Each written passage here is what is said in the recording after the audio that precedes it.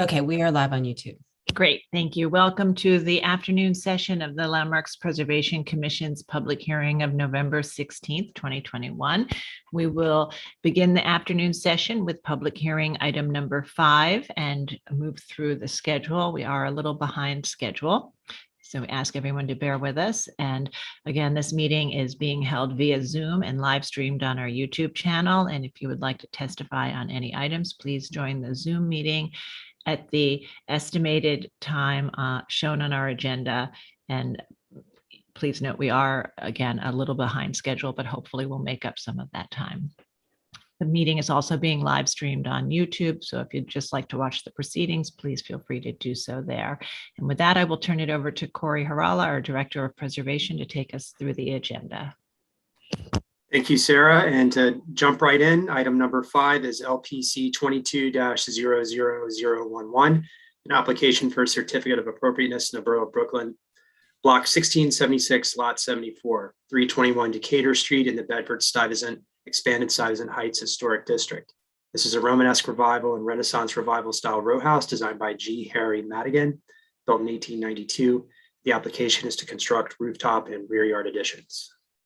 Okay, Commissioners, the applicants have entered the hearing. You now have control of the screen. Just click on your screen and advance the slides using your arrow keys. Please state your name for the record and you may begin.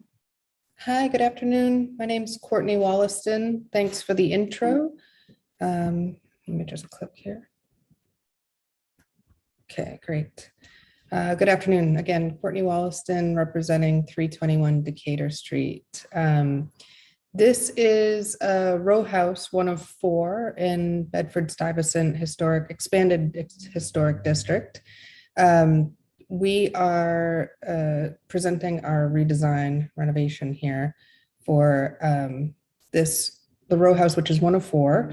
And the existing conditions are brick and brownstone, 3-story plus basement and cellar with an existing can you see my mouse? Well, it's an existing extension and bay window at the rear. And our proposal is to remove the bay window and the extension at the rear and introduce a 2-story extension that is not quite as deep as the existing extension, but it does span the entire width of the lot. The other additions we're making is a rooftop extension with a penthouse and stair to the roof and railings. So let's see if this advances. Okay, so regarding the extension in the back, there are a myriad of different extensions in the donut of this block. They are comprised of different materials, different heights and different widths and sizes. Ours right now is unfinished or it's unconditioned, uninsulated, and the bay window was probed for some evidence of whether or not it has any historic context, and it was found that it did not in the existing makeup of it here. I'm going to go back for a second. The donut here, you can see the extension from this open lot on McDonough. And our extension again is 2 stories instead of the single, the proposed. Here's a couple photos of the surrounding extensions and the deck next door. This is the bay window to the left, bay window, 2 stories, 2 houses down to the right. Here is our proposed extension, again, 2 stories, and I forgot to mention there's a deck coming off of it here. This is the rooftop addition, which is not directly visible from in front on Decatur Street, but again, from that lot in the rear, it is visible from. When you go further down the street, it's visible from that little portion of it you can see. When we presented to community board, we had also had the mechanical units noted here. We had them on top of the rooftop addition. Since we went with community board, we've put them down on the lower roof because it was a bit too visible. And also our neighbors' chimneys have to be brought up to clear the new rooftop addition. So here's this view from McDonough in that open parking lot. The extension here is visible, and you see that little extension of the HVAC exhaust, or the chimney exhaust. And here's us exaggerating our two-story addition because the trees are blocking it currently. This is the existing conditions of the front facade. An exaggerated plain view elevation of what the new rooftop addition will look like. It's going to have horizontal wood cladding, and there's going to be metal railings on the front and back with a roof deck.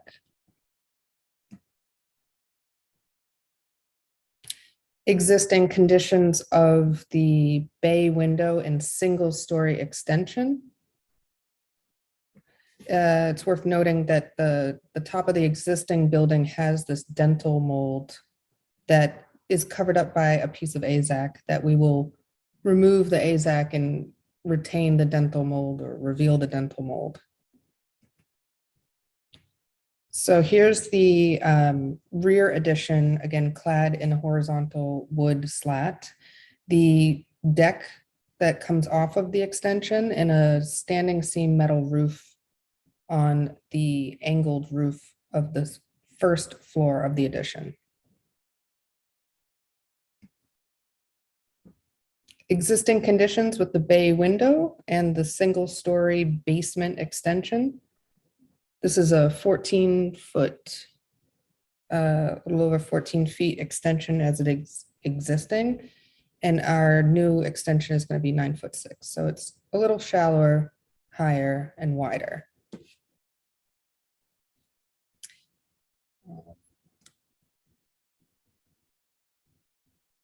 Just the opposite view. We tried to maintain a low ceiling height in here just to keep the visibility of the rooftop addition down as much as possible. Here's some photos of the mock-up with the railings going around.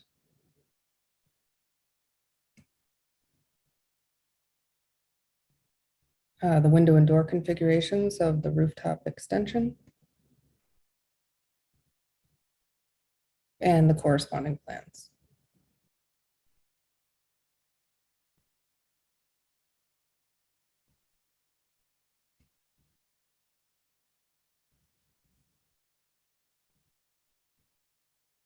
All right, thank you very much. Sure. Commissioners, do we have any questions? Okay, I don't see any questions at this time, so we'll move to public testimony. Oh, yes, Commissioner Chapin, please go ahead. Sorry, but a couple of quick questions. One, are there other bays on the block? It appears that these were 4 bays. One of the restorations on the back looks like an imitation, well, just the configuration of the number of windows. And I wondered if they continued down the block or just these 4 buildings. And well, the other question was about the choice of materials, but I guess we'll wait for comments on that. Thank you.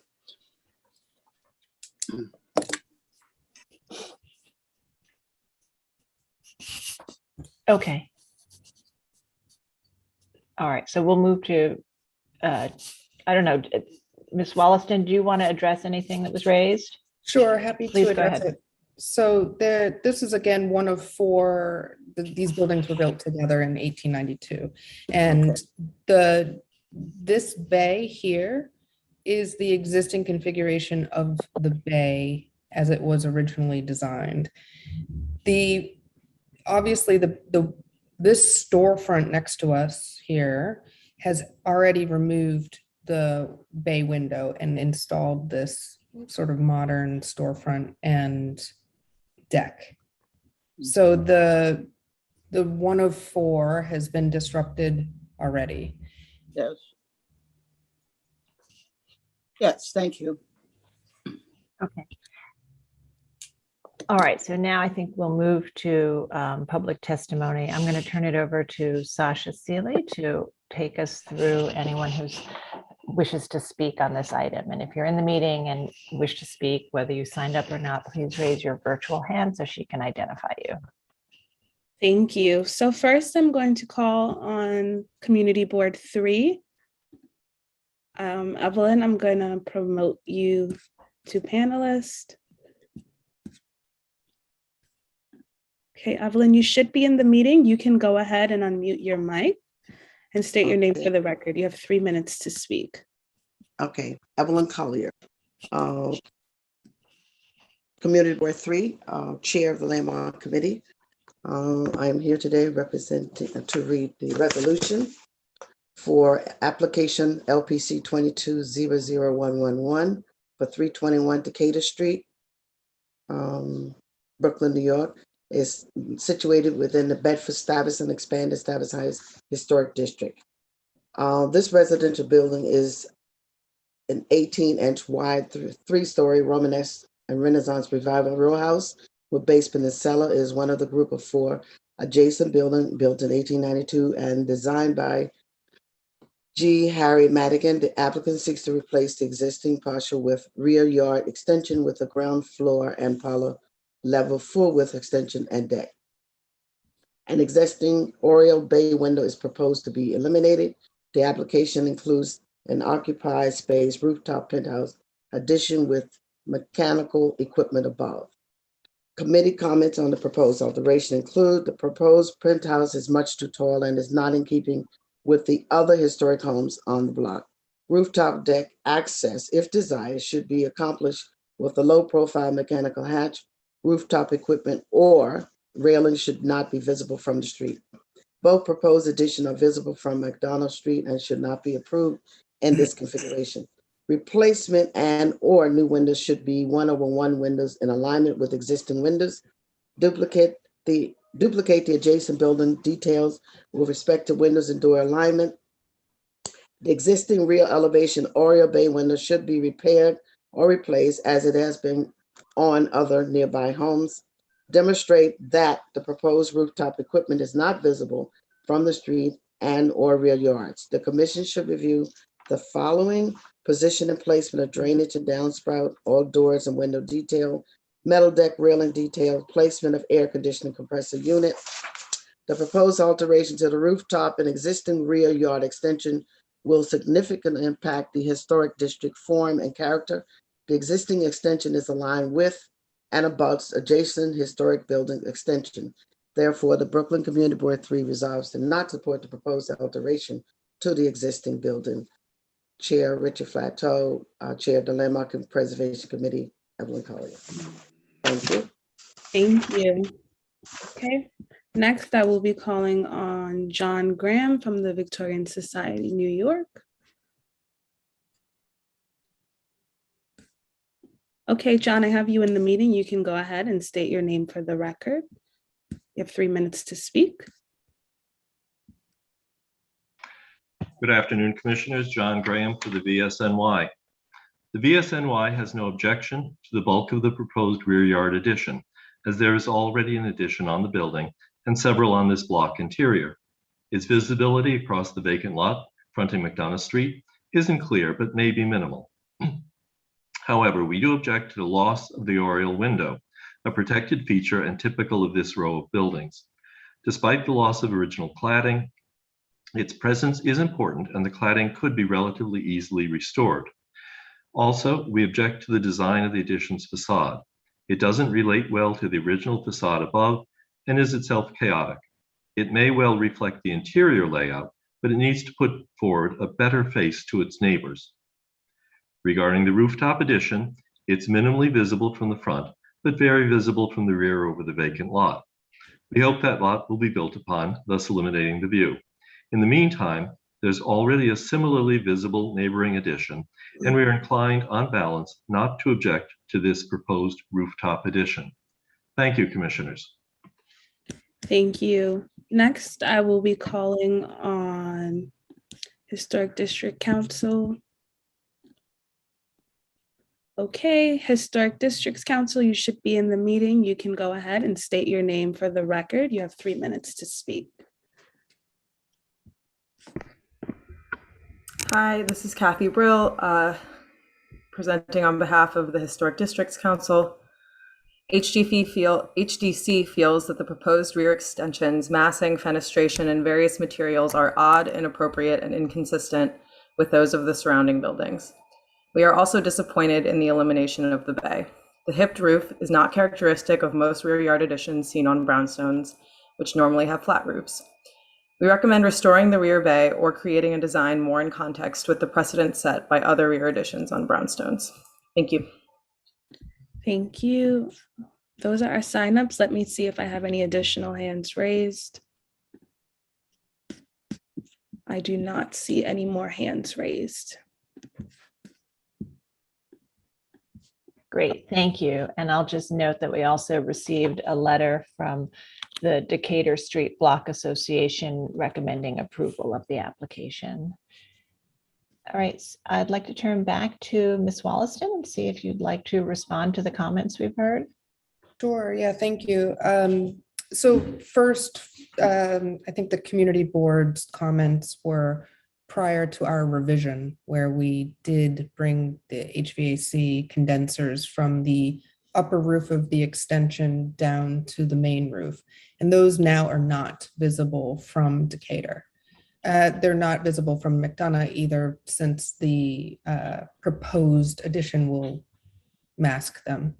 So that is one way that we've tried to minimize the impact here. As far as the rear bay window, we did try to look at and see if the construction of the bay window had any historic significance, and we found that it had been reconstructed at some point. And since the bay window on the neighboring building is already disrupted, we're hopeful that we can proceed with our extension in the rear, which we have now shortened for zoning purposes.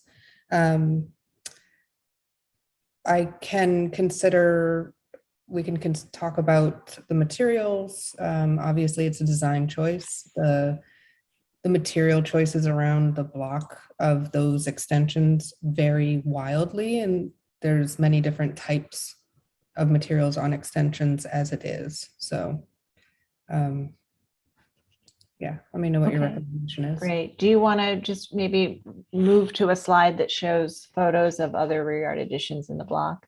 Sure.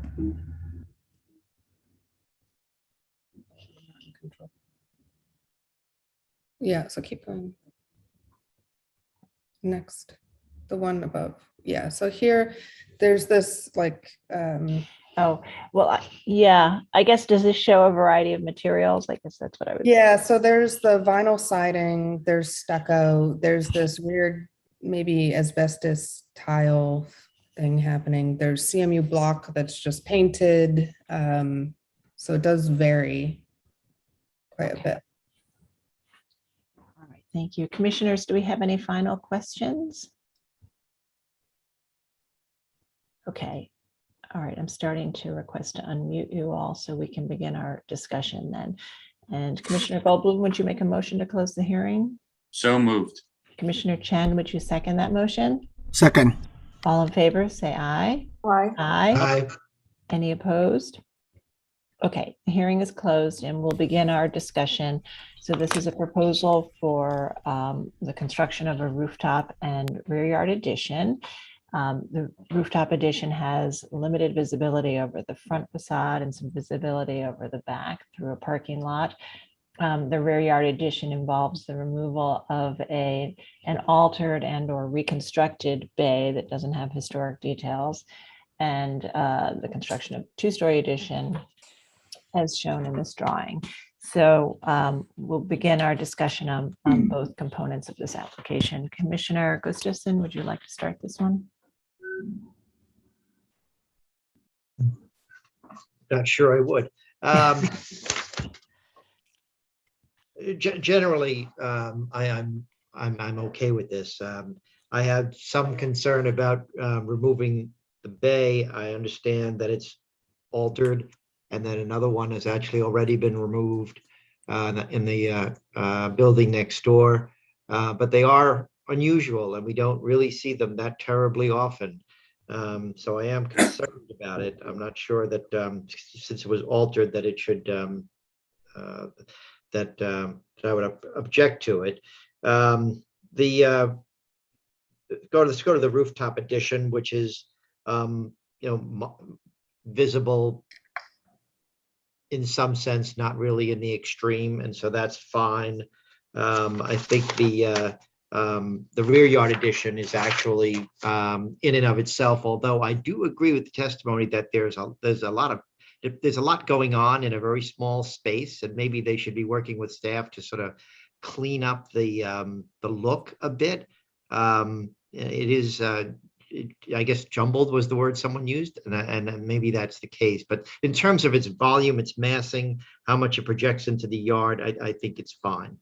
So those are my thoughts. Okay, thank you. Commissioner Shamir Baran.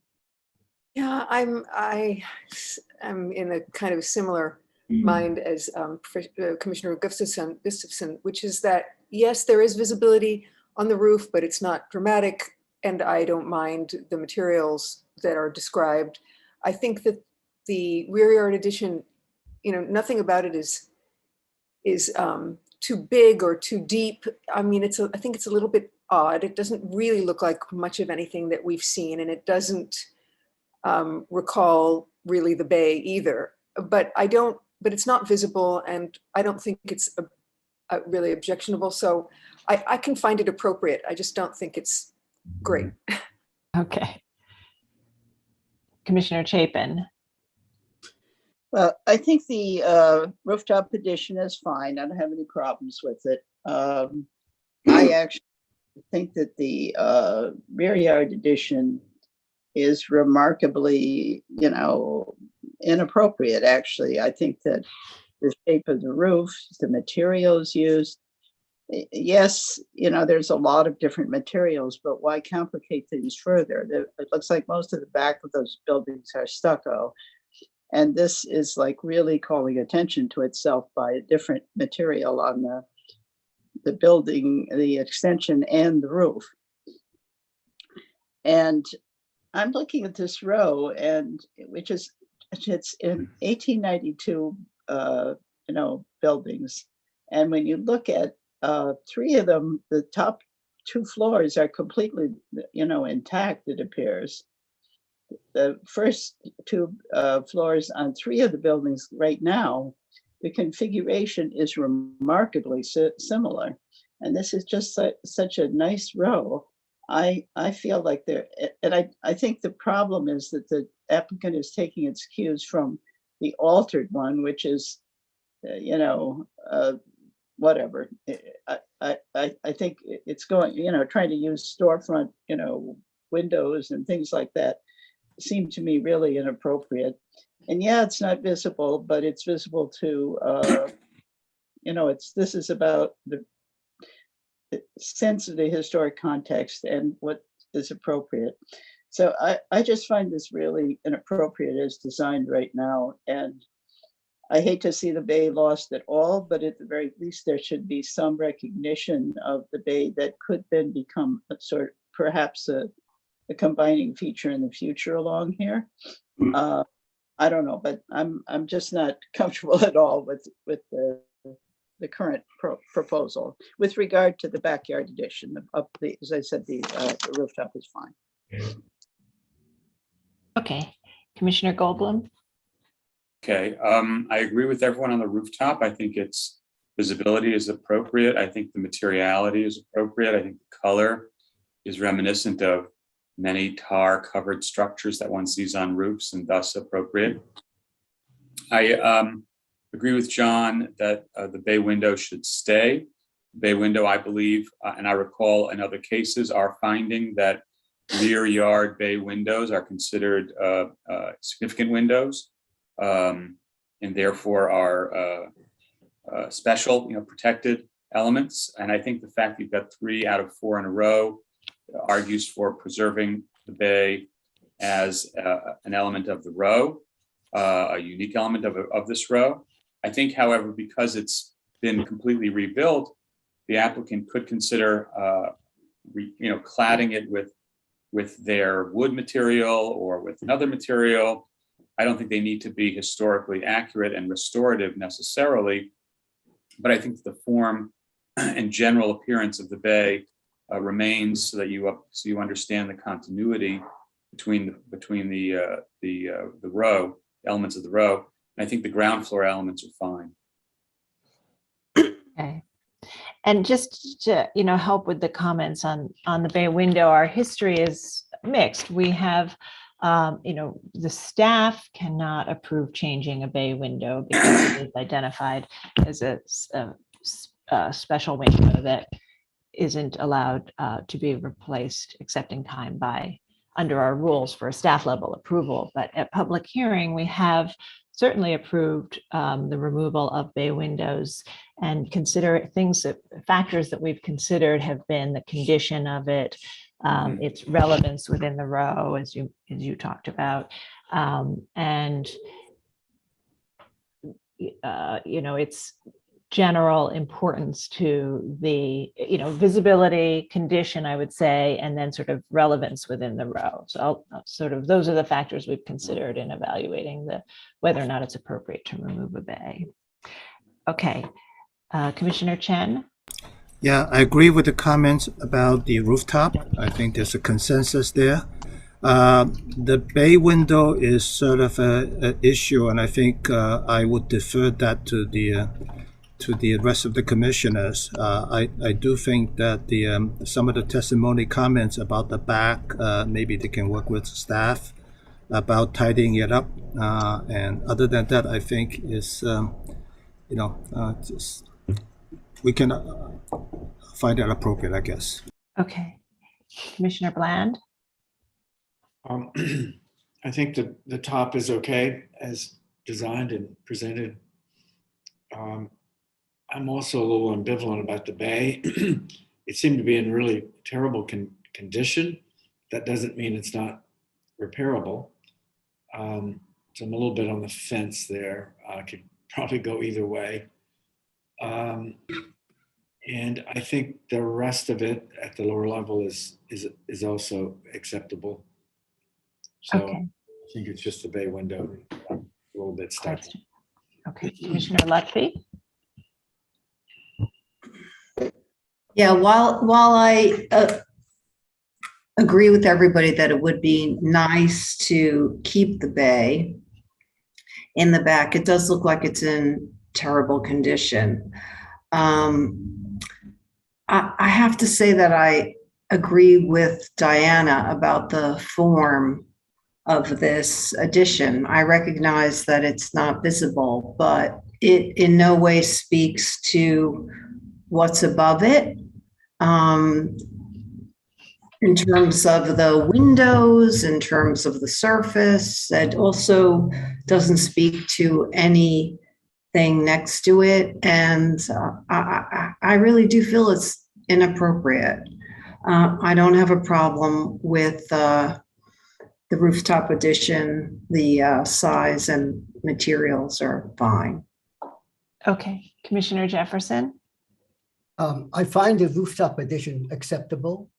The volume, the lower volume, I find that acceptable.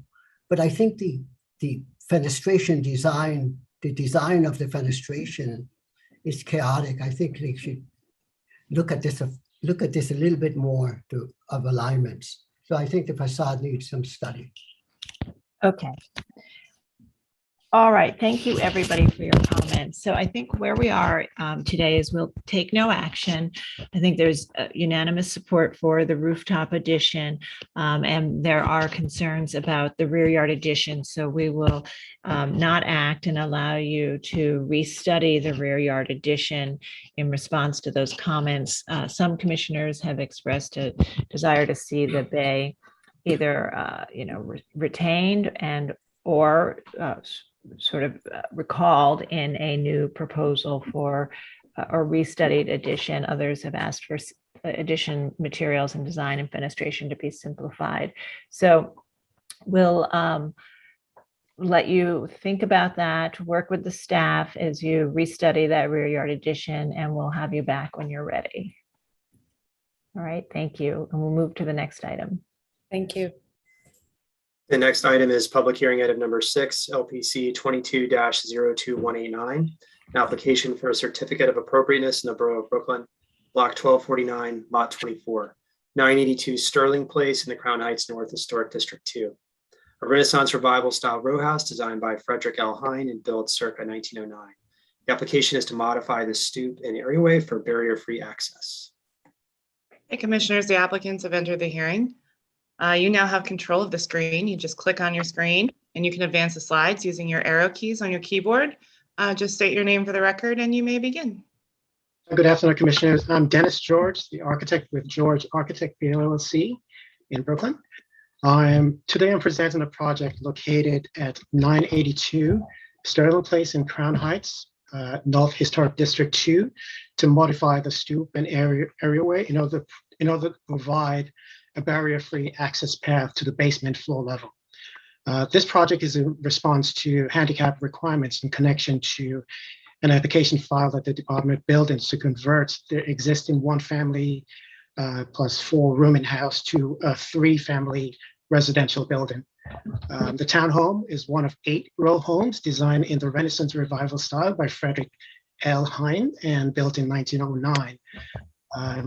Let's see. Let's move forward. So on the left is a 1940s tax photo. It shows a sandstone facade, I guess above the parlor level, and at the basement level is a brownstone together with the stoop, I guess rendered in brownstone. This is a recent photo where I'll just add that we are under previously approved application. The limestone, the painted facade will be removed to expose the sandstone facade and work at the basement level, and stoop would also be included. Next photo is the district map.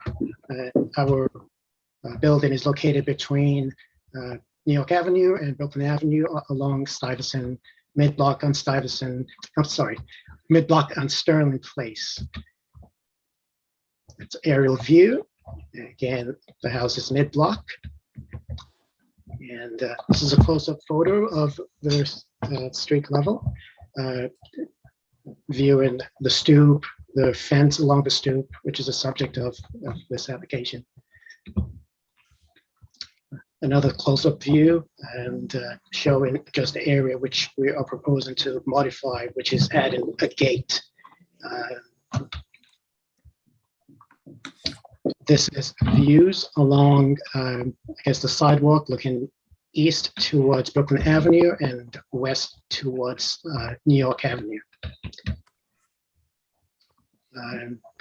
Views of the stoop area, which we propose to modify, and as you could tell, the dimension, for access to the basement is pretty narrow. That dimension is about 2 for 2.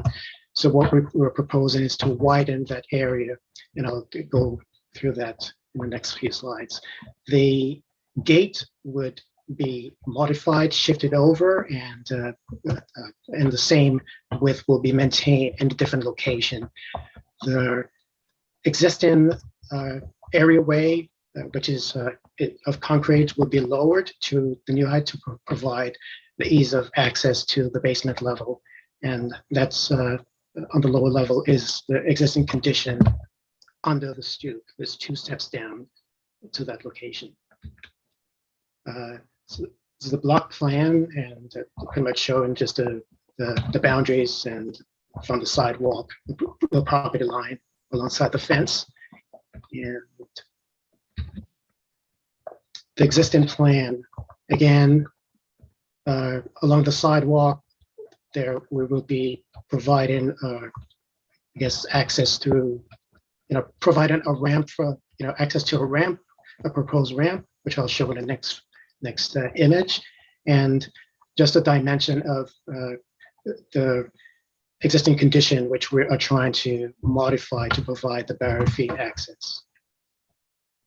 There's an existing hatch would also be modified and lowered to meet the new location of the areaway. So this is the proposed plan. We are proposing a new gate access alongside the existing fence, a new ramp with a turnaround, and access to the new areaway, the new lowered areaway. There would also be 2 steps down to this location, and the modification of the gate location.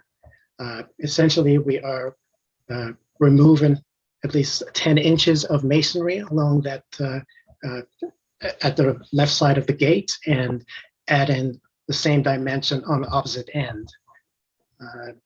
Other than that, pretty much everything stays the same. This is an existing condition elevation at the stoop, and it shows, again, the existing condition of the masonry on the left side of the fence, and I guess just the area which will be removed. And this will be the proposed, which we're, I guess, add in the piece of masonry which was removed from the left side to the right side of the jam. And also showing the proposed steps at the lowered areaway. This is a straight-on view elevation of the front of the gate, looking at the stoop and the gate, existing gate, and the area which is to be modified. Again, this has a masonry bulkhead which with a fence above it, and what we are doing is, I guess, modifying that bulkhead to provide access, and we are providing the gate using the same, I guess, material and design, and extending the gate down to, I guess, to grade. And we're maintaining the fence above the masonry bulkhead, the brownstone bulkhead. These are views which show just the extent of what we are trying to do, which is access to the ramp down to the areaway. We also have a planter in this area, and there are steps alongside. Just a different view above the stoop, giving you a different perspective, and a view from under the stoop, showing the 2 steps, the planter, and the ramp beyond. And this is just an aerial view of that area. So the idea was to maintain, was to find a solution that would be least invasive to the existing and not take away from the integrity of the historic structure. And thank you. Great, thank you very much. All right, commissioners, do we have any questions? All right, I don't see any questions at this time. Let's see if there is anyone who wishes to speak on this application. If you're in the meeting and would like to speak, please raise your virtual hand so we can identify you, and I'll turn it over to Sasha Seeley to see if we have any members of the public who would like to speak. Thank you. I didn't receive any advanced signups for this item, so I'm just going to take a look in the attendees to see if there are some hands raised. And I do not see any hands raised, so. Okay, thank you. And we did receive a resolution from Brooklyn Community Board 8 recommending approval of the application. All right, so commissioners, if there are no final questions, I'm going to start to request to unmute you so we can move to our discussion. All right, and Commissioner Shamir Barron, would you make a motion to close the hearing? So moved. Thank you. And Commissioner Goldblum, would you second that motion? Second. All in favor, say aye. Aye. Aye. Any opposed? Okay, so the hearing is closed, and we'll begin our discussion. And so this is an application to make some modifications to the door and the areaway to allow for barrier-free access to this row house. Commissioner Chen, would you like to start this one? I'll be delighted to. First, let me commend the applicant for excellent, very clear presentation. and for offering such a practical solution. This is a excellent, and not just for the ADA accessibility, but also the fact that by shifting the support on the left to the right side by preserving the integrity of the original structure, I think it is very, very well done. Great, thank you. Commissioner Bland? Well, Wellington took the words right out of my mouth about the nice presentation, both audio version of it as well as the graphic version of it. Very, very well done. And again, I think this is modest, but it's very much in respect of the original building, and it's completely approvable. Thank you. Commissioner Lutfi? I agree with Commissioners Chen and Bland. Very good presentation, very understated, thoughtful, and really effective solution. Commissioner Jefferson? Very well done, and I particularly like the planting strip and added architectural element. I think it's very nice. Thank you. Commissioner Gustafson? Isn't it amazing how rarely we see a creative way to solve this issue? Yeah, this is terrific. No problem. Okay. Commissioner Shamir Baran? Entirely appropriate. Commissioner Chapin? It's completely appropriate and a great solution. And Commissioner Goldblum? Agreed, it's appropriate. Great. Okay, so we all agree, very appropriate and sensitive minor adjustments to historic fabric to achieve this important goal. Commissioner Chen, would you be willing to make this motion? Absolutely. Thank you. In the matter of LPC-22-2189, 982 Sterling Place, Crown Heights North Historic District 2, application is to modify the stoop and areaway for barrier-free access. Noting the building's style, scale, materials, and details among the features that contribute to the special architectural and historic character of the Crown Heights North Historic District 2, I recommend approval, finding that the proposed work will provide barrier-free access in the least intrusive manner possible, that the proposed work at the areaway wall and fence will only remove a portion of plain masonry and will incorporate the modern archway fence into the new gate, thereby limiting the removal of historic fabric at this location, that the proposed concrete ramp and step in the areaway will match the existing areaway paving and will harmonize with the predominant paving materials in the streetscape, that the shifting of the existing gate at the side of the stoop and installation of a brownstone tinted stucco clad pier will maintain the size of the opening, will reuse the existing gate, and will not draw undue attention to itself, and that the work will not detract from the special architectural and historic character of the building or streetscape. Thank you. And Commissioner Bland, would you second that motion? Second. Mark, will you call the vote? Chair Carroll, Aye. Commissioner Bland, Aye. Commissioner Shamir Baran, Aye. Commissioner Chapin, Aye. Commissioner Chen, Aye. Commissioner Goldblum, Aye. Commissioner Gustafson, Aye. Commissioner Jefferson, Aye. Commissioner Lutfi. Aye. With 9 in favor and none opposed, the motion passes. Okay, and we'll move to the next item. Okay, the next 2 items will be presented together, but I'll go ahead and read them both in now. Item 7, LPC 22-00491, an application for a certificate of appropriateness, the Borough of Manhattan, Block 558, Lot 7501, 312 Bleecker Street, in the Greenwich Village Historic District, a Greek Revival style row house built in 1847. The application is to legalize and modify a rear yard addition constructed without LPC permits. And item 8, LPC 22-00757, also a application for a certificate of appropriateness in Manhattan, Block 588, Lot 7501, 314 Bleecker Street, aka 48 Grove Street, in the Greenwich Village Historic District. Also a Greek Revival style row house built in 1847. Applications to legalize and modify a rear yard addition constructed without LPC permits, and to modify the garden wall as a new alteration. Okay, Commissioners, the applicants have entered the hearing. The staff will be starting the presentation. You now have control of the presentation. Just click on the screen and you may begin.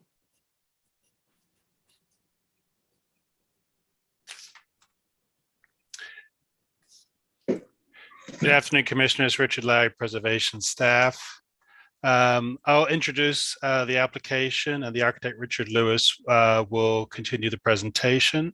The proposed site is located at 312 and 314 at the corner of Bleecker Street and Grove Street. The two lots are merged but maintain two separate addresses. Hence, DOB requires two separate applications. As you can see from the middle photograph at the top, the 1940s tax photograph, along Grove Street, there was approximately a 9-foot tall brick masonry wall, and that was maintained at time of designation. As you can see from the block plan on the top left, the subject property has a one-story rear addition across the partial length of both lots. And from the aerials, you can just see the context of the block with a number of row houses with one-story rear additions. And the photograph at the top right just shows you the rear yard conditions at the adjacent yards at 308 and 310. We did manage to get some historic photographs from our case files, and these date approximately to 1976, which show around about then the brick wall was lowered to approximately 4 feet. And also, this is a historic photograph from approximately 1976, which shows the construction of a sort of a timber-framed pergola structure, which eventually evolved into the rear addition. Interestingly, at a public hearing for the LPC in May 1976, the commissioners actually did approve a full-length rear addition, brick mason rear addition at 314 only. And here's gives you, Sarah, an early drawing of what it would look like from the Grove Street side. This, however, was a design approval, and no LPC, no C of A filing drawings were ever submitted, and no LPC permit was ever issued. Here we see the current photographs showing the rear addition, the lowered wall, and then the railing that was installed on top of the wall without LPC permits. And I will now hand it over to the architect, Richard Lewis, to go through the scope of work and to answer any questions. Thank you. Great. Thank you, Richard. Mr. Lewis, are you here? Just unmute yourself. Okay, there you go. Do I now have control of the screen, or are you going to keep it, Richard? I'll advance the slides for you. Okay, so let's go to the next slide, please. Or actually, you could stay there for a second. In the upper right-hand corner is the photo showing the entrance door in the remaining portion of the tall wall. We are proposing to recess that door back about 10 or 12 more inches because it's going to be opening out, and it cannot open out past 18 inches past the lot line. I think go to the next slide, please. This is a photo of the existing rear yard as viewed from the southwest. Looking back at the addition, it's showing sliding glass doors in between columns with, you can see the light fixtures on them. And on the left, you can see the back of the brick wall with the fence on top. Next, please. This on the left-hand slide shows the existing addition, one-story addition with the sliding doors. The right-hand photo is the proposed, we're putting in one set of doors to the rear yard, and then we're proposing windows that are operable above a bulkhead except where the tree is. And you'll see the elevation of that in a further slide. You can also see on the right-hand side recessing the door back slightly and opening it out. And you can also see we're proposing to put an egress door through the existing masonry wall and continuing the fencing above. And again, you'll see that in a further slide. Next, please. This is the existing elevation on Grove Street, which shows the door that we're being recessed, and it shows the 4-foot high fence approximately with the masonry wall with the fence above. And you can see behind that, the addition sort of peeks through behind the fence. Next, please. This is the proposed opening in the wall with the continuation of the fencing in as a gate. The gate is again set back slightly so that it will not open out further than the 18 inches allowed. And it shows the existing entrance door, which is being recessed back, but of course you can't see that in this elevation. On the right-hand side of this slide is the proposed detail of the new gate in the wall and the hardware similar to other types of hardware and gates. Next, please. This is on the left-hand slide, left-hand elevation is the existing elevation of the rear one-story addition. And on the right-hand side is the proposed new windows over a bulkhead. Everything would be wood and painted black. And the pair of doors to the right of center, which would be the way in and out of the addition. Next, please. This is a cross-section through the existing addition. We are not planning to make any changes in the bulk of this addition, although there will be some repairs made because it is not in good condition. Next, please. These are, it was hard to find examples of this, but these are examples of other gates in walls in the same area of the village. And I think maybe the one on the upper left is closest to what we're thinking about. But again, there were no real exact precedents for what we're doing, except that they do exist. Is there another slide or is that it? I think that's it. Okay, great. Thank you. Commissioners, do we have any questions?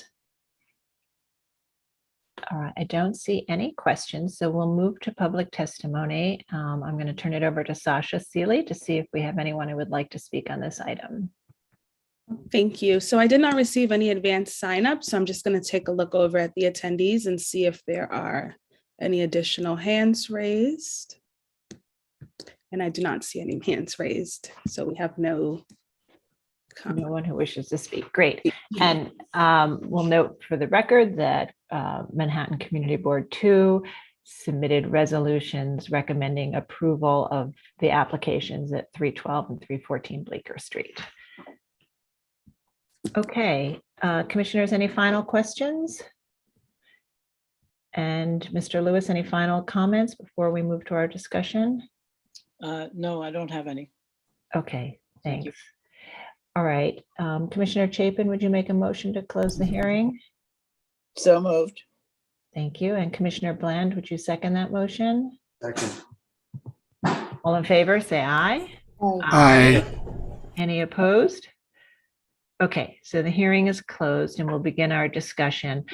So this is an application to modify an addition that was installed without permits. The commission, as we saw in this presentation, had previously approved a rear yard addition and modifications to the wall to actually be part of that addition.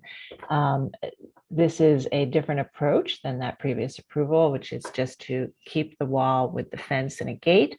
And the additions are set back from the wall and are, as proposed, are being modified to have this multi-light configuration. And so would be partially visible slightly above and partially obscured through the fence from the street. Okay, Commissioner Lutfi, would you like to start this one? Sure. I mean, I have to say, Of course, it's unfortunate this was done without our permission, but I happen to think that it's very, it's well done. It's very modest, even though it's partially visible. It's, you know, that's not unusual in this kind of situation. The height seems good. And I think the proposed changes to the, you know, installing the gate are just fine, and setting back the door works well. Okay, great. Commissioner Jefferson. I think this works very well. I think the addition of the windows works beautifully. And I think, and I wrote here last night, sensitive addition to an existing facade that was increasing, it was an improvement of what was there. Okay, great. Thank you. Commissioner Gustafson. Well, I'm gonna waive my usual tirade about illegality and let's just pretend that I went through it. I think this image right here tells the whole story. It is a vast improvement and it is appropriate. Thank you. Commissioner Shamir Barron. I agree. This is absolutely appropriate and much improved. Okay, Commissioner Chapin. Yeah, I think this was constructed 40 years ago or something. So I think, you know, I'm not going to talk about what happened when, but I do think that this new plan is excellent and the design and materials are very appropriate. So I can approve it without a problem. Okay, Commissioner Goldblum. I agree, it's appropriate. Commissioner Chen. Yeah, likewise here. I would say that given the status, I think if this was just came before this commission today, brand new, I think the board members would agree that this is appropriate by lowering the wall and making a much improved visibility and the right scale and material. Great, Commissioner Bland. Well, proving Wellington correct, I can say I would have voted for this to be appropriate had it come before us at the right time. And I think it's appropriate still today. Okay, great, terrific. Thank you. We're all in agreement on that one. So Commissioner Lutfi, would you make the motion? Sure. In the matter of docket 22-00491, 312 Bleecker Street, Greenwich Village Historic District, a Greek revival style row house built in 1847. The application is to legalize and modify a rear yard addition constructed without landmark Preservation Commission permits. I note that the building style, scale, materials, and details are among the features that contribute to the special architectural and historic character of the Greenwich Village Historic District. I recommend approval, finding that the work did not eliminate or damage any significant architectural features, that the low one-story addition is modest in scale and consistent with the height of other rear yard additions found in the central green space, and does not eliminate the presence of a rear yard or diminish the continuity of a central green space, and that the proposed changes to the facade of the rear addition featuring wood frame multi-light windows and doors will feature a level of articulation consistent with other buildings on the block and in the historic district. Should I read the other one, or are we going to vote on this? We voted on this one first. Yeah, let's vote on this one and then we'll do the other one. Okay, so Commissioner Bland, would you second that motion? Second. All right, and Mark, will you call the vote? Chair Carroll, Aye. Commissioner Bland, Aye. Commissioner Shamir Barron, Aye. Commissioner Chapin, Aye. Commissioner Chen, Aye. Commissioner Goldblum, Aye. Commissioner Gustafson, Aye. Commissioner Jefferson, Aye. Commissioner Lutfi. Aye. With 9 in favor and none opposed, the motion passes. All right, so that one's approved. And Commissioner Lutfi, would you mind doing the second one? Sure. In the matter of docket 22-00757, 314 Bleecker Street, AKA 48 Grove Street, Greenwich Village Historic District, a Greek revival style row house built in 1847. The application is to legalize and modify a rear yard addition constructed without Landmarks Preservation Commission permits and modify the garden wall. I know that the building style, scale, Materials and details are among the features that contribute to the special architectural and historic character of the Greenwich Village Historic District. I recommend approval, finding that the work did not eliminate or damage any significant architectural features, that the low one-story addition is modest in scale and consistent with the height of rear additions found within the central green space, and does not eliminate the presence of a rear yard or diminish the continuity of a central green space, and that the proposed changes to the facade of the rear addition, featuring wood frame multi-light windows and doors, will feature a level of articulation consistent with the buildings of the historic district, that the lowered brick wall and metal railings are, and the proposed metal gate will be simply designed well scaled to the site, compatible with the materials and finish palette of the streetscape, and consistent with perimeter fencing, walls, and gates found at side yards in terms of placement and overall height. And that the proposed modifications to the existing entrance on Grove Street will provide barrier-free access to the ground floor of the building, while the proposed gate will provide a secondary means of egress for the rear yard dining area. Great. And Commissioner Jefferson, would you second that motion? Second. All right, Mark, will you call the vote?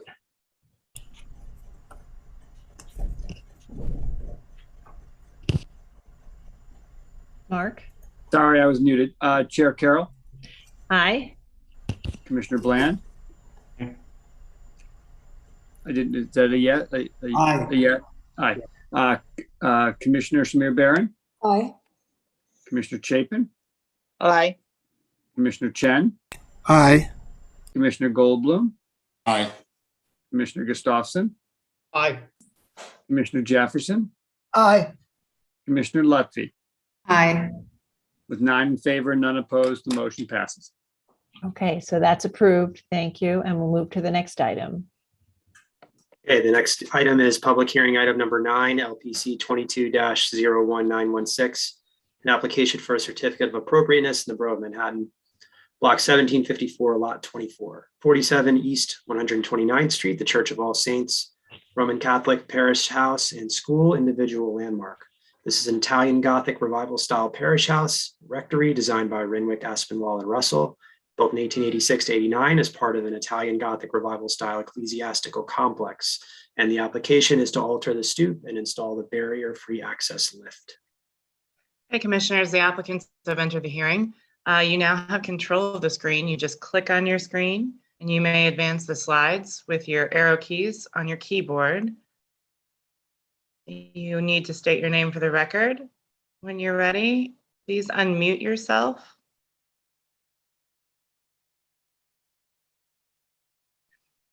Edwin, please don't hit escape when you take control of this because you'll. Got it. Thank you. Good afternoon, Commissioners. My name is Edwin Tang. I'm the architect for the building in question here. This is the rectory building. How can I advance my slide? Okay, this is the rectory building of the All Saints Church, the second of the 3 buildings that was built back in the 1880s by William Renwick. It's located the second lot from the corner building being the church building, and then the other building fronting on East 130th Street being the school building. So the rectory building has served as the sleeping rooms for the clergy of the Roman Catholic Church when it was in operation. All 3 buildings have been vacant for the last 10 years, and the Archdiocese of New York sold the 3 buildings to the current owner, who is a private owner. The church and school buildings are being leased to a local charter school, and the rectory building is going to be converted to become residential uses, a change of occupancy, which the code triggers upgrades for accessibility compliance. So here is the site plan showing the rectory building in the thick gray outline, and you see the large church building to the lower right corner. So here are some historic photos showing the rectory facade and the entrance over the years. As you can see, not much has changed. And as part of the change of occupancy, the building code requires that the building be made accessible to persons with disabilities. And it is important to note that the double red doors being the main entrance on the right and the left, there's an egress stair coming up from the cellar level of the building, which has to be maintained. And please also note that there's decorative ironwork providing edge protection and railings for both stairs. And our proposal is to provide an inclined stair lift that will wrap around the railing and park to the side of the railing on the upper right-hand corner when not in use. When it is summoned by a wheelchair occupant, a call button is pressed, the device mobilizes, swings around, unfolds to provide a platform onto which the occupant maneuvers and then climbs the 4 steps up to the top landing of the stair to the double red doors.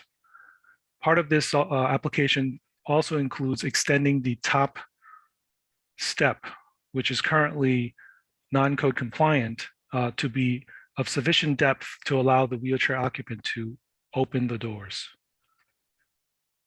So here's a side view. Here's an enlarged plan showing the lift device in the parked position, as well as the path it will travel when summoned by the occupant, and then in the unfolded position right over the steps. Part of this also requires raising the black ironwork up to a height to meet building code compliance for edge protection to 42 inches above the top step. Here is the elevation view showing the raised railings to the right and the existing condition to the left. The bottom right shows the rendering of the final appearance once it's done. The existing limestone walls will be replaced in kind with taller limestone walls so that the existing decorative railings can be raised to the required height for edge compliance. So here again is the existing, the proposed condition on the left, the existing condition on the top, and you can see the top step has been pulled out to create the landing of sufficient depth required for door operation. And you can see in the bottom right, you can see the lift device in the parked position.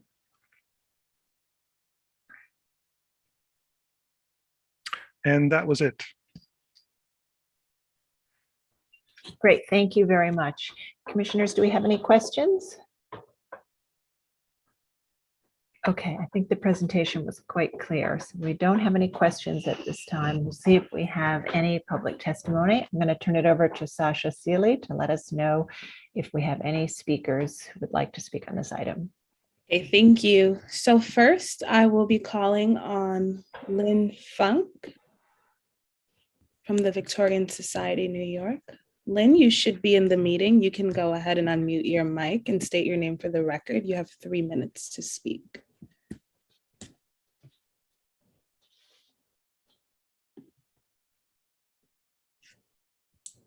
Hello. Good afternoon, commissioners. Hello.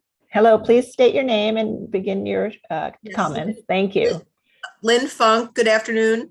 I'm from the Victorian Society of New York. We support the proposal with modifications for this wonderful Victorian building. Although the lifts of the type are not pretty, they often seem the least obtrusive way to provide access when there's a stoop, and we think it's an appropriate and easily reversible alteration.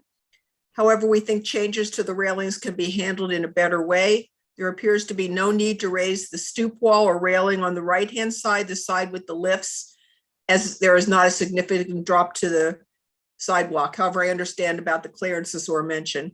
On the other side, adjacent to the areaway where a taller railing is required, we suggest adding the simplest possible railing to the existing ornamental rail without altering the masonry stoop wall or the existing rail. The fact that the two sides would be unequal doesn't matter on this asymmetrical facade. A simple vertical railing extension would largely disappear. Thank you.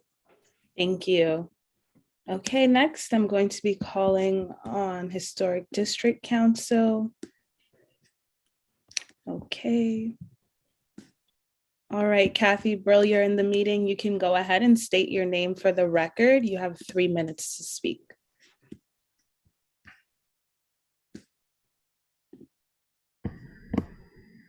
Hi, this is Kathy Brill representing the Historic Districts Council. HGC finds the option with a lower concrete base and increased decorative ironwork to be a favorable design choice. It is more visually stimulating and creates a nicer relationship with the rest of the entryway. However, it should be ensured that the quality and detail of any additional ironwork matches that of the existing. Thank you. Thank you. Those are my signups. Let me check and see if there are any additional people who would like to testify. I do not see any more hands raised. Okay, thank you. And I'll note for the record that Manhattan Community Board 11 sent a resolution recommending approval of the application as presented. Okay, Mr. Tang, would you like to respond to some of the comments? There were comments about different ways to handle the wall and fences. Yes, sure. Handrails. Prior to submitting this package to the Landmarks Commission, we met with the staff of the Landmarks team, and we actually had developed another option where the low wall stayed and the decorative ironwork was raised. We had tried both, and the staff actually liked this one better, but we can also revisit the other one with the taller decorative ironwork and represent. We're amenable to either option. You know, I guess when it comes to aesthetics, different people have different opinions. Okay, thank you. So as proposed, though, it's to raise the limestone walls to accommodate the raised step, and then to keep the ironwork at the same proportion that it is now on top of the raised limestone walls. Correct. Okay, commissioners, any final questions? Okay, I don't see any questions, so why don't we go ahead and begin our discussion. And I just look for my request to unmute yourselves. Commissioner Lutfi, would you make a motion to close the hearing? So moved. Thank you. And Commissioner Gustafson, would you second that motion? Second. All in favor, say aye. Aye. Any opposed? Okay, the hearing is closed and we'll begin our discussion. And so as was just presented, this is a proposal to provide barrier-free access to this building by using a chairlift, which would wrap around. In addition, the stoop would need to have the top step added or raised, extended out, and the cheek walls would be raised to accommodate that. Commissioner Bland, would you like to start this one? I can start, sure. Yeah. First of all, what an extraordinary little gem of a building, which I don't know anything about. I want to go up to 129th Street just to see it. It's a beauty. I think, you know, this is always such a difficult thing to do. Particularly, I think churches are susceptible to this problem. There was something in the 19th century which, I don't know if people just didn't have walking issues and problems or what, but there was something about walking up or something that was symbolically important, I think. Maybe, I don't know, maybe I'm off on a limb. But in any event, they become very difficult because in rare exceptions, a disguised ramp is nearly always impossible, it seems. And so therefore, a solution like this, which takes less, it interferes less, I suppose, with existing fabric than other solutions might, although this does interfere, it does add, et cetera, but it does it in such a respectful way that I think if it's done well by the contractor who will do it, it will be indistinguishable from what the original condition was, and no one except somebody with a before and after photo would really know. So I think given a series of other impossible options, I think this is as good as it can get here, and I will vote that it's appropriate. Okay, thank you. Commissioner Lutfi. I agree. It's very modest. I kind of like the way it tucks around the side, so it's not really in view when it's not being used. And if it's painted an understated color, and it looks like it will be, it won't be noticed, and it will be very effective. Great. Commissioner Jefferson. I think it's a truly sensitive piece of work. I think these are devilish projects to do, and it's done very well. Thank you. Commissioner Gustafson. Yeah, I agree. One size does not fit all in these circumstances, and here, raising those walls it hides the lift. It's just perfect. It's very simple, very perfect. Commissioner Shamir Baran. Yeah, I think any and all of the proposals might have worked, but I think that this one is appropriate and works well and necessary in a beautiful building. Thank you. Commissioner Chapin. I think it's absolutely fine as presented, and I can approve it. Okay, and Commissioner Goldblum. I agree, appropriate. Okay, so I think we're all in agreement that this is an appropriate solution, and I'll go ahead and read this motion. So in the matter of docket number 22-01916 47 East 129th Street, Church of All Saints, Parish House and School, individual landmark, an Italian Gothic Revival style parish house / rectory designed by Renwick, Aspinwall and Russell and built in 1886 to 89 as part of an Italian Gothic style ecclesiastical complex. This is an application to alter the stoop and install a barrier-free access lift. And I recommend approval, finding that the work will provide barrier-free access to the main building entrance in the least intrusive manner possible, that the installation is reversible in nature and will not disturb the architectural features of the building's base, that the extended top step will match the color and texture of the surrounding masonry, that the actuator post will be simple in design and finished to match the black painted ironwork, that the existing limestone cheek walls are damaged and replacing them with taller matching limestone cheek walls and reinstalling the historic ironwork to provide code compliant fall protection will not diminish the overall design and proportions of the stoop in relation to the entrance, that the cheek walls will be set away from the columns, thereby preserving the profile of the column bases, that the lift will be simple in design and painted a light color to blend with the masonry of the stoop, with a railing painted black to match the existing ironwork, and that when not in use, the lift will be parked alongside the stoop adjacent to the cheek wall in an area where it will not call undue attention to itself, and the work will not detract from the significant architectural features of this individual landmark. Commissioner Bland, would you second that motion? Second. Mark, will you call the vote? Chair Carroll, Aye. Commissioner Bland, Aye. Commissioner Shamir Baran, Aye. Commissioner Chapin, Aye. Commissioner Chen, Aye. Commissioner Goldblum, Aye. Commissioner Gustafson, Aye. Commissioner Jefferson, Aye. Commissioner Lutfi. Aye. With 9 in favor and none opposed, the motion passes. All right, that's approved. Thank you. Thank you, commissioners. All right, we'll move to the next item. Next item is public hearing item number 10, LPC 22-01899, an application for a certificate of appropriateness in the Borough of Manhattan, block 1890, lot 10, 311 West 102nd Street, the Riverside West End Historic District Extension 2.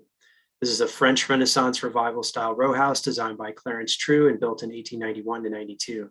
And the application is to construct a rear yard addition. Hey, commissioners, the applicants have entered the hearing. The staff will introduce the presentation. You now have control. Please state your name for the record. You may begin. Good afternoon, Commissioners. Richard Lowry, LPC staff. I will be presenting the application, and the architect, Eric Andreasen, is here to answer any of your questions. 311 West 102nd Street is located on the south side of 102nd Street between Riverside Drive and West End Avenue. The proposed work is at the rear of the building, seen in the center property, photographs of the rear facades of the adjacent properties to the left and to the right. As you can see from the block plan, subject property is here, and the adjacent properties have a two-story rear addition and a one-story rear addition. The two-story rear addition has the parlor floor setback. Just to confirm, visiting the site, that the proposed work will not be visible from any public thoroughfare. Here's an axon showing the proposed two-story addition, and then the neighboring deck at 313, 309 with its setback parlor floor, two-story rear addition, and then the one-story addition at 307. And then just another shot of the axon. Here, just to show you the current elevations of the row. Subject property is here. And then the proposed rear elevation with the two-story rear addition, which would be brick clad, have a half parapet with railings to maintain or to minimize the massing, and with punched openings for the windows. It also intended to salvage as much as the brickwork as possible for use in the cladding of the rear addition, and also to reutilize some of the limestone materials for some staff level work as well. Just to give you a quick run through of the plans. And here, just a section of existing and proposed. And just the materials palette for the proposed addition. And thank you very much. And the architect, Eric Andreasen, is here to answer any of your questions. Okay, thank you. Commissioners, do we have any questions? Okay, I don't see any questions at this time. So why don't we see if there's public testimony, and then Mr. Andreasen will come back to you. Okay, I'm going to turn it over to Sasha Sealy to take us through the testimony. Thank you. Okay, so I'm going to start off with Landmark West first. Sean Corsandi, you should be in the meeting. You can go ahead and state your name for the record. You have 3 minutes to speak.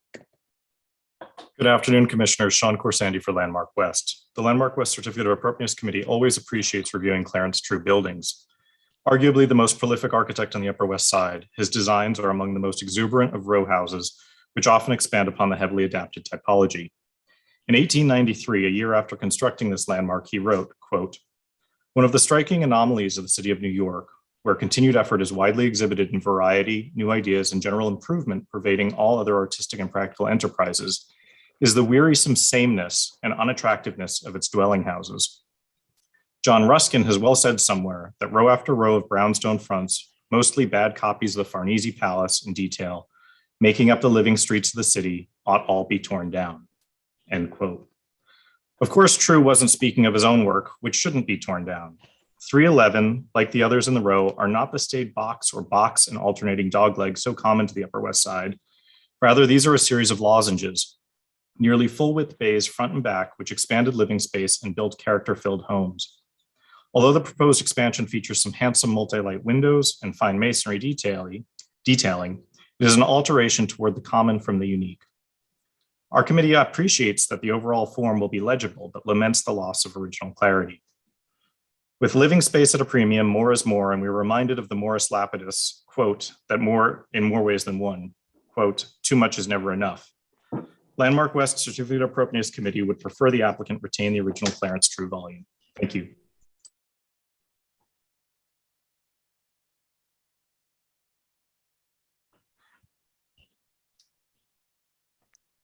Sasha. You're on mute, Sasha. Oh boy, sorry. That's okay. My next sign up is Historic District Council. Kathy Bro, you are in the meeting. You can go ahead and unmute your mic and state your name for the record. Hi, this is Kathy Brill, representing the Historic Districts Council. HGC feels the width and bulk of the rear extension to be overbearing. The extension would be more appropriate if it had a setback to match the design of the adjacent extension at 309 West 102nd Street.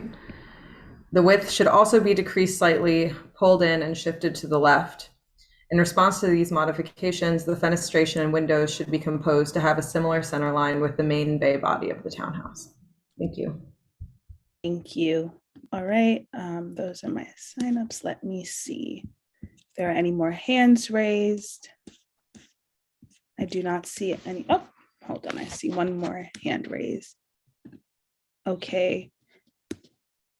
Kay Carpin, I am going to bring you in. You can go ahead and state your full name for the record. You have 3 minutes to speak. All right, thank you. I'll be brief on this one. I'm Kay Carpin from Community Board 7. Just to say that we had quite a discussion of this item. And there was some feeling that the size and shape was out of proportion. In the end, we voted to recommend this as appropriate to the historic district. Okay, thank you. All right, let me see. And there are no more hands raised, so there is no one else who wishes to speak.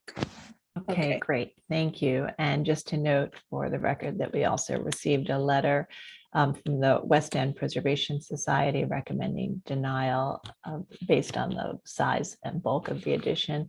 And we received a letter in support from an individual. Okay. So now I'd like to turn back to the applicant and see if you would like to respond to the comments that we've heard. Yes, this is Eric Andresen. I'm the architect. And in response to the retaining the original volume of the building,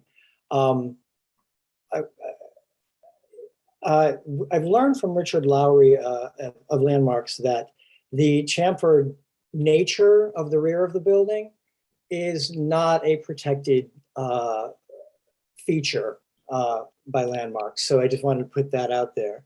Additionally, one of the comments was to make the volume narrower, shift it to the left. And if we were to do that, we would create an already non-conforming, we would make a non-conforming situation worse, because that would create an outer court that we are not allowed to create unless it's 8 feet wide. So that is why the volume is as wide as it is. And that's my input for those two comments. I thought we had testimony from both sides of the both neighbors, but maybe I'm incorrect.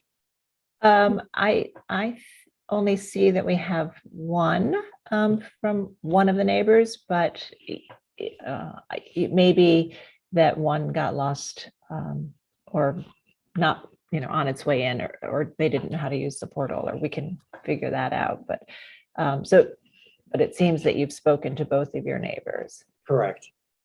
Okay. They both expressed support. Okay.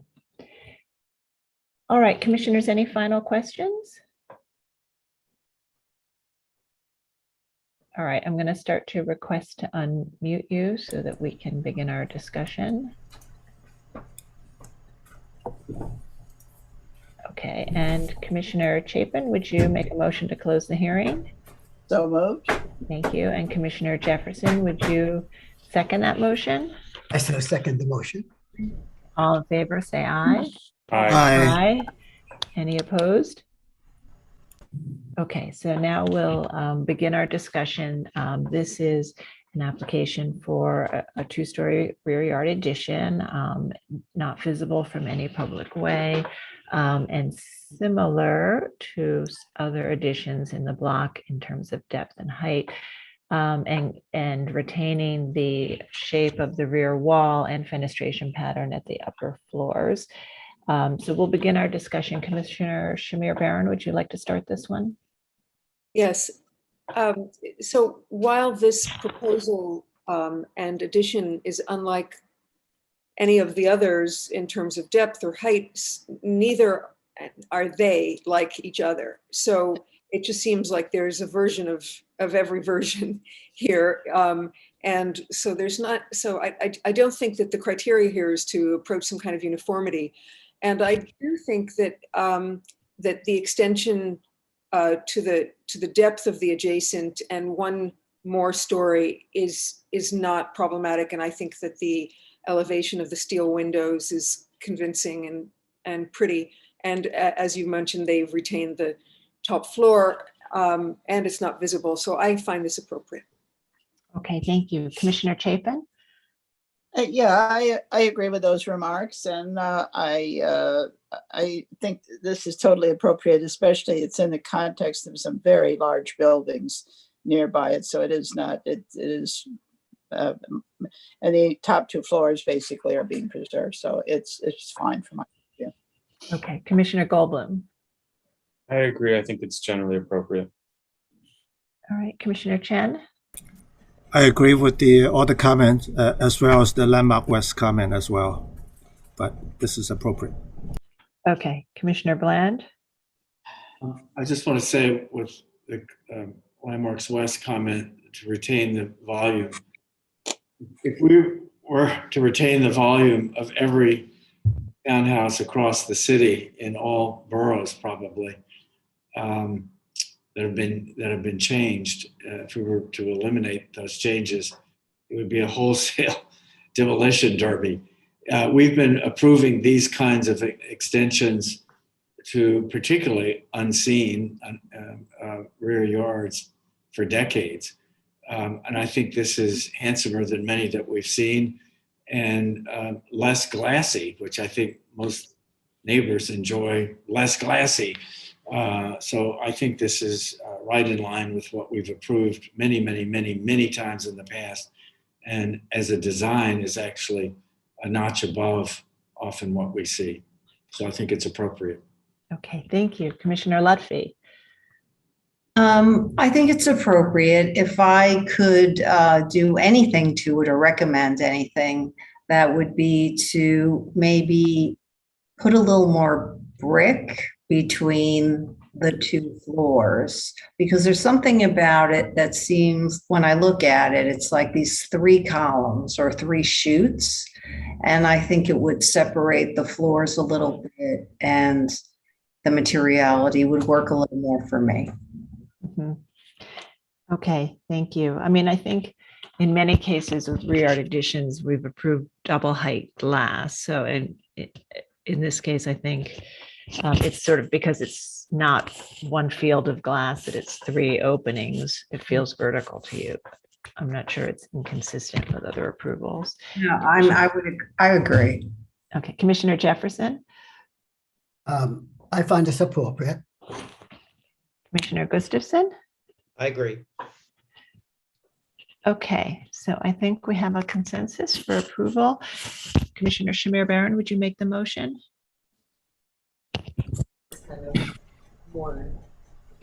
Yes.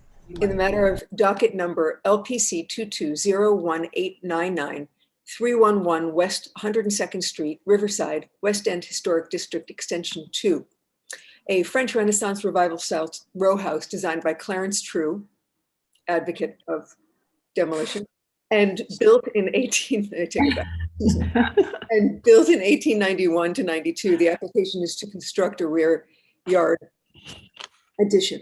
I note that the building style, scale, materials, and details are among the features that contribute to the special architectural and historic character of the West End Historic District Extension 2, and I recommend approval, finding that the proposed work will not eliminate or damage any significant architectural features, that the proposed work will not be visible from a public thoroughfare, that the addition will not rise to the full height of the rear facade, and the top floor will be retained, thereby preserving the building's relationship to others in the row, that the depth of the addition will be consistent with the depth of other rear additions found within the central green space, and that the brick-clad rear addition featuring punched masonry openings with multi-light window and door assembly will feature a level of articulation, materials palette, and ratio of solid to void that is consistent with other rear additions found at other buildings of this type within the historic district.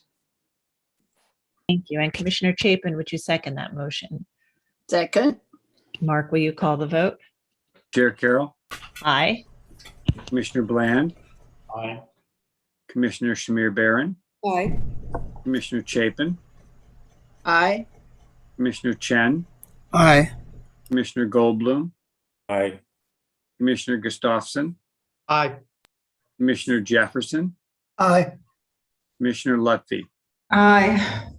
With 9 in favor and none opposed, the motion passes. That's approved. Thank you. And we'll move to the next item. Yes, and this is the next and last item of the day, item 11, LPC 22-00550, application for a certificate of appropriateness in the Borough of Manhattan, Block 1129, Lot 39, 6 to 16 West 77th Street in the Upper West Side Central Park West Historic District. This is a neo-Renaissance style apartment building designed by Nathan Korn and built in 1927, and the application is to construct a rooftop addition. Okay, commissioners, this is a large applicant team, so it's taking some time to bring them in.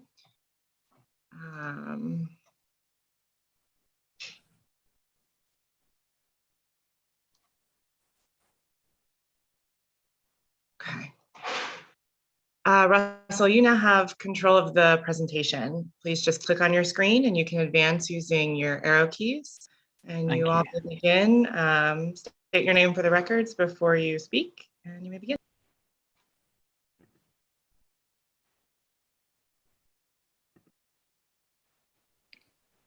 So let me make the introduction first of all for the team we have here today. So Foster & Partners is the design architects. I'm Russell Hales. I'm joined by Lord Foster. We have Bill Higgins from Higgins Quabar, who is advising on historical preservation. And we're working with Frank Siami, our construction manager. And we're here with Valerie Campbell from Kramer Levin. Let me hand you over to Bill.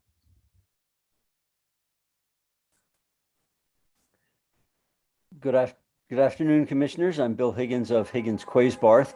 And as concisely as possible, I'd like to introduce some information and some thinking, which we hope will be useful to you in hearing what Lord Foster and Russell Hales have to say about the design and in thinking about its appropriateness. So first of all, here is a view, which is of course not from a public thoroughfare, but it does show some things which we think can represent most of the significant issues and information applicable here. So the building in question is 6 West 77th Street. It is the building in the right foreground, immediately to the west of the New York Historical Society. It's the one that has thank you, Russell. It's the one that has the tan brick facade and the pink stucco one-story construction on the roof. The proposal is to replace the pink stucco one-story construction with a new construction on the roof, which would be 1 story plus a setback partial 2nd story.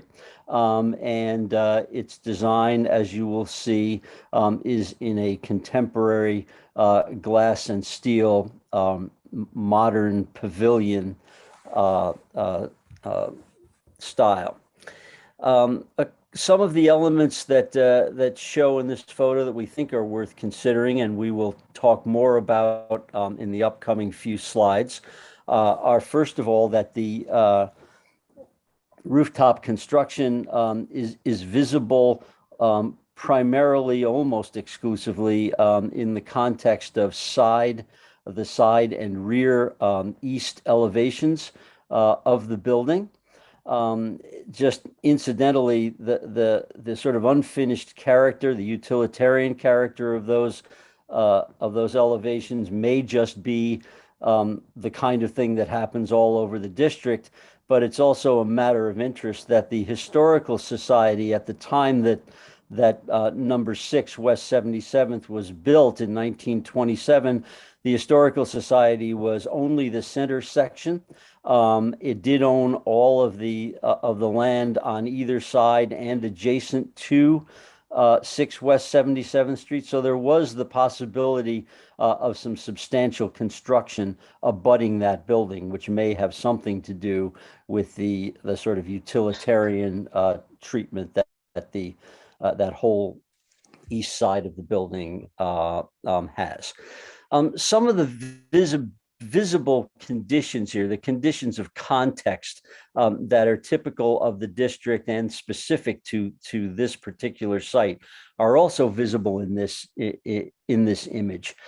You get that interaction, that contrast that happens very frequently between a lower formal building and the side and rear and rooftop conditions of an adjacent taller building. So there's a sort of formal world, and there is this informal world where all kinds of things designed, partially designed, strictly utilitarian happen. And we feel that that is not only a characteristic of the district, but an opportunity and an inspiration for the way an appropriate new addition might be conceived. Secondly, although it's not visible, to the right, directly across the street is the Museum of Natural History, which is, of course, a major institutional building and not an apartment building, but it is one of the best examples in the city of modern architecture in a very distinctly modern vocabulary being appropriate to the building of which it becomes a part and the district of which it becomes a part. And we think that's important as well, and hope you'll be thinking about that. And finally, although 6 West 77th Street and our project are not on Central Park West, they are adjacent to it. And one layer, if you will, of the context in which we are proposing is the nature of these Central Park West buildings, where the tops of them are designed. They are visible. They are even celebratory in many cases, and really a distinctive part of the presence of the district and of the buildings of which they are part. And again, we are not thinking of 6 West 77th Street as a Central Park West building, but it is certainly seen in that context. And we feel that it makes one dimension of an appropriate design here, being that it can be designed, it can be meant to be seen, and it can be aspiring to be something other than either invisible or strictly utilitarian. We feel that that's an opportunity for appropriately both joining and enriching the context of which the project is a part. Next. So just the location within the central Upper West Side Central Park West Historic District at the green dot. That's, of course, the Museum of Natural History across the street to the north and Central Park to the east. Next. And there, the same context in photograph. The red square is the one-story construction that we are proposing to replace. Next. So something about where the construction that is there now fits within the sort of identity and the hierarchy, the architectural spectrum of this building. So this is, of course, the formal view, the north facade facing 77th Street, Renaissance, neo-Renaissance in style, and sort of the major statement that this building makes. Next. This is a historic photograph, the tax photo circa 1940, showing that facade, and also showing on the east side how the vocabulary changes and things become more utilitarian, whether that is connected to the potential for construction of something adjacent to the building, as may have happened. We are not certain, but in any case, that east elevation really was and is quite a utilitarian one, and its presence sort of in interplay with the shorter, much more formal Central Park West building that is the Historical Society, we feel is something that's an interesting part of this context and that deserves to be considered in the design. Next. So the idea of the spectrum or the context or the sort of distribution of parts and elements in this building, we feel that there's a primary and a secondary and a tertiary level to that.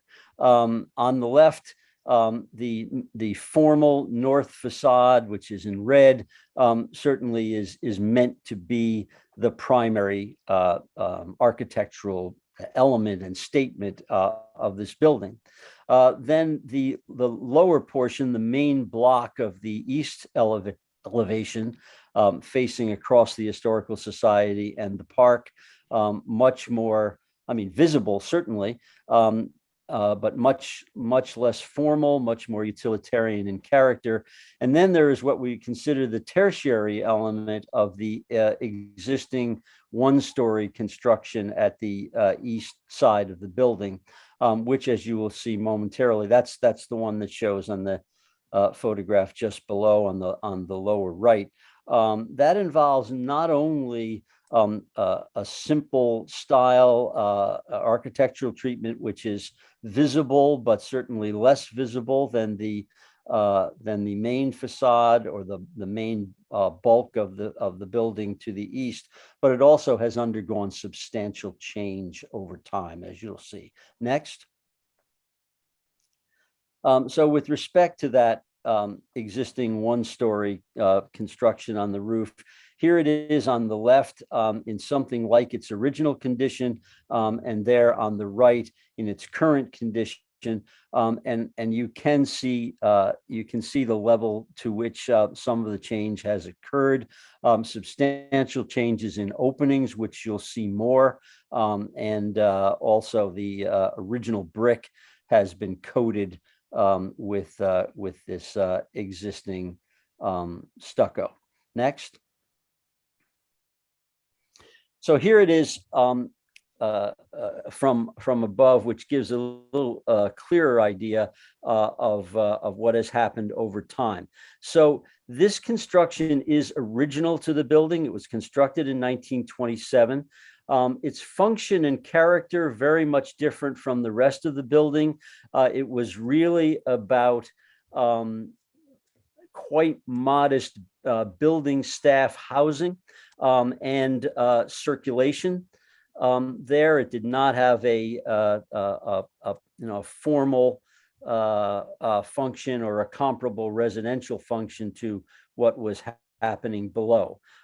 It does have, as you can see, there's a kind of cresting in terracotta that goes around the building that is similar in design to the main cornice of the building, but it is much less visible than the main cornice is, and in many cases it is not visible. So it sort of peaks up in some cases above the main cornice, which is in the same design, but it is very much secondary subsidiary to that.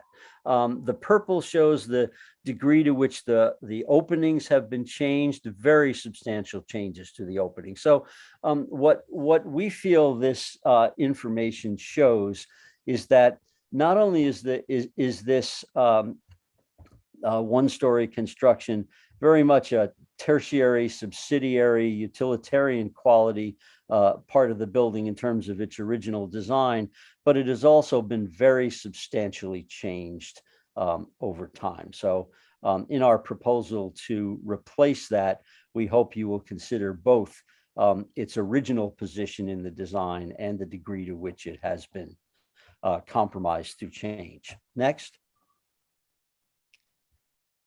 So just a couple of references to sort of the characteristics of the district to finish off. First of all, this is the building on the left, and then a typical on the right, a typical juxtaposition of shorter buildings juxtaposing with the side and rear and rooftop construction of taller buildings adjacent or in the background. The point of this is that this characteristic interplay of sort of shorter and taller, utilitarian and formal, designed and relatively undesigned, this kind of contrast and interplay is very much a part of this district. And we felt that it was something that the proposed design should reflect. And that there was an opportunity for it to reflect it in a way that is both designed and harmonious with the sort of interesting, taller, shorter, formal, informal juxtaposition to be found in the district. And next, some rooftop additions that the commission has approved on the Upper West Side. Please understand that the intention here is to bring forward some a range of comparable conditions to show that this kind of visible one-story and 1+ partial second-story addition on contributing buildings is not territory that the commission has not explored before. And we feel that it's worth considering that when you think about a visible and designed addition that we are proposing as well. Also, I think what this shows is that there is a range of stylistic language with which the commission has found appropriate. If you look at the one in the middle, that's 378 West End Avenue, adjacent to West End Collegiate Church and the new building under construction designed by Cook Fox. That's quite a modernist design on top of this contributing building. The one to the far left, 555 West End Avenue, it is also quite a modern design in metal and lots of glass, but it does have a feeling of punched windows. And finally, 101 West 78th Street on the far right is a design which, although simplified, reflects the original vocabulary or historical vocabulary of materials and punched openings, etc. So the point here is twofold: that visible rooftop additions of this scale are certainly something that the commission has approved on the Upper West Side, and also that the stylistic language of those additions has really been, there's been a spectrum. It runs from modernist to much more historicist. And we feel that reflects, frankly, one of the major points of appropriateness for this entire proposal, which is that appropriateness has always been judged along a spectrum. I don't think the commission has ever said that additions need to be modernist or additions need to be historicist. I think the commission has been open to a whole spectrum of architectural language in the spirit of the sort of diversity and the evolution that our historic districts undergo and hopefully will continue to undergo in a creative fashion. Next. And this is the final image. And again, it's to talk about the sort of multiple layers of the context to which the proposed design is responding. Upper right is the view you've seen before of the historical society with the building behind, that juxtaposition of formal and informal, taller and shorter. That is one of the major pieces of sort of architectural language that we feel is worthy of continuing and responding to. Just a reminder on the left with the Rose Center, the Hayden Planetarium at the Museum of Natural History, that in this district, as in many places, historic districts in New York, the fundamental ability of modernist design to be considered appropriate is something that has been, I think, a recognized principle in preservation worldwide and in preservation in New York City. And we feel that our proposal fits into that very well. And finally, the view across Central Park to Central Park West. Again, this is not a Central Park West building, but it is seen in the context of Central Park West. And we feel that something of that designed and celebratory quality of what can happen where a building meets the sky in a variety of architectural languages is something that is appropriate, and it fits very well not only within the district, but in the very unique specific context of this site. So with that, I hope not too long introduction. Let me turn it back to Russell and to Lord Foster. Thank you. Okay, thank you very much, Bill. So first of all, before we get into the details of the design, we wanted to talk to you about our strategy for the massing for the project. So you're seeing here in pink highlighted the existing level 17 penthouse box. And as Bill described to you, it's been modified in many ways. You can see the larger windows on that northern facade. But it's originally, it was actually maids' quarters. There was 8 small rooms, 5 staff accommodation up here. And this is the current conditions we have it today with 3 apartments and a lower level that's connecting. So we're talking about the lower level 16 and the 3 apartments that form the level 17 footprint. So the strategy has always been, and the conversations we've had with staff is really about sort of trying to contextualize the massing for the project. So as you see here on that northern elevation as a part of the main facade, the penthouse boxes with the adjacent one to the right are set back from that facade and are not visible from the sidewalk within 77th Street. What you also have on top of them are the elevator overruns highlighted in the pink on here. So the context and the response is to actually have the main level, level 17, sharing the same footprint of the existing building, sharing the same height, the 15-foot height datum that runs through. So the 2 massings of the main floor here and the adjacent property are aligned between the 2. And then in conversations with staff, we had some variations, different configurations on the upper level. We have a much more smaller, only a 400 square foot studio on top, which in essence envelops the existing elevator overruns and only increases their height slightly to give them a waterproof envelope. But this is much more about sort of the utilitarian setback, and it's much more subservient to the main floor below. And then seeing it in the context on the left, the existing on the right, the proposed, you're seeing then the whole building elevation. So the sort of the main penthouse box is set back from the main elevation, and then the upper addition on level 18 is much more subservient and disappears within the context of the kind of the dunnage, the elevator roof overruns, the water towers above. So Norman, over to you. Carol, commissioners, good afternoon. On the left is a project that we did in the 1980s, and it was for the Royal Academy in London. And it revealed a facade that had not been seen for some 200 years, the original facade to Burlington Gardens. And we juxtaposed alongside it a very transparent elevator that accessed a new bank of galleries on the roof.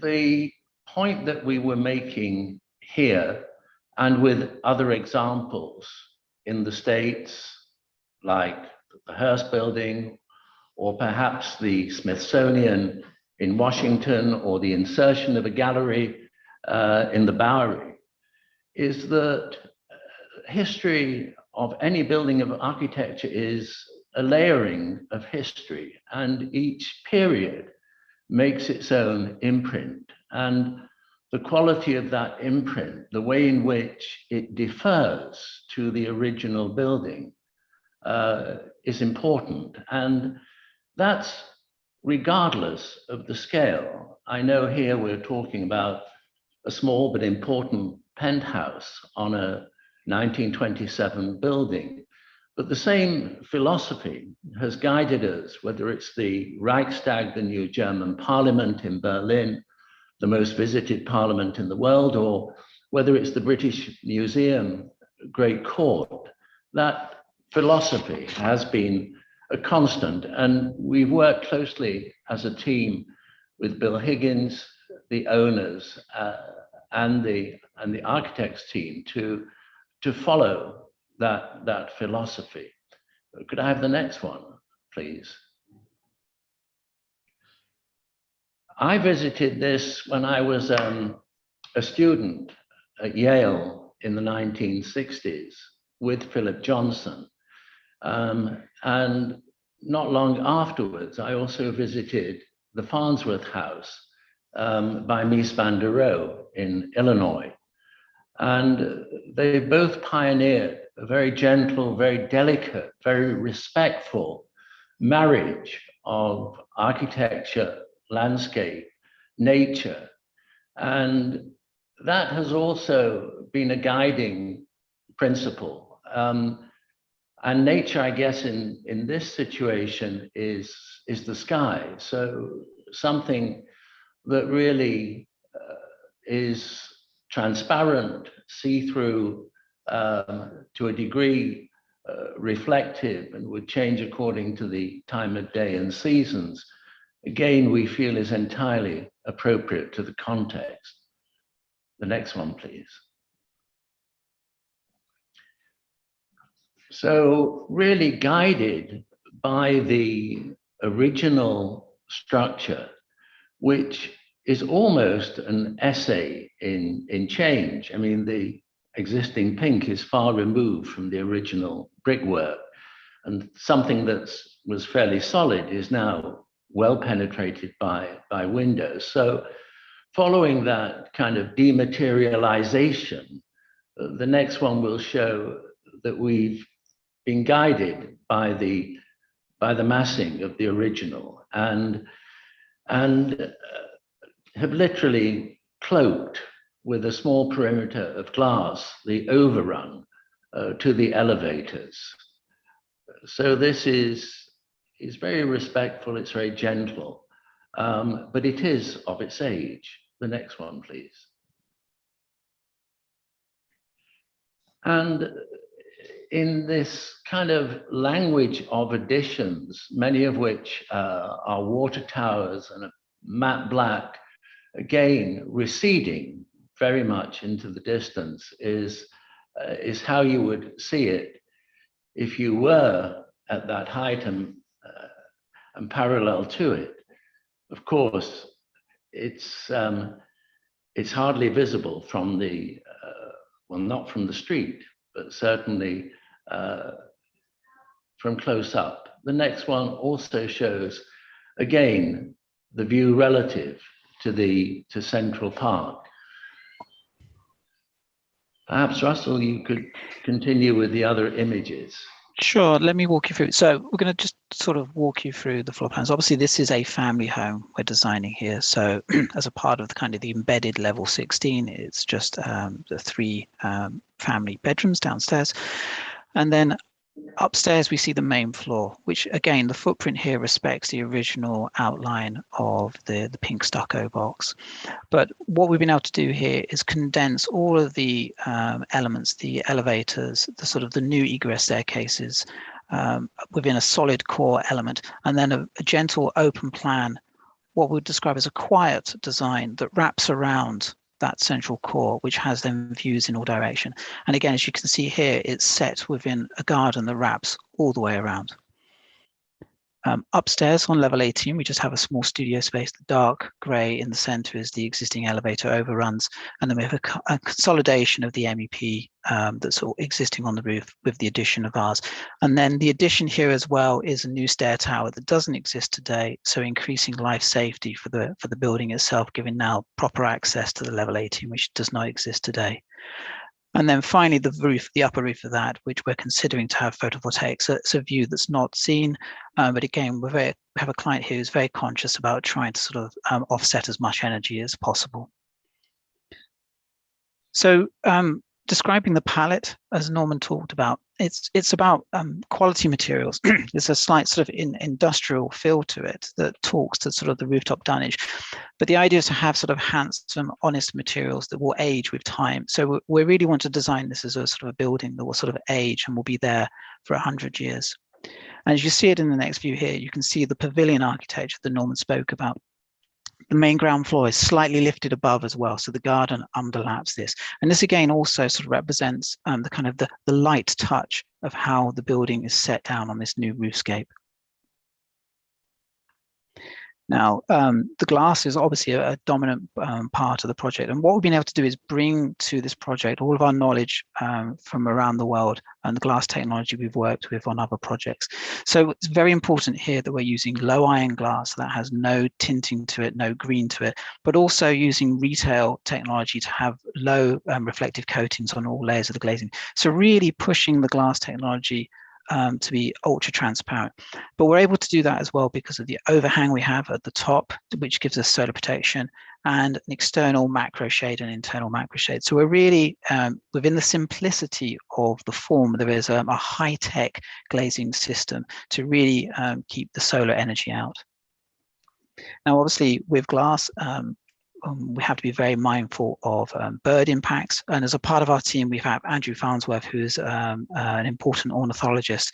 And we're actually looking at having a more data-driven design here. So we'll have the external macro shades, which will come down on primary facades when we have high migration times.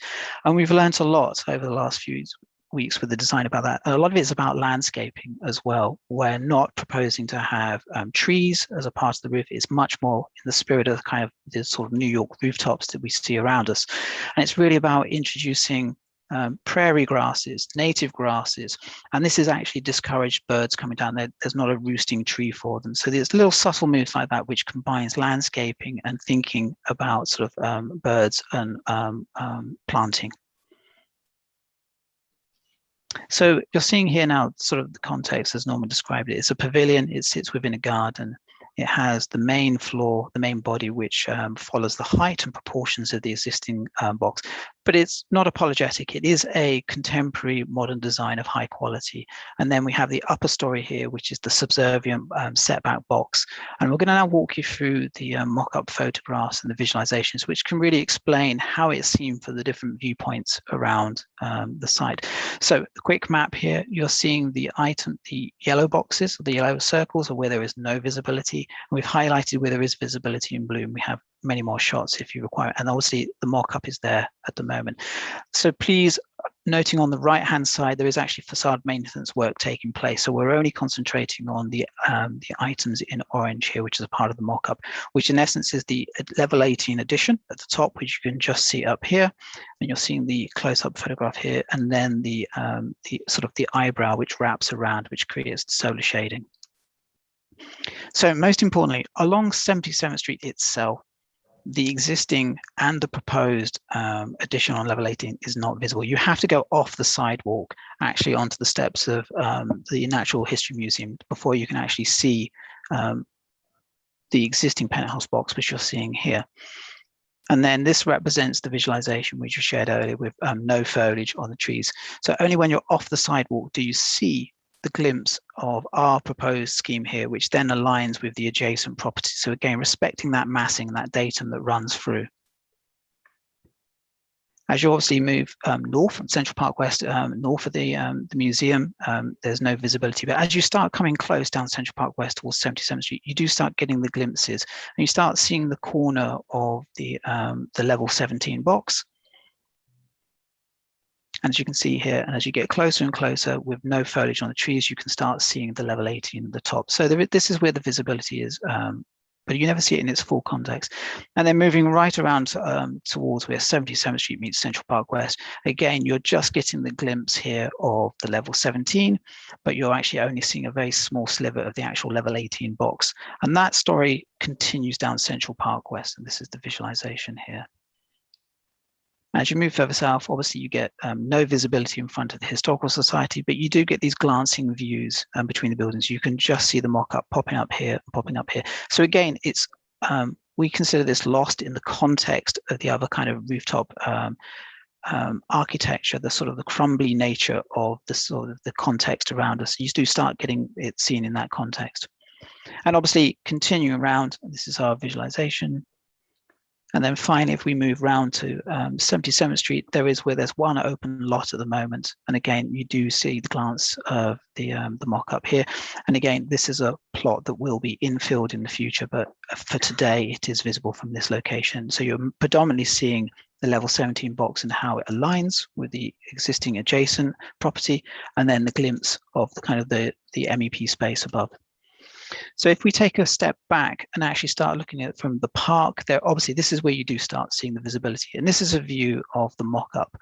You can just see it sat within here, and it starts blending into the architecture, the background sort of dunnage of water towers and elevator overruns that happen further west of our project.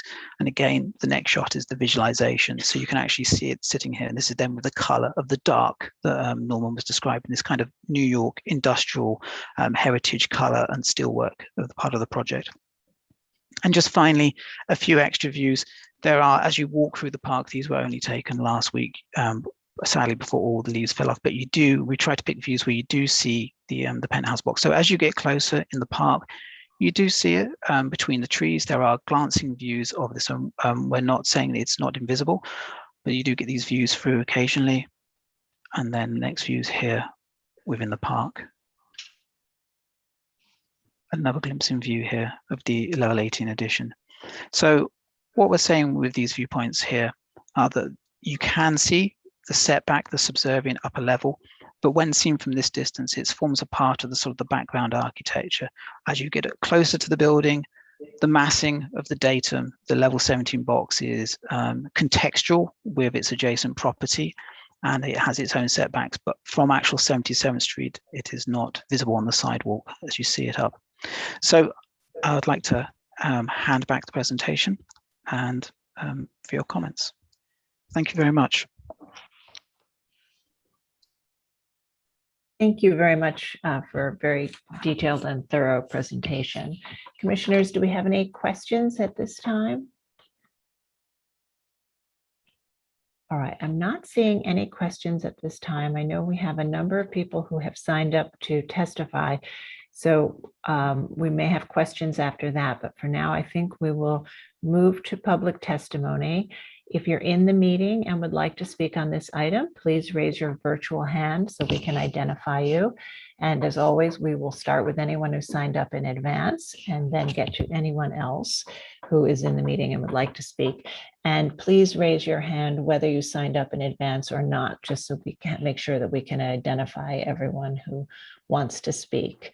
I'll also note that we do have a 3-minute time limit for testimony. So since we have a lot of speakers and we want to make sure that everyone has the chance to be heard, I would ask everyone to respect that 3-minute time limit.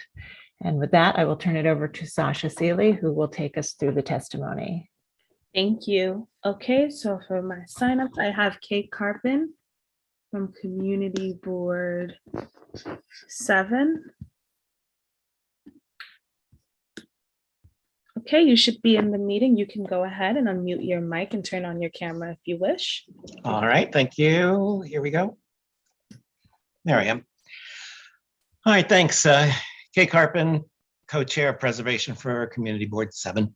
We had a very lively discussion about this topic a few weeks ago and heard many different sides, many different arguments. But we ended up approving the project by a vote of 25-7 with 2 abstentions, not unanimous, but it shows, I think, a broad consensus that this proposal, this replacement structure, though unusual, is appropriate to the character of the historic district. We had 3 main reasons. Quickly, just precedence, visibility, and appropriateness. We had a few weeks back approved a spare modernist rooftop addition on another classic apartment building in the neighborhood.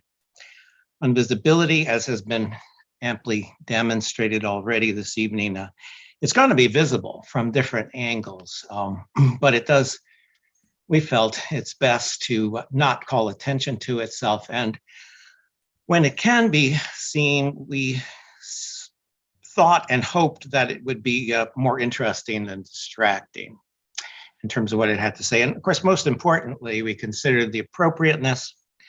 And there, we found that the strong contrast between the international style modernism of the proposed structure and the neo-Renaissance character of the main facade below argue in favor of finding the proposal appropriate, because we at CB7 believe that there should be a clear distinction between the new construction and the historic, beautiful building that it attempts to add to. And then, and we prefer that clear distinction to be made for a variety of reasons. And overall, we feel that the project is going to make a positive contribution to the character of the neighborhood. And so, to sum up, we find the proposal to be appropriate to the character of the district. Thank you. Thank you. Okay, next I will be calling on Landmark West. Sean Corsandi, you should be in the meeting. You can go ahead and unmute your mic and state your name for the record. You have 3 minutes to speak. Good afternoon, Commissioner. Sean Corsandi for Landmark West. The Landmark West C of A committee previewed this project in October. The voting members of the committee were evenly split. Half felt this could be appropriate if just the 17th floor. The other half argued this was simply inappropriate development. After the presentation, feedback continued later that morning, that afternoon, in calls and emails nearly daily since. This morning after regret is making the Cooper Union, Columbia-educated Nathan Korn, who designed this before his fatal heart attack at age 48, a household name on the Upper West Side. The application under consideration is not simply a rear rooftop addition, but seeks the removal of an original 17th floor penthouse and its contributing features such as the aquaterian studded glazed terracotta cornice. In a search of our records, such sanctioned destruction on the Upper West Side would be a first for a contributing structure. As a preservation organization, we find this inappropriate. On the other hand, responsive preservation practices to the existing penthouse, like removing stucco, cleaning and repointing brick, and even returning original windows, are possible. This building, designated over 3 decades ago, still manages to fill its original residential use. Any alterations must be made, quote, with due consideration for both public interest in the maintenance of the structure and the landowner's interest in use of the property. The proposal serves only the individual interests at the expense of the underlying structure. This address already significantly is overbuilt. However, by cutting staircases, labeling portions of 16 as mechanical, and consolidating services currently non-visible behind a parapet and into a newly found 18th floor, and putting them in public view from multiple vantage points, including a scenic landmark, the applicant rationalizes more bulk and yields a triplex. The proposed design's precedents lie within verdant suburban fields of New Canaan and Plano, Texas. This will instead be atop a 94-year-old structure.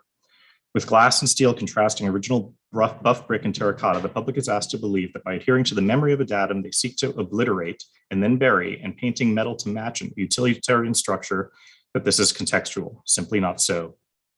A key part of a landmark is to have the actual thing, not merely memories.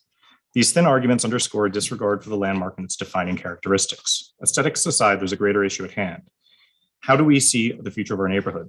Consolidating and recategorizing spaces, disregarding collective interests for personal use, building up to undermine a past so many generations worked to protect? If here, adjacent to the thrice stymied historical society, which serves a public role than anywhere, everywhere, to cite Justice Brennan, quote, to protect a landmark, one does not tear it down. To perpetuate its architectural features, one does not strip them off. We must preserve this in a meaningful way, end quote. This proposal is counter to the intentions of landmarking to foster civic pride and beauty and the noble accomplishments of the past. Thus, Landmark West Certificate of Appropriateness Committee urges the LPC to deny this application. Thank you. Thank you. Okay, next I will be bringing in Lynn Funk from Victorian Society, New York. Lynn, you should be in the meeting now. You can go ahead and state your name for the record. You have 3 minutes to speak.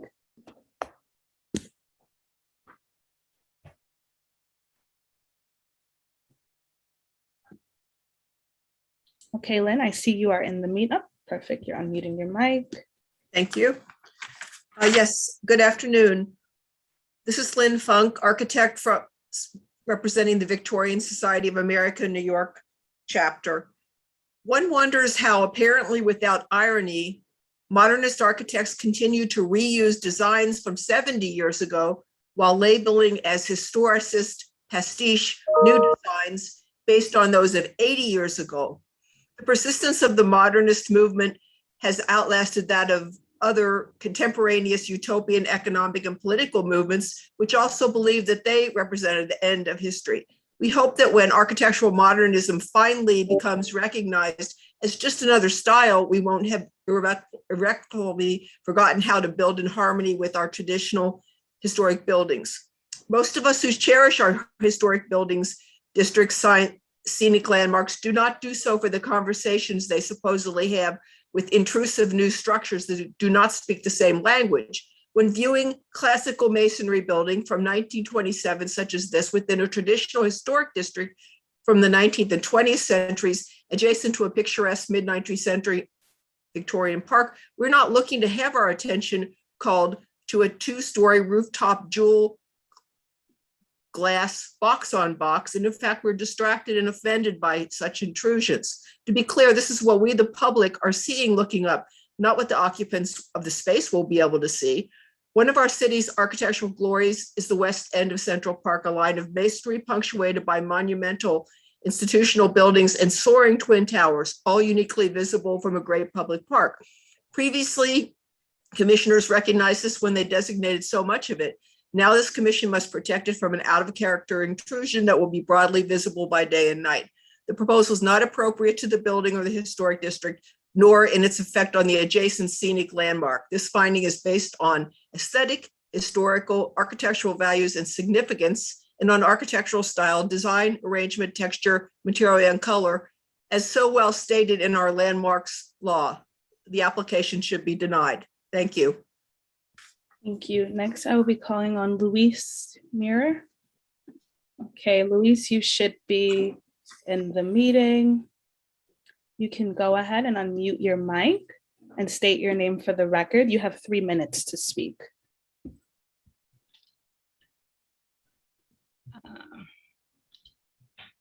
Thank you very much for the opportunity to speak this afternoon. I know that we've heard from skilled and talented architects, and others will surely. Can you just please state your name for the record? Oh, sorry, my name is Louise Mirror. Thank you. Once again, thanks very much for the opportunity to speak this afternoon. I know that many skilled and talented architects have weighed in on this project, and others will weigh in as well. What I'd like to speak to is the applicant's concern for outreach to their closest neighbors and to the Upper West Side community more generally, something that is key in my experience to a project of this nature's success. To wit, the applicant visited me in my office shortly after his purchase of the penthouse property under consideration today. He also toured me through the property, explaining along the way the rationale for the design that he and his wife had chosen, discussing the project's implications for the building immediately adjacent, which is the New York Historical Society. The care, concern, and the will to be neighborly and attentive to the Upper West Side built environment, of which the penthouse is a longstanding part, and to communicate clearly, directly, and honestly about the project was impressive, boding well, in my view, for the project's successful integration into the ecology of the Upper West Side. Others have and will speak to other aspects of the project, but I give the applicants high marks for the concern and the consideration they've shown for their immediate neighbor and more generally for their Upper West Side community. Thank you very much. Thank you. Next, I will be calling on Historic District Council, Kathy Brill. Okay, Kathy, I've brought you into the meeting. You can go ahead and please unmute your mic and state your name for the record. You have 3 minutes to speak.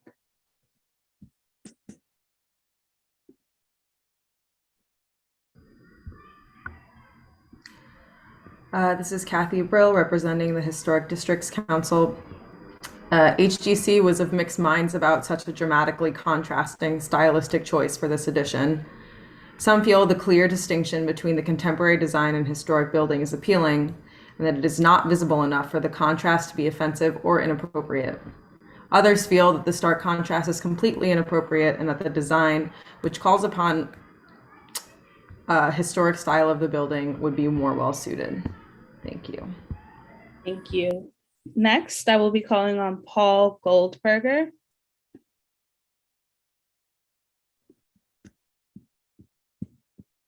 Okay, Paul, I've placed you in the meeting. See you. You can go ahead and unmute your mic and state your name for the record. You have 3 minutes to speak. Thank you. My name is Paul Goldberger. I'm a writer and critic on architecture and historic preservation and former architecture critic of the New York Times and the New Yorker. I'm also a neighbor, and I'm now speaking to you from the Central Park West Historic District, of which this building is a part. I advised the clients and Foster and Partners in the early stages of this design and felt that no architect was more suitable for this project than Foster, which has been designing sensitive modern additions to historic structures for more than a generation, and indeed has received international acclaim for projects that have juxtaposed visually light, elegant, often transparent historic ones, allowing the original buildings to retain their gravitas while at the same time creating a dialogue between architectural generations. Projects such as the Reichstag in Berlin, the British Museum, the Boston Museum of Fine Arts, and the Hearst Tower in New York, which the Commission approved unanimously. This project is more modest than all four of those. And unlike all of them, it's almost invisible from the street. It proposes to replace a mediocre penthouse that has been repeatedly altered with a first-rate piece of architecture. I regret differing on this with my friends at Landmark West, but this penthouse makes no contribution to the architectural quality of this building or to the historic district of which it is a part. Moreover, the proposed design is not a paradigm that belongs only in the country. There is a long history of modernist pavilions in the city, including the little glass masterpiece that IMP designed for William Zeckendorf in 1951 atop 383 Madison Avenue, which if it hadn't disappeared when the building beneath it was torn down, I suspect would now be designated a landmark. And it was a lot more visible from a lot more angles than the pavilion atop 6 West 77th Street will be, which, to the extent that it is visible at all, can only improve the view of the building from Central Park with its banal east elevation, surely designed with the certainty that it would one day be obscured. As a neighbor, I can say that this addition will only improve the view from nearby buildings. As an architecture critic, I can say it holds promise of being an important addition to the Foster and Partners body of work, a collection of buildings that teaches us that there are many ways to show respect for history, that we do not have to imitate what is there to deserve to be called appropriate. It shows us that modernism too can be deferential and quiet, and most importantly, that it can help to enable the ongoing life that all historic buildings deserve to have. Thank you. Thank you. My timer, sorry. Next, I'll be calling on Christabel Go. Christabel, let me just, hold on,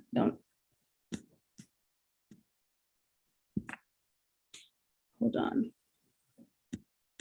Christabel, you signed up to speak. Okay, I don't see your hand raised, but I will promote you to panelist, Christabel Go. Okay.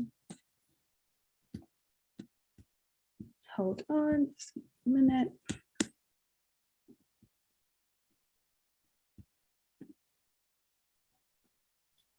Okay, Christabel, I see you have entered as a panelist. You can go ahead.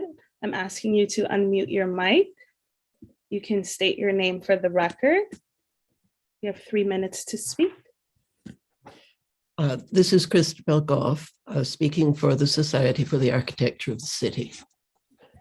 Looking from inside out, this item would undoubtedly be pleasing to those Tom Wolfe dubbed masters of the universe. But looking from the outside, which is the regulated view, this rooftop addition is problematic. Even if we assume that the best solution here is an architecturally contrasting style, which is not to be taken for granted, problems of dimension, materials, and sheer prominence do arise, especially by night. This agency does not regulate lighting, but only lighting fixtures, and those only externally in historic districts, so that the intensity of light emitted through the gigantic glass walls proposed would be a dazzling beacon. The unobstructed views that make the outlook so desirable to the private owner entail sharing this dazzlement with a huge view shed outside, innumerable other property owners, tourists, and even air travelers looking down on this curious transparency. Other landmarks and historic districts, too, will share its radiating glow. Threatened litigation suggests that not everyone is looking forward to this strange illumination. Additions in a contrasting style have been found admissible, but here, in a most conservative pile with decorations remembering the Renaissance, we question whether the aggressively futurist style of this featureless transparency is the best solution, particularly given its height, breadth, and substantial bulk, replacing several small apartments. With nothing to create a residential scale, nothing to mark the addition as a cohesive part of the original building, the landmark will surely be overpowered and diminished. The comparison to Philip Johnson's glass house would be offensive if it were not so indicative of this firm's fatal incomprehension of the role of place in the design of architecture. If this project is approved as presented, the protective value of landmark designation will again be called into question by the policies of this administration. Thank you. Thank you. Next, I will be calling on Kenneth Jackson. Hold on.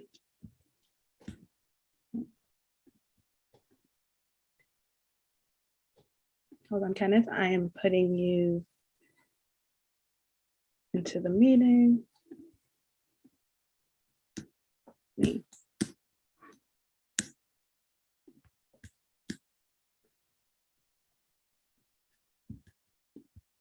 Kenneth Jackson, hold on. Putting you into the meeting. Okay. All right, for some reason, I don't believe you are accepting my request to join as a panelist. You don't have your hand raised, but you did sign up in advance. So I'm not sure if you're near your device, but what I will do is I will come back to you.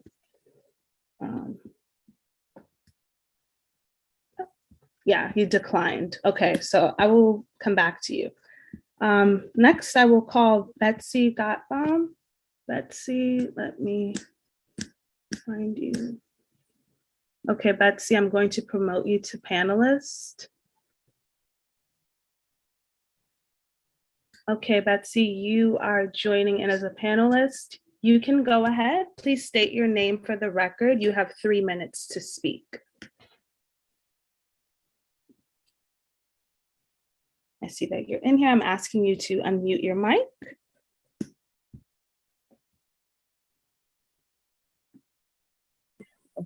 Okay, awesome. I see. Is that okay? Sorry. Yes, you're great. Okay. Thank you. I'm technologically limited. It is okay. Thank you. Hi, my name is Betsy Gottbaum, and I'm speaking to you today as the former Parks Commissioner of New York City and former president of the New York Historical Society, and also a neighbor living a little bit north of both of the building at 6 West 77th Street and the Historical Society. I am absolutely blown away by the beauty of this project. When I was at the Historical Society, we used to kind of snicker at the pink building, which we couldn't snicker too much because the president of the Historical Society, Norman Pearlstein, was our boss. So we kept it quiet. But this is glorious. And I cannot understand how anybody could think that the pink building, as we called it, is in any way consistent with the building that it sits on top of. So that's my perspective from the Historical Society look. From the park, it seems to me that this very subtle and lovely edifice can only be beautiful from the park. I have not seen it from the park. Obviously, I've seen the drawings and they look spectacular. And as a neighbor, I can only say that I think it will enhance the attractiveness of this part of New York City because it is modern, but subtle and beautifully done. So of course, I urge the commissioners to vote yes. Okay, thank you. All right, next I will be bringing in Paige Cowley. Okay, Paige, you should be in the meeting. Please state your name for the record. You have 3 minutes to speak.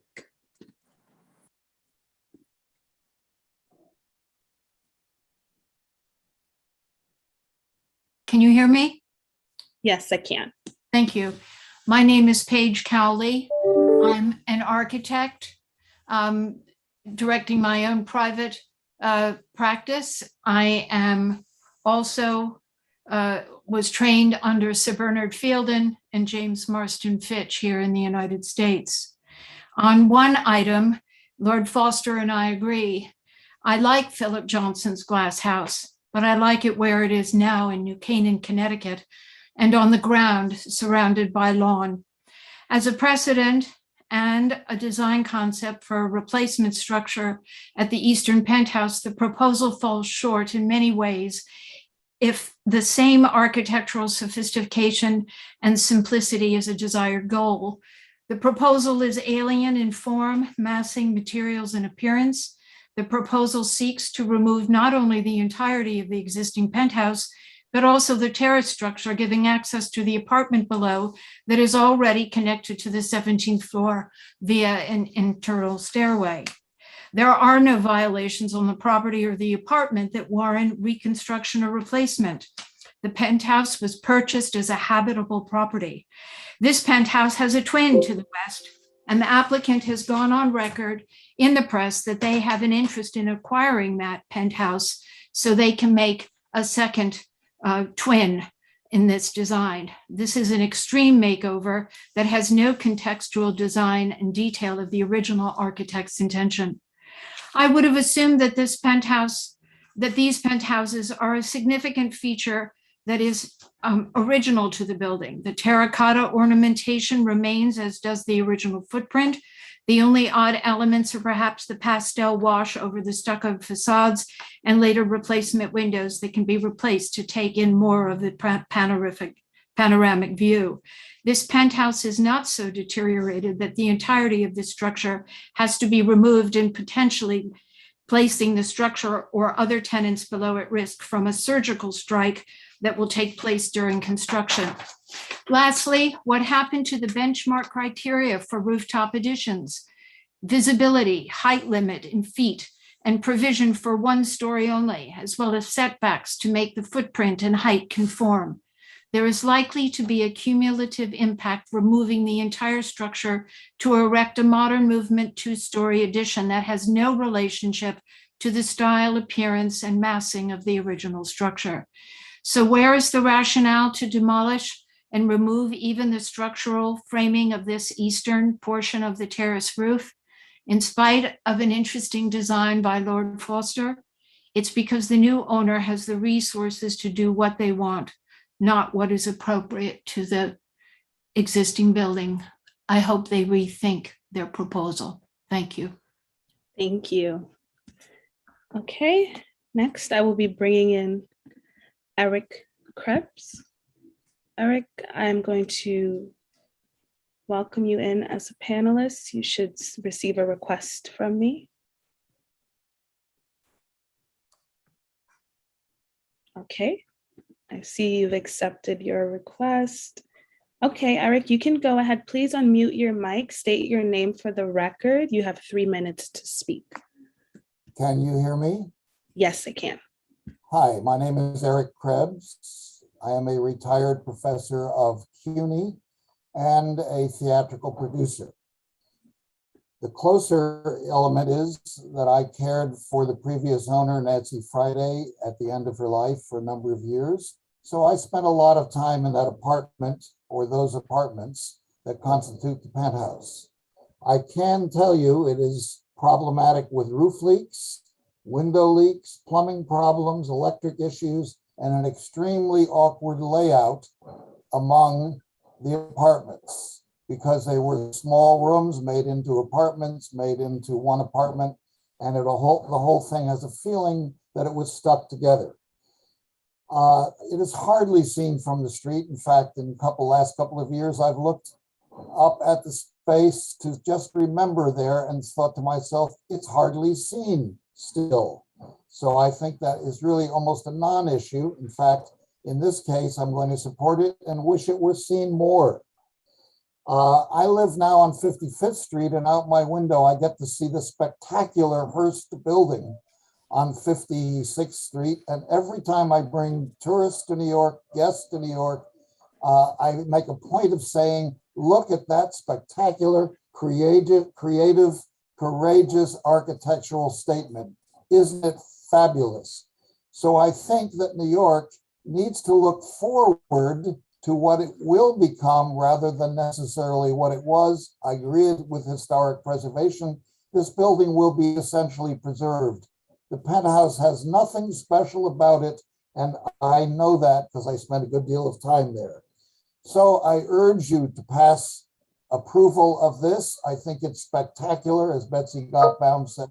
I am blown away, and I feel that the people creating this new structure are very committed to responding to the needs of birds, of less power usage, of making New York more exciting. So I am spectacularly in favor of it. Thank you. My 3 minutes is done. Yes, thank you. Okay, Peter Hoffman, I am going to invite you in to be a panelist. I see you have accepted my request. Okay, Peter, you can go ahead and unmute your mic. State your name for the record. You have 3 minutes to speak. Okay, can you hear me? Can you see me? I can hear you. Okay. Yes, I'm Peter Hoffman. I live at 6 West 77. The design of a split-level glass steel skyward structure under review is an imposition on the pre-war tile co-op building profile and style. It is a gesture alien to the landmark West 77 block and a neighborhood I've lived since 1975. Along Central Park West, the gesture would be most jarring to neighborhood residents, to visitors to museums, and on tranquil paths and glades of the park. This isn't Central Park South with glass needles perforating clouds. This is Central Park West, a habitat. At the Community Board 7 Preservation Committee hearing, the penthouse owners, team players, Norman Foster staff architect Russell Hales, the owner's friend Paul Goberger, put forward by way of inspiration the edgy Philip Johnson glass house. As a boy, I passed by the glass house on the bus to and from school. We children glimpsed the marvel, a monument, Vincent Scully, teaching architecture history several years later, characterized it. In slideshow images, the Johnson glass house and outbuildings had rhythm. To a child, the glass, through a moving chink in roadside stone walls Johnson designed out of a sense of privacy and propriety, the house effectively hidden from public view, winked. If the number 6 building top is rebuilt as designed, it would lose the existing penthouse's affinity with a 1927 building crown filigree. The glass house would be there for anyone to see. It would lose the Philip Johnson glass house rhythm in rolling Connecticut countryside. The penthouse design in the style of Philip Johnson uses the building as the support for an Olympian temple. It stares at humanity and wildlife beneath. It is out of step with CPW Boulevard motion, out of time with Central Park contours. At night, to people beneath the penthouse occupants, the top would flare, gleaming over the giant elm and locust canopy to Fifth Avenue. It would be an irritant. New Yorkers, Americans, people over the planet stepping in and out the Natural History Museum and in Central Park, crossing the footbridge over the brook inlet to the lake, would find in their field of vision a thrust up dissonance and wonder, who let this happen? What on earth possessed them? I hope New York City Landmarks Preservation Commission members will consider the appropriateness of this penthouse design and suggest the owner reconsider one in harmony. Thank you. Okay, I am going to bring in Mary Breasted.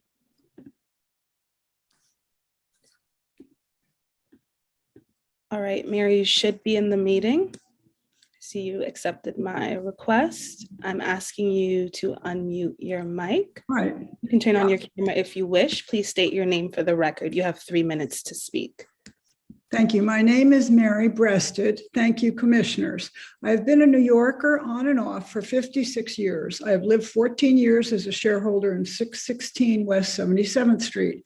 I oppose the Ackman project, but I share with the Ackmans a love for our beautiful block, and apparently the commission does too, for you have maintained its status as part of a treasured Upper West Side Preservation District for many years. When we were apartment hunting here, realtors told us that our preservation district was the most desirable neighborhood in Manhattan, precisely because its lovely old buildings had been so well protected. I worry that may change. In the past week, I've read that a $50 million developer's gift to South Street Seaport Museum led to a landmarks exception for a glass tower construction in that landmark district. I asked myself, what size gifts to the Metropolitan Museum of Art might someday allow donors to erect glass houses inside Central Park? The issue here today concerns the smaller, if not less audacious, proposal to put a 2-story glass and steel modernist structure atop our lovely landmark building on one of the most beautiful blocks in all of New York City. The design looks shockingly out of place in the architect's drawings, like a Malibu beach house that got blown to our New York roof. But the proposal has had the glowing public support of the president of another museum who spoke just previously, the New York Historical Society, to whom the Ackmans say they have given $1 million with a pledge for $20 million to follow. Why are these generous museum donations, both from Mr. Ackman, important here today? Because they suggest that great wealth strategically directed can unbalance the Commission's loyalty to their mission as guardians of our city's architectural heritage. I hope this is only the appearance and not the fact. No amount of money, even given to very good institutions, should be able to buy a developer's right to suspend landmarks preservation rules. The proposed glass penthouse would violate landmark rules for our building and radically clashing with the architectural style, the facade materials, and the roof ornamentation of our building. It would also violate landmark rules by being visible from the street and from many vantage points in Central Park. It would call great attention to itself. That is its point. And Norman Foster's firm stresses this in calling it a beautiful, timeless design.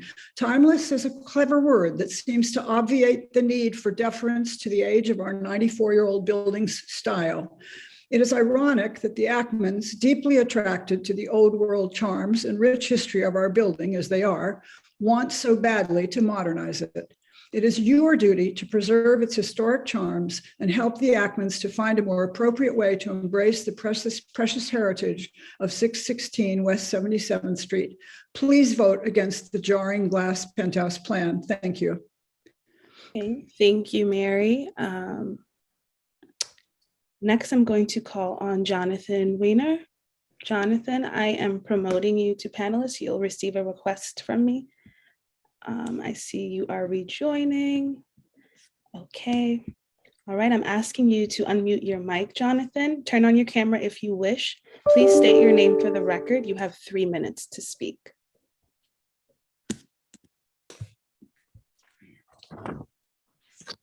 Good afternoon, commissioners. I'm Jonathan Weiner. I've been a resident of 616 West 77th Street for 2 decades. Thank you for the opportunity to speak to you this afternoon. The proposed project here, I believe, fails and fails spectacularly to meet what I understand to be the key criteria of appropriateness for building changes in the historic district. First, both of the 2 stories of the proposed glass and steel structure, as pictures clearly show of the project's mock-up, I and others have submitted to you, would be highly visible in many areas of Central Park year-round. The new structure in its entirety would be plainly visible in winter months on both sides of Central Park West, north of 77th Street. In the evening, the structure would become, in effect, a prominent glowing lantern. Second, the project would preserve nothing. Demolishing the existing unmistakably typical penthouse seems to me plainly the very opposite of preservation. Third, the glass and steel structure proposed emphatically would not fit its context. This, to my mind, is at the heart of the issue you are considering today. Let me elaborate. The very visible glass box enclosing the planetarium, pointed to in presentations of this project, symbolizes and carries out brilliantly, to my mind, the museum's fundamental mission of educating the public about natural science. That, I believe, is this glass box's architectural purpose. By contrast, the architectural purpose of our building, I submit, with its understated neo-Renaissance facade and its unobtrusive existing penthouses, is to be the background. It is to fit honorably with its landmark neighbors, the New York Historical Society, the 19th century part of the Museum of Natural History, and the scenic landmark Central Park. The proposed glass box structure, whose external architectural role, contrasting sharply with the building's facade, would be seen simply as calling attention to itself as a residence for a single family. As such, it would completely contradict the building's fundamental architectural purpose. I ask you to reject this project. Juxtaposing the hard-edged modernist with the traditional may work elsewhere, but it is precisely wrong, I submit, for the 616 West 77th Street roof, located as it is in possibly the most heavily landmarked immediate locale in the city. It would certainly serve no public purpose. Approving this project, on the other hand, would set a very disturbing precedent for the iconic Central Park West skyline and for roofs elsewhere in the historic district. Thank you. Thank you. Okay, next I will be sending Frank Block. I will be sending you a request to rejoin the meeting as a panelist. Okay, I see you have accepted my request. Frank, please unmute your mic, state your name for the record, and turn on your camera if you wish. You have 3 minutes to speak.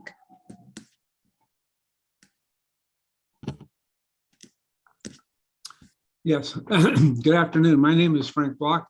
I also live at 616 West 77th. I submitted a written statement, so I'll just restate the main points since, and I'll be brief since many have been made already. The proposed replacement of the existing penthouse, effectively a new rooftop addition, would result in an ultra-modern 2-story glass and steel box, plainly visible, certainly not almost invisible, as was said earlier, from many vantage points in Central Park, along Central Park West, as well as some other locations in the historic district. It calls attention to itself, as one of the other panelists in favor of this project said, but therefore will have an outsized effect on the aesthetics of the historic neighborhood by drawing attention away from the American Museum of Natural History, the New York Historical Society, and the facades along West 77th Street, most glaringly at night. Approving such an anomalous construction would be a dangerous precedent, as was just mentioned, that would likely lead to similar projects all along the Upper West Side, especially along Central Park West. Allowing the addition of a dramatically modern element in contrast to the pre-war aesthetic of an historic neighborhood is contrary to the stated purpose and public policy of the Commission, which is to preserve, not add new design elements to, historically protected buildings and neighborhoods. Finally, and I want to emphasize, this is not a personal matter. This project is for a private home, not a public building with a public purpose. At best, it pushes the limits of appropriateness, and in the absence of adding clear public value to our historic preservation district, should not be approved. Thank you. Okay, thank you. Next, I will be bringing in Belle Horowitz. Belle, you will be receiving a request from me right now to rejoin as a panelist so that you can unmute your mic and state your name for the record. You have 3 minutes to speak. You can turn on your camera if you wish as well.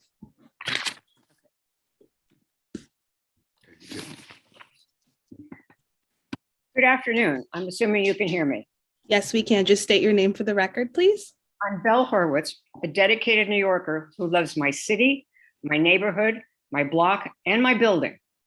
I've lived at 6-16 West 77th Street for 42 years and have served 2 terms on the building's board of directors. 7 years ago, my husband and I looked for a larger apartment all over the West Side, but then realized we couldn't leave the block or the building. We have a deep affection for our neighborhood's pre-war buildings and have had comfort knowing they are in the Upper West Side, Central Park West Historic District, protected by landmark designation. The first line of our building's alteration agreement reads, and I'll quote, "We all share a concern for the preservation of the architectural integrity of our building," end quote. And I and other shareholders have abided by that agreement to protect our building's landmark appearance, often at great individual expense and inconvenience.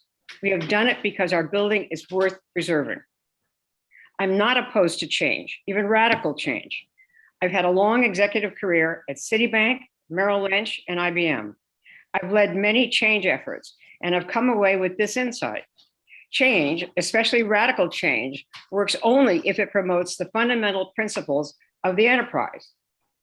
Here, the clearly radical and discordant change the applicant and his architect propose deliberately challenges rather than promotes the fundamental architectural principle of our building, which is, I believe, to fit well with its distinctive, deeply landmarked immediate neighborhood. If you walk into Central Park and look up, You will see from several locations the bright orange project mock-up, which stands for all to see. It's almost mocking us. At night, the proposed structure will be lit up to be seen from Central Park West, neighboring streets, and many Central Park locations. This project is creating a major rift in our building. Our board of directors has not reviewed it or approved it. A broad group of us, including 7 former board presidents, oppose this project. I've always looked to LPC's mission with reverence. I believe your decision to reject this project will be a crucial signal that landmark principles really matter and that highly visible change has to promote, not contradict these principles. A decision to approve this unprecedented, deliberately discordant project, whose sole objective, in effect, is to call attention to itself, will set an even more important precedent that now nearly anything will be okay up and down the Central Park West skyline and elsewhere on roofs in our historic district. Your decision will have an impact for decades to come. I implore you to reject this project and reject it totally. Thank you. Okay, thank you. Next, I'm going to call on Susan Hogland. Hold on, Susan, where'd you go? Hold on. Okay. Susan, I'm sending you a request to rejoin as a panelist. Okay, great. Please unmute your mic. Susan, you can turn on your camera if you wish, but please state your name for the record. You have 3 minutes to speak.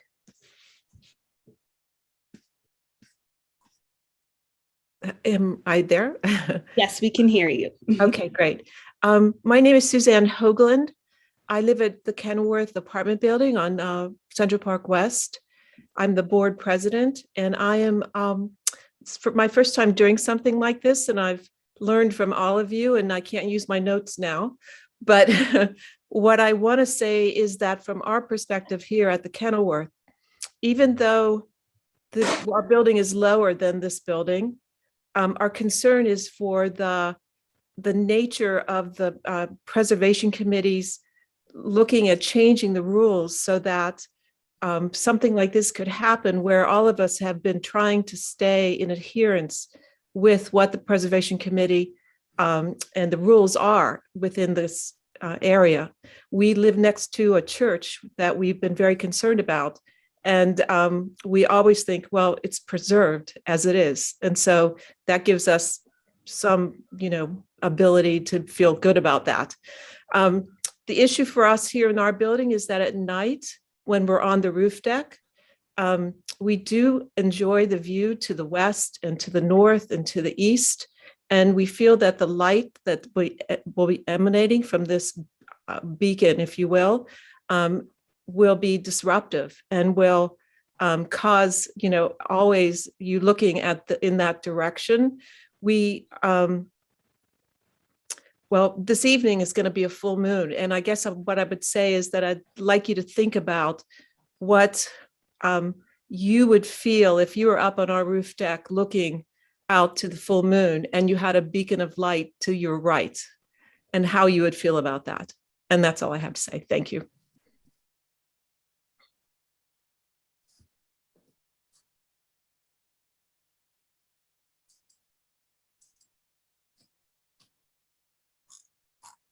Sasha, you're muted.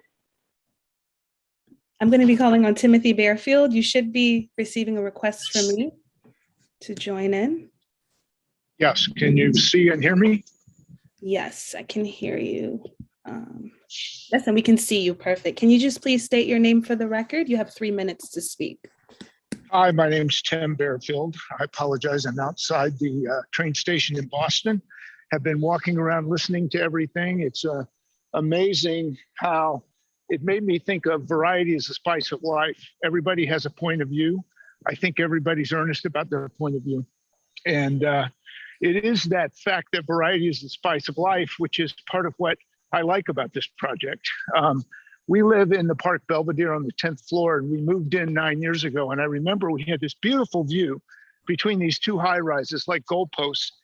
And about 3 months after we moved in, I panicked because all of a sudden we saw the telltale orange tape around the building at 78th and Columbus. And we thought, oh my gosh, are they going to build up high? Are they going to block our view? What they did was they built a penthouse on top. And I remember many years later when they finally got it done, how happy we were because it's wonderful. It's a beautiful high-rise, it's a beautiful penthouse. And we loved looking out our window. All our fears were unfounded. The other thing I'll say is my wife is half French. We go to Paris a lot. And I remember the first time I went to Paris in 1983. And I left there thinking, wow, Paris is perfect. Why would anybody ever change anything? And then we heard about these pyramids that were going to be built outside the Louvre. And we panicked. And then years later, when they were finished, we went to Paris and we loved them. And it was that contrast, that variety that is the spice of life that made, when done well, can make something new that seemed like initially wouldn't fit, actually not just improve, but make a place magical. So I'm hoping to go up on our platform high on the top of the Park Belvedere and with my binoculars on, watch this project emerge and watch it finish and get to see it for years to come. So I am a fan of the project, look forward to being able to see it from the top of our building and hope I'm able to. Thank you. Okay, thank you. Next, I'm going to call on Derek Smith. Derek, I'm going to invite you to join in as a panelist. Okay, I can see that you are in the meeting. I'm going to ask you to unmute your mic. You can turn on your camera if you wish, but please state your name for the record. You have 3 minutes to speak.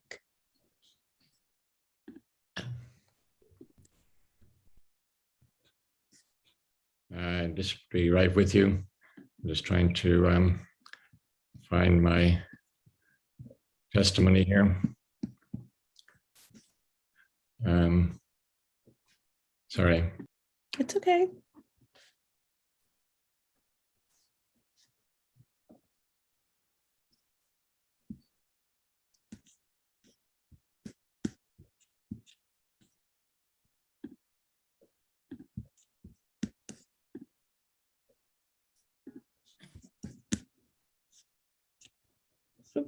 Are you still in the, let me see.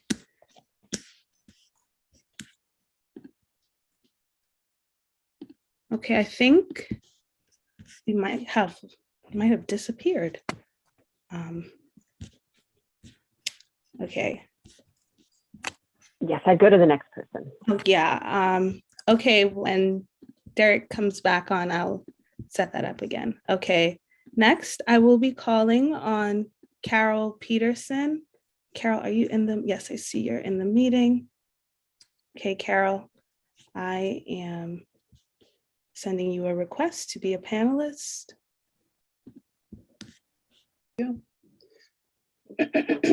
Okay, Carol, I see that you are in the meeting. Hi, please just state your name for the record. You have 3 minutes to speak. Thank you. My name is Carol Peterson. I live at 6 West 77th Street with my husband. I've lived in the building since 1993 and raised my children here. I love this building and the neighborhood. I oppose the 2-story modern glass and steel structure as proposed. It would not preserve the character of the building or the neighborhood, and it could set a precedent for other penthouse owners in the historic district to build similar designs. Residents of our building have worked very hard to maintain the historic nature of our building. We followed LPC guidelines and standards when replacing windows or installing air conditioners or making any change that could alter our historic building. We don't want this project to break those standards and provide a roadmap to similarly destroy the architectural integrity of other buildings on the Upper West Side. It's been said that the people who oppose the proposal want no changes. That's not true. The residents of 616 who are opposed to this structure are not opposed to any structure. We are simply asking that the revamping of the penthouse fit into the context of the neighborhood and preserve its historic sense. The proposed structure might be beautiful on a modern building or on a beach, but not in a landmark building on a landmark street and neighborhood. It's also been said that residents do not want to deal with the construction the proposal will entail. That's not true either. Of course, no one wants to deal with construction, but we all know whoever owns that penthouse will need to do work. We live in a cooperative. We cooperate. Many of us have made changes to our apartments, and we all recognize that the new owner, like others before him, will be renovating his purchase. We accept that completely. The length of the construction period, 18 months plus, however, and the impact it will have on our building are of concern to the entire block. The new owner or his representatives have used the planetarium glass structure, the precedent-setting bill to make their case that this kind of building is appropriate for the neighborhood. But that is a specific structure for a museum, for a science exhibit. It is visited by thousands and thousands of people each year. It's not a glass house devoted to one family. I ask the members of the commission to help us preserve for present and future New Yorkers and visitors what many have called the most beautiful street in New York City. In summary, I'm not against change or construction, as the new owner has stated. I'm for preserving the beauty and history of a unique area in New York City. It's important to remember what the first New York Times architecture critic, Ada Louise Huxtable, said. Buildings are lived in, after all, not sculptures or monuments on a skyline. Please vote no and do not approve this structure. Thank you. Thank you. All right, and now I am going back to Ted Smith. Okay, I see you are back here. Let me just, okay, you should be able to unmute your mic and state your name for the record. Can you hear me now? Yes, we can. Okay, state your name for the record, please. You have 3 minutes to speak. My name is Derek Edwards Smith. I've been a proud and happy resident of 616 West 77th Street for 14 years. I'd like to say, as you approach your 60th anniversary, how much I admire your dedicated work to protect New York City's architecturally, historically, and culturally significant buildings. What we're discussing today may not seem significant given that long history, but I submit that denying a certificate of appropriateness to this proposed two-story penthouse is fundamental to the LPC's mission to protect the landmark and historic status of our building, our block, and the rooftop skylines of the Upper West Side Central Park Historic District. As a future neighbor of Bill and Mary, I do not take lightly my opposition to their two-story glass tower incorporating 3 apartments on our roof. But I feel that after much reflection, those who value the preservation of the historic status of our building must oppose it, not only because the stark modernism of the glass box clashes with the architectural style of our building and block, but second, the not at all subtle, jarring, sarcophagus-like structure can be seen from many points on the street and from numerous locations in Central Park. Third, approving such a design, as others have said, would open Pandora's box to an avalanche of requests to alter the skyline of our Central Park Historic District, with developers already citing approvals of modernist rooftops on West End Avenue, even today.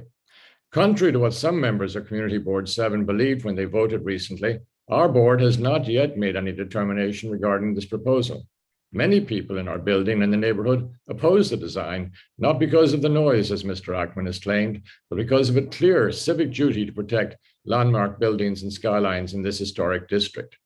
There are some residents who favor the project because they believe that having any Norman Foster design on their roof would enhance the financial value of their own apartment. With due respect, that would be true if Sir Norman's designs were elegantly created to reflect, not mock, our landmark status. People who buy apartments in landmark buildings like ours do so because they are protected from laissez-faire construction.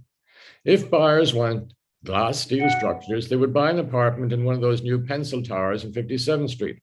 Indeed, today's Guardian newspaper reports that Mr. Ackman bought the 6-bedroom, 8-bathroom penthouse in 157 for $91 million as a, quote, fun investment to entertain his business and celebrity friends. It's good to know the Ackmans have a backup family home if this proposal is turned down by the Commission. In conclusion, I sincerely hope the members of the Commission will honor your vital mandate and refuse a certificate of appropriateness for this design because it blatantly undermines our landmark status and is too high and too visible. Thank you. Thank you. Okay, next I'm going to be bringing in Laura Helget. Laura, I have sent you a request to rejoin as a panelist. You are in the meeting now, Laura. You should be able to unmute your mic. You can turn on your camera if you wish. Just please state your name for the record. You have 3 minutes to speak.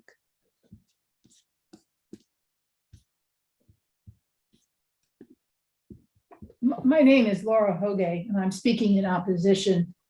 I'm appearing here today to read a statement from Roberta Gratz, who's unable to attend for a medical problem. As you know, Roberta is a well-known and highly regarded preservationist who has written many books and served on the Landmarks Preservation Commission for 7 years. I'm speaking her words. Here's what she says. Only a medical matter is keeping me from appearing before you for the first time since I left the commission in 2011. During my 7 years on the commission, we were scrupulous in assuring that no rooftop addition would be visible from the street. This apartment construction is an excessive 2 stories and undercuts the sacred preservation practice. Moreover, it opens the door to many similar breakthroughs. How will you say no to the not as rich and famous with a lesser known architect? Don't let the star power blind you. Do the right thing for all rooftop additions. Thank you.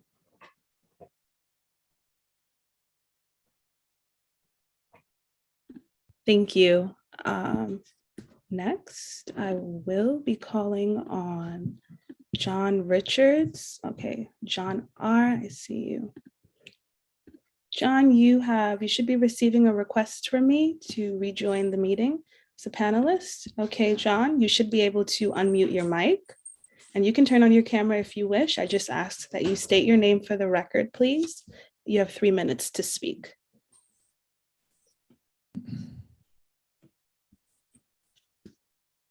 Hi, John. I see that you're unmuted so we can hear you. Thank you.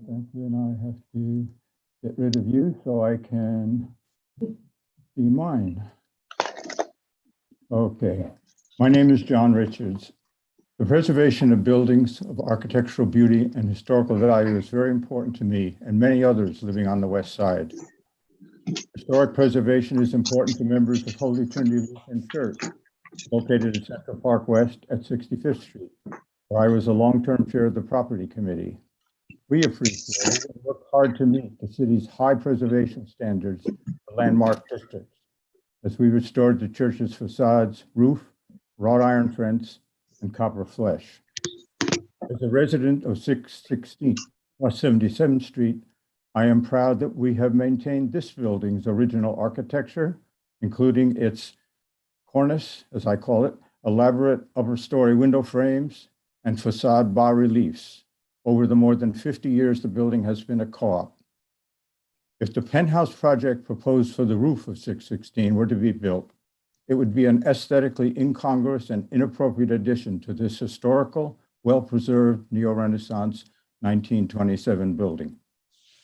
Though modified in the past, the present penthouse retains key architectural elements, most important, its terracotta roof border, which links it to the Neo-Renaissance aesthetic of the rest of the building. Restoration of this penthouse would be easily possible since there is a second penthouse to the west, which has not been modified and which could serve as a model for restoring the one proposed for demolition here. Preserving the 2 penthouse structures would honor and provide a visual reminder of another historical era when these and other such structures served as maids' quarters. The presence of the new penthouse proposed for 616 would have a serious negative aesthetic impact on views of the Upper West Side Central Park Historic District. Though not located on Central Park West itself, 616 is a significant part of the visual panorama of buildings along Central Park West, as viewed from the east, particularly from key points in Central Park. One of these points is the view west from the east side of the lake, where 616 appears as a tower rising over the north end of the New York Historical Society. A view, by the way, not shown by the presenters of this project.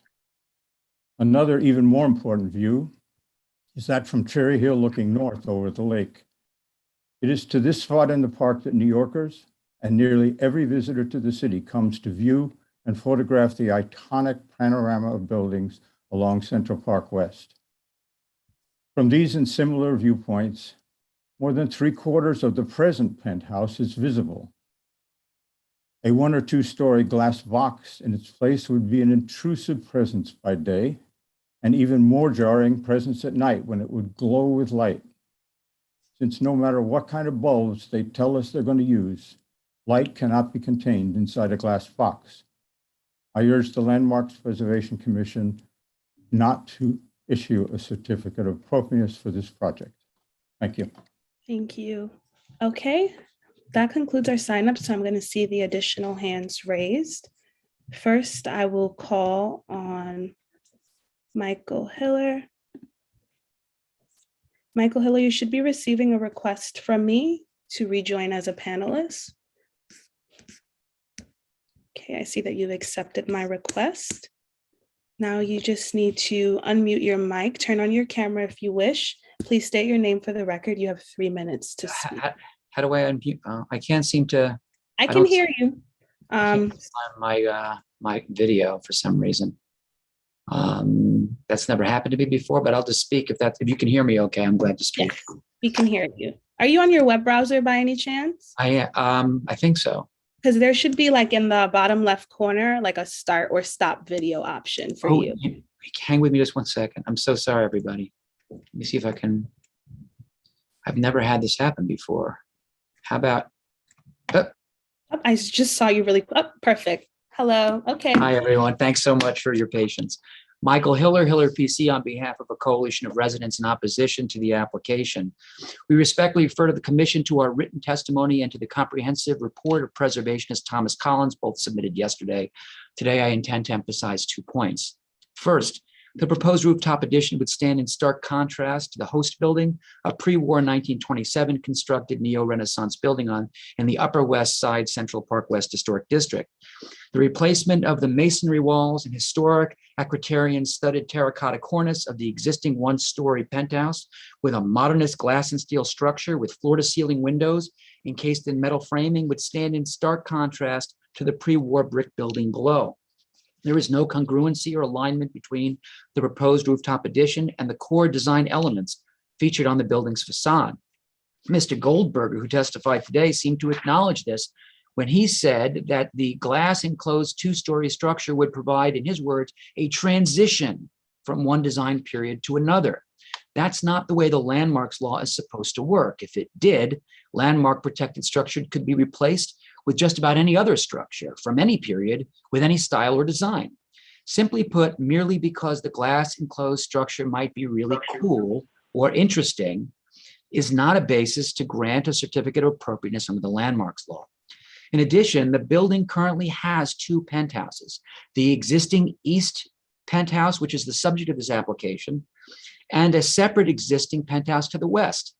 The proposed glass and steel 2-story structure replacing the east penthouse would not share any features or attributes of the existing penthouse to the west. Thus, if approved, the ensuing result would be a pre-war brick and mortar neo-Renaissance building topped with 2 completely divergent rooftop structures featuring clashing architectural styles and designs, a 2-story glass and steel modernist penthouse to the east, and a 1-story period-appropriate penthouse to the west featuring a traditional masonry construction.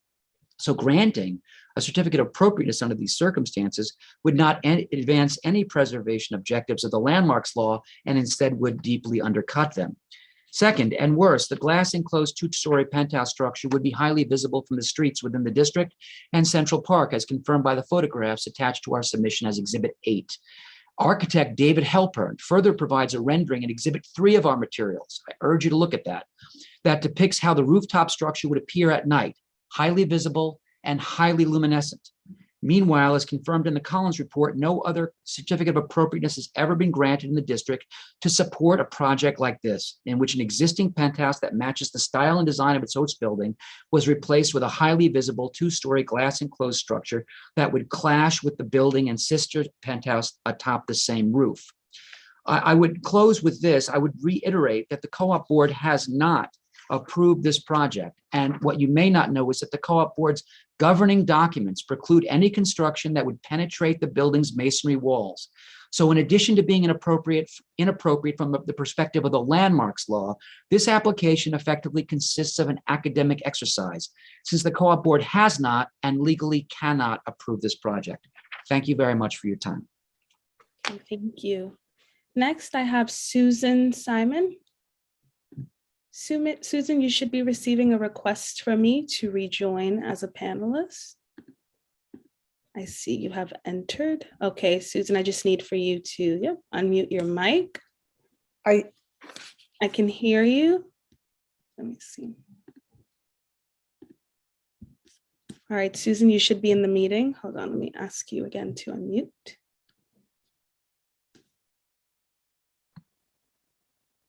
Can you hear me?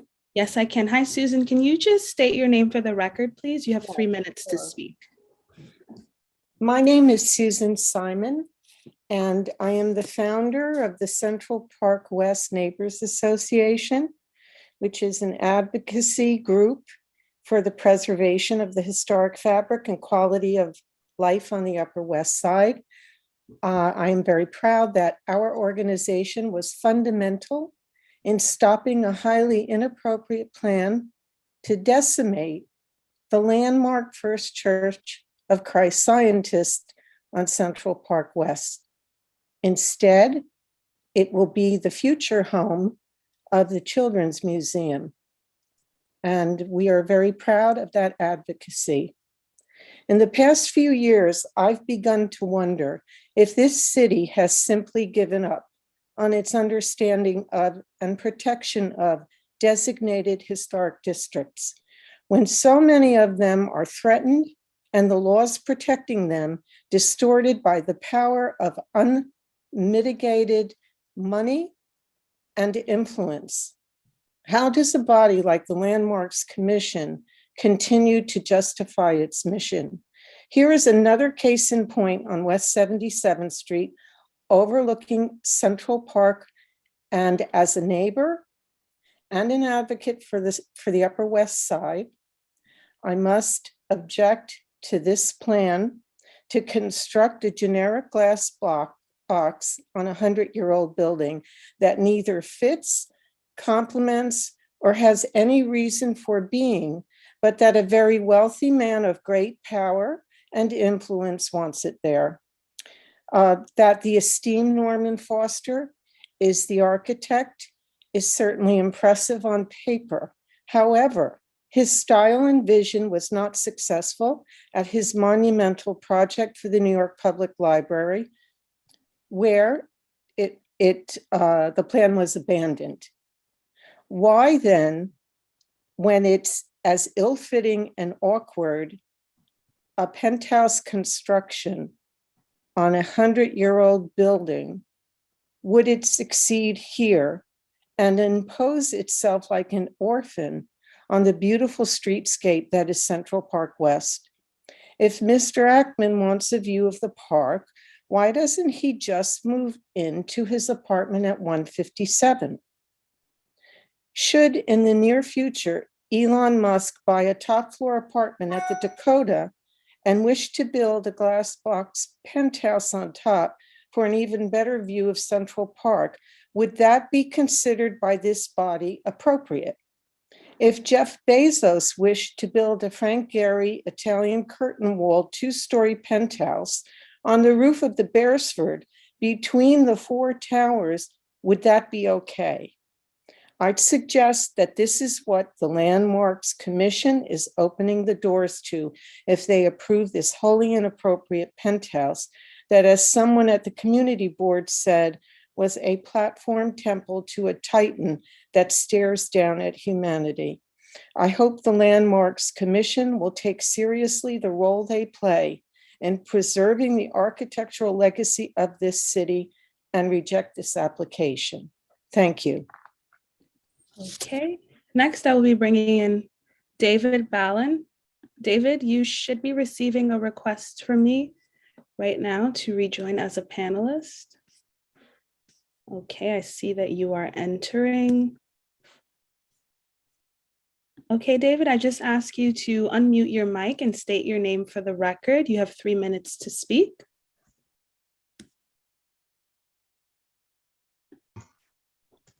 Oh, okay. Can you hear? Yes, we can hear you and we can see you. Can you just please state your name for the record? Yes, certainly. I'm David Ballin, a shareholder of the building under discussion for over 20 years and a former board member.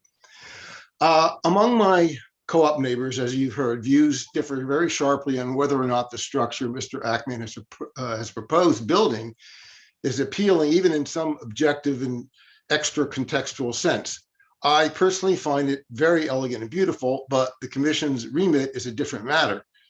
Whether taking into consideration that context, it offends or aligns with our building's historical aesthetic. I should note that shareholders also differ on whether constructing it would impose on residents undue hardships and inconvenience, or risk straining the mechanics or compromising the stability of the building, etc.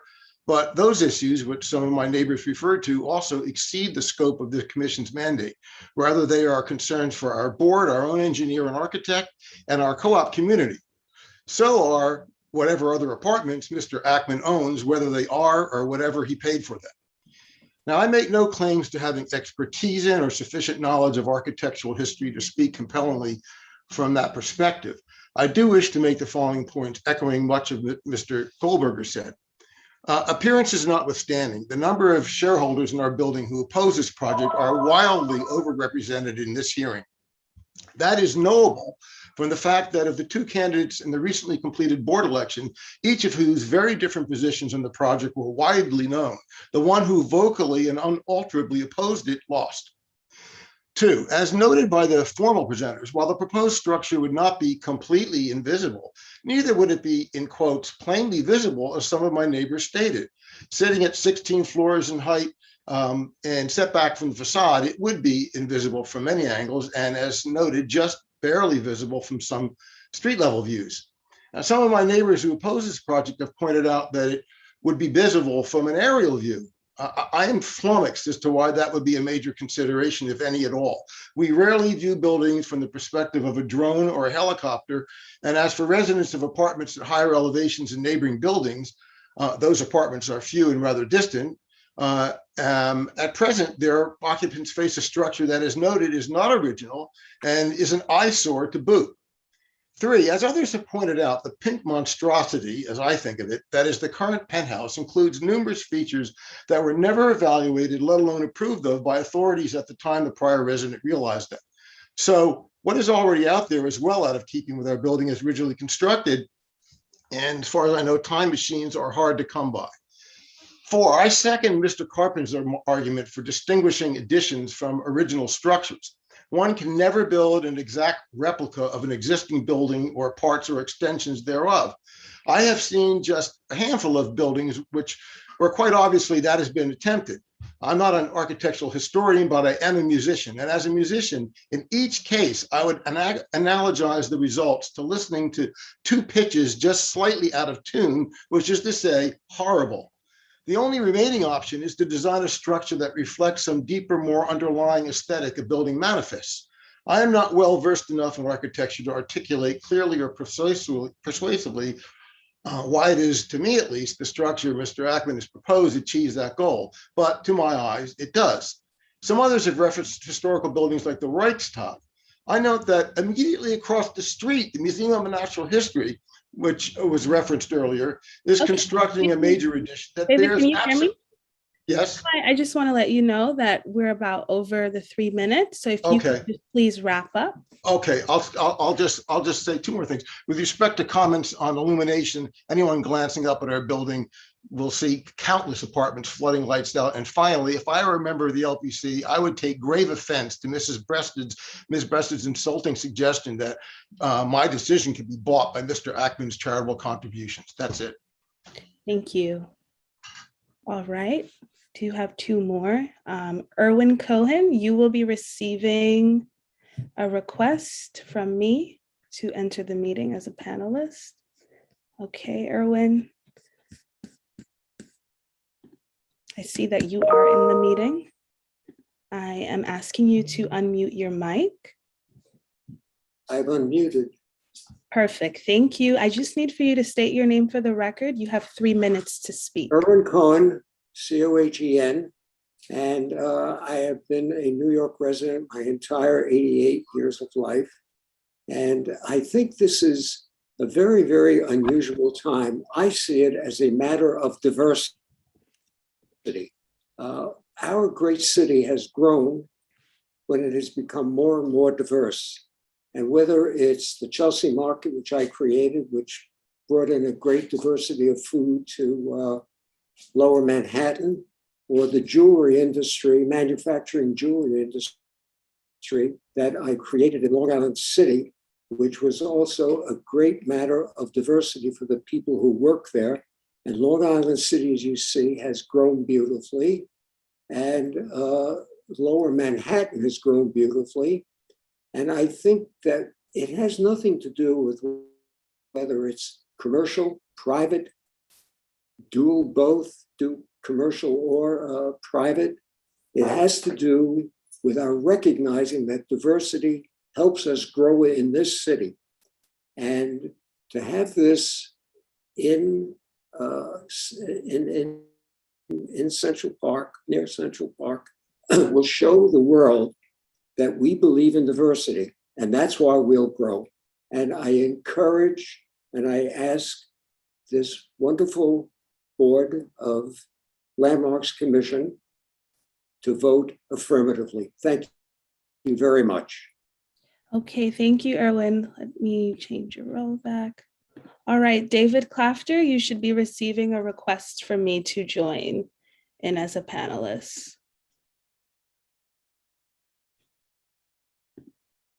Okay, David, I just need for you to accept. All right, thank you. You are now in the meeting.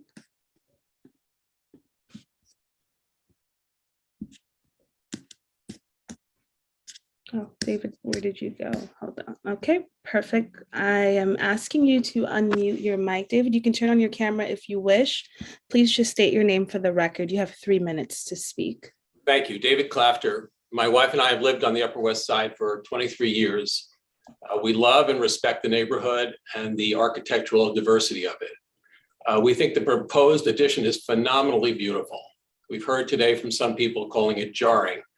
I think New Yorkers are made of tougher stuff. We like innovation. Overall, my wife and I believe this addition, like the glass enclosed Rose Planetarium, will inspire joy and admiration at the ability of New York to reinvent itself constantly, juxtaposing classic and modern elements. Community Board 7, after hearing many of the same objections from the same people we heard today, voted by a substantial majority to approve it. Today, we've heard many ad hominem attacks on the applicants, which I think is very unfortunate and inappropriate to the commission's work, but it shows the large extent to which much of the objection here is based on personal animus as opposed to architectural issues. And now I'd like to read a letter that came from the unanimous board of the Beresford. John Fufus, the chair, was not able to be here, but he has submitted a letter. And the Beresford will be the people who are most likely, most often to see the addition. He says as follows: the caption matter is before the commission at a hearing tomorrow. I live at 7 West 81st Street in the Beresford Co-op, also known as 211 Central Park West, and I am a board member. The board has authorized me to express their enthusiastic support for the captioned initiative for the following reasons. Bill Ackman has been a resident shareholder at the Beresford for 20 years. In that time, he has demonstrated time and again his love and commitment for our building and for the Upper West Side. He has been a respectful and admired neighbor in our building. Bill's desire to live at 6 to 16 West 77th, further evidence of his devotion to the Upper West Side. The Beresford board has reviewed the renderings of the proposed penthouse apartment, which would be visible from apartments on the upper floors of our building, facing south on West 81st Street. The board members are unanimous in their opinion, that the new penthouse would be a vast improvement over the existing penthouse and would be an extraordinarily beautiful, discreet, and appropriate addition to the skyscape in our neighborhood. I kindly urge the commission to vote in support of Mr. Ackman's application. Sincerely, John Fufus, on behalf of the Board of Directors of the Beresford. Thank you. Okay, thank you.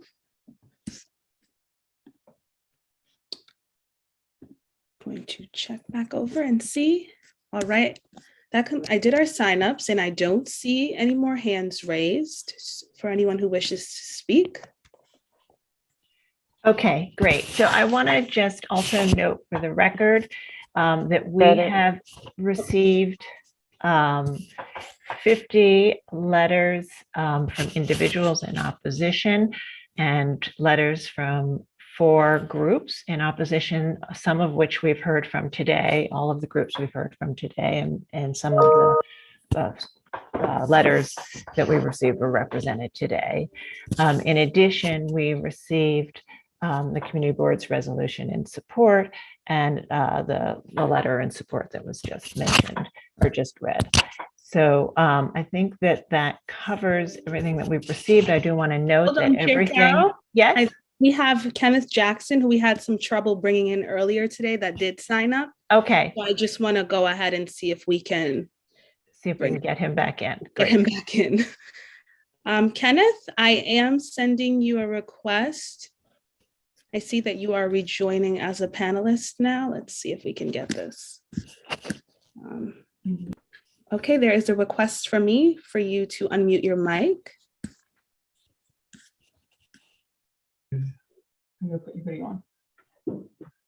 Okay, hi Kenneth, I can see you, we can hear, and I think we can hear you. Can you just please state your name for the record? Can you see me? Yes, okay. I can. You good? Okay. Can I speak now? Yes, just please state your name for the record sorry, first. I messed this up anyway. My name is Ken Jackson. I'm President Emeritus of the New York Historical Society. I was a professor for half a century at Columbia in the history department, chairman of the history department. A member of the board of the New York Historical Society since a quarter of a century. President of the New York Academy of History, member of the board of South Street, which, let me just sum up what I would say. I've listened to all of the conversation. It strikes me that almost everybody here is testifying about their self-interest. They want to protect their privileged position here at 77th and Central Park West. By the way, with billions of dollars of public infrastructure in the form of subways and Central Park. But anyway, this is what I would say. New York is the most historic place in the United States. The greatest seaport, the most important manufacturing center, regarded as the greatest city in the world for many years, probably still is. I can talk about all the reasons why that's true. But I think, unlike almost everybody who's testified, that New York City is about change, not freezing in place something that somebody happened to build 100 years ago. And now we've got to stay with it forever just for that reason. Think of the icons that are important in New York, the most important ones. Well, I would have said Yankee Stadium, but I noticed nobody tried to save that. But Ellis Island, these aren't buildings that are architecturally distinguished, historically important, and that's what I think we should focus on saving. We're in competition to be the greatest city in the world. We're not competing with Santa Fe or Colonial Williamsburg or Charleston or these other places. And I think all the people here want to keep New York just as it is. If people had been thinking that way 100 or 200 years ago, we wouldn't be in the greatest city in the world. We'd be in Dubuque or somewhere like that. So that's my basic, where I'm coming from. So what the city is important for is not its buildings. It's got important buildings, of course, but it's not like a city that's architecturally distinguished, because this is not. What it's important for is things that happened here. The greatest battle in the American Revolution was fought here. Nobody knows that because we lost. The draft riots were the worst civil disturbance in American history. We think that when 4 people are killed in somewhere else, that's important. So this was a much bigger deal. Okay, hi Kenneth. First elevators, first. Kenneth, can you hear me? First, all sorts of things that happened in New York that have nothing to do with architecture. Kenneth, can you hear me? When these buildings went up, let's say right here on Kenneth, can you hear me? 77th Street, what do you think that did to the streetscape? Or go back to, we drastically altered the streetscape, but almost all of the. All right, Kenneth, can you hear me? The We're greatest thing going known. over our Just time. because somebody happened to make it 27 stories or 17 stories. The architect is a famous architect. I think Ackman and his team respect the past, want to make it better. And Kenneth, can you hear me? I feel we're going over our time, but I can't. I don't want to. I sit on the bench. All right, what I'll do is across the street. I'm gonna on a have hot dog stand. to end it, but I defy I people. will do is I will email yourself Kenneth upside down and try to see what's up here. I mean, nobody can see. Okay. That right. completes our testimonies. Thank you. And I'm going to email Kenneth right now and just let him know. thank you. And please let him know that he can also submit in writing any additional comments that he had. And I will just note that all of the letters that we've received have been shared with the commissioners. And so we'll now move to the applicants and ask if you'd like to respond to the comments that we've heard today. Good afternoon, commissioners. My name is Valerie Campbell, and I'm a partner at Kramer Levin and Land Use Counsel to the applicant. I think we do want to respond to a few comments. I'd first like to respond to some of the comments in Mr. Hiller's testimony and his discussion in his letter that he submitted yesterday. And I think Russell would like to respond to the issue of illumination, and we're happy to respond to any other issues that the commissioners would like us to address. With respect to the first issue, Mr. Hiller's testimony and written submission was misleading, and with respect to his assertions regarding the board of the buildings. First, it is undisputed that the board had several presentations about the penthouse proposal, and the building's architects reviewed the submission as well as the mock-up drawings. The board authorized the submission of this application to the commission. In a letter to the commission dated November 15th, the board stated clearly that it authorized the application. In my experience, the standard process for a co-op board is to approve the construction of an addition after landmarks approval and after its review of the final construction drawings. At that point, the board will also negotiate an alteration agreement that is specifically tailored to the approved project.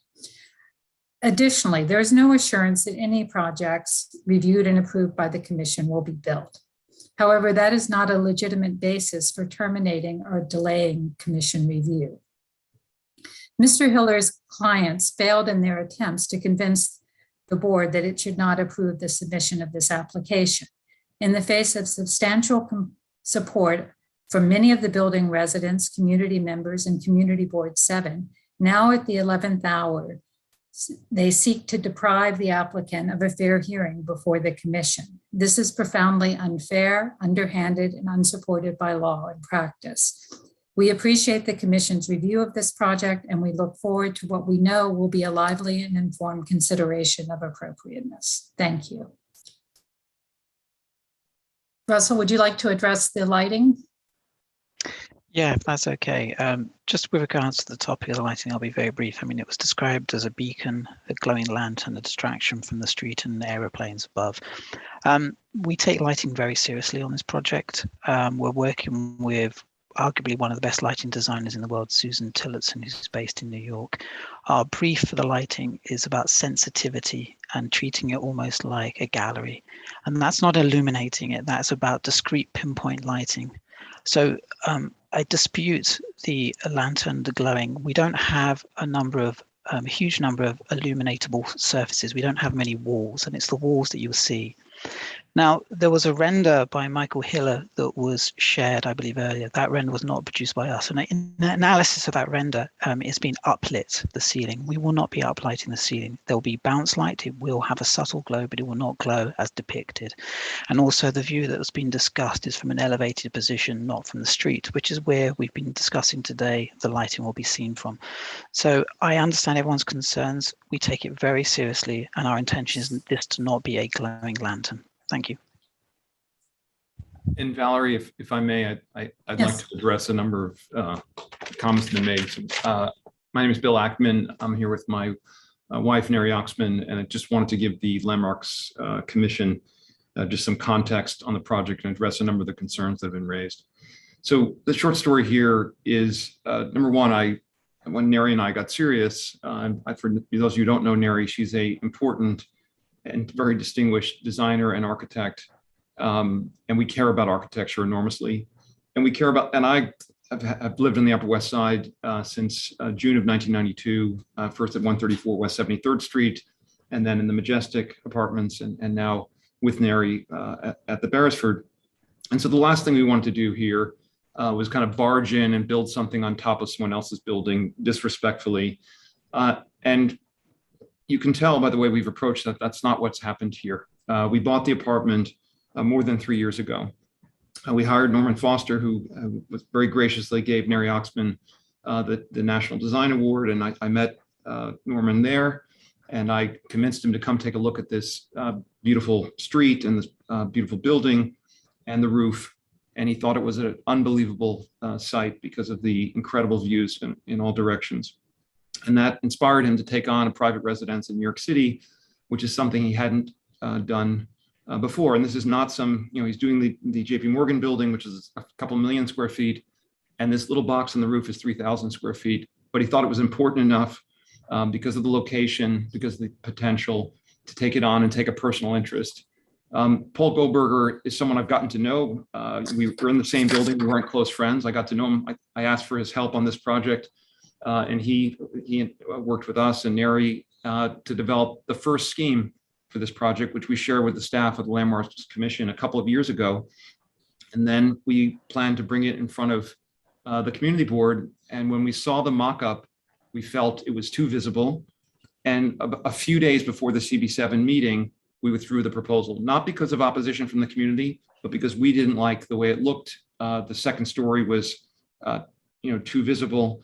And we went back to the drawing board, and we spent the last 2 years working on the current plan. Now, during this entire time, we've worked closely with the board of the building, who from the time we contracted to buy the apartment and we were approved as shareholders to the present have been supportive of the building. And we promised to take an absolutely first-class approach, not just to architecture, but we hired Frank Siami, who's done most of the important museums in New York City, and to minimize the impact on the people in the building. And that has garnered a large amount of support in the building.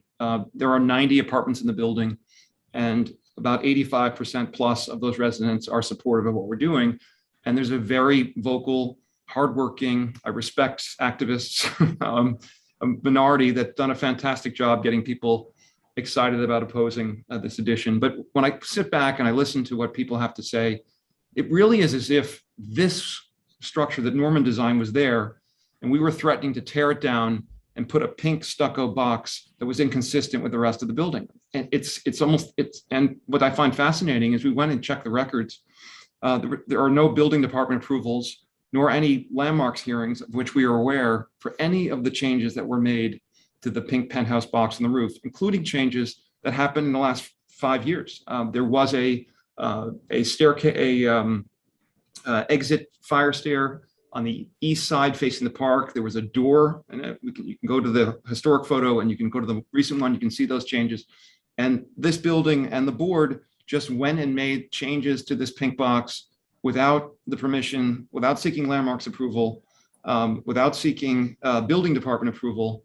And now all of a sudden, the building shows this tremendous interest in preservation.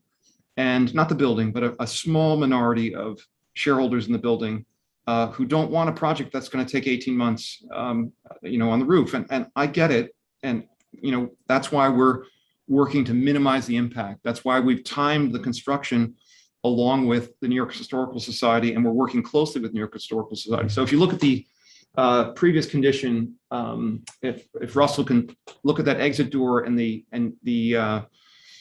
what is those fire? What are those? The balcony. Those were removed without the permission of landmarks in the last 5 years, and that door was removed. And that's probably the most visible part of this building that was authorized by the president of the board of directors, who went and did it, who happens to be a neighbor to this project and doesn't want the construction, which I understand. But it's not about preserving history or landmarks. If there was a concern about preservation, this would never be painted pink. They would never have allowed the stucco. They would never have allowed the window penetrations without at least going to the landmarks, LPC. We've worked out of this for 3 years. We've hired among the best architects in the world. We've worked with input from people in the neighborhood. We've worked with input from people at the building. And the building recently had a plebiscite where the conflicted member of the board resigned. And then the building, the candidate who spoke earlier, Bella, who's opposed to the project, and Francis Helsbaum, who was on the Landmarks Preservation Commission, has been a big supporter of the project. We're up for election, and the board and the shareholders resoundingly voted for Francis. So I just, a lot of what I've heard tonight is hard to hear, but I have to say we've worked at this very carefully and thoughtfully.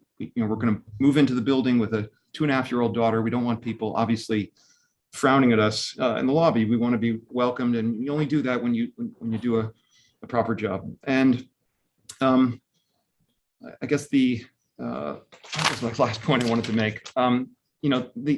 This penthouse calls attention to itself. It's pink, it's stucco. What we've designed, the whole thesis behind the Foster project was to take that, it's not painted steel. We're going to take that same black steel that matches maybe if, Russell, you can go to the rooftop shot of the rendering. We've taken the same steel, which I think is a brilliant design here.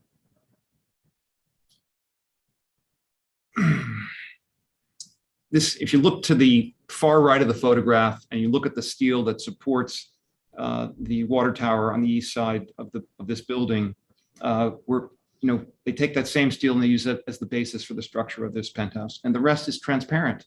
So what more minimal impact could we possibly have?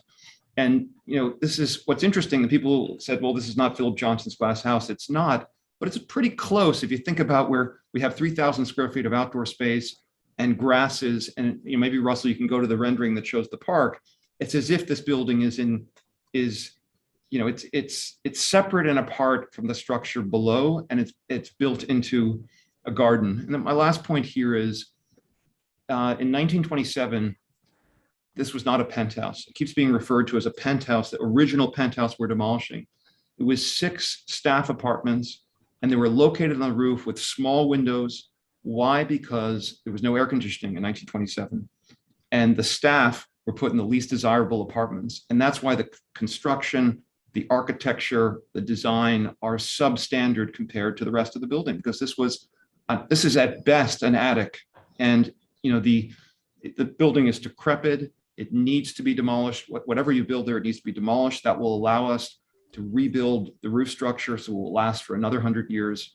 And perhaps, Frank, I think it would be useful if you're still on, for you to speak about just briefly what we're doing to make sure we're going to preserve this building so it doesn't fall down, and why it's going to be better than it will ever have been have we not taken on the project. Go ahead, Frank, if you're there. I'm here. Could you hear me? Yes. Okay. Yeah, well, no, as far as the construction goes, we really are addressing this as if it were a museum. Frank, can you identify yourself for the record, please? Sorry, I'm Frank Siami, Siami Construction, and we're working as construction manager on the project. And Frank, we see your finger, but not your face. So perhaps you... Oh, let me shut off my camera. Okay. Sorry. Hey, hold on a second. All right, well, you're gonna have to see my finger. Could you hear me? Yes. Okay. We were asked to, approach this project the way we would a museum. All of the consultants have been brought in early, the waterproofing consultants, curtain wall consultants.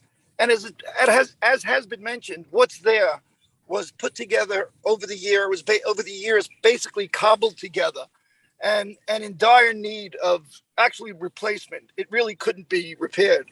But the approach to this is going to be as seamless as possible, working with the New York Historic Society, doing the construction in parallel with their project, and really trying to do make it as seamless as possible and as quickly as possible in terms of the work on the roof. The work on the roof is not going to take 18 months. We hope that will only take about 6 months, and we'll be utilizing cranes from the New York Historic Society site.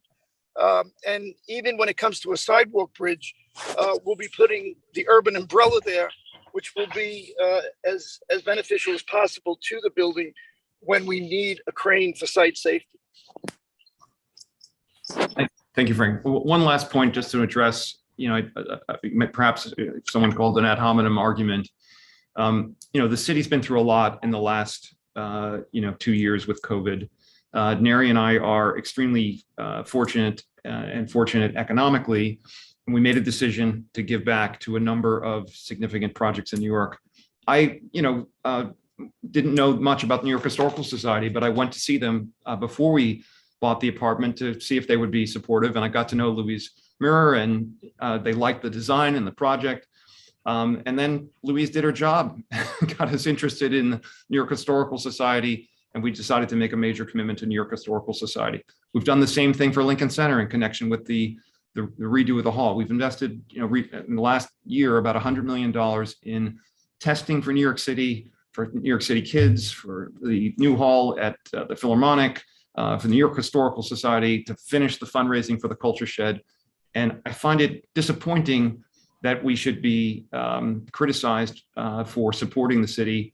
We view this project as for the benefit of the city. We have never used financial resources to try to push this through. That whole notion is offensive and absurd. We are part of the city. We're major taxpayers in New York City. Many people in my industry have decamped to Miami and Palm Beach and Austin, Texas, and other places because of the tax burden of the city. And here we are replanting roots on the Upper West Side in a beautiful, 3,000 square foot glass box that Orrin Foster has designed, which I think is a great asset for New York City. And if LPC disagrees, I respect the decision. And I guess we pack our bags. But thank you for your consideration of the project. Neri, do you want to say anything, sweetheart? You're the architect. Wow, what an evening, what an afternoon. I will just say thank you. I'll just say that I'm grateful for the opportunity. I know some of the commissioners, and of course, thank you to the chair for spending this time with us. It has not been a brief project. It's been 3 years of our life that we spend on this project, looking at ways to make a whole that is bigger than the sum of its parts.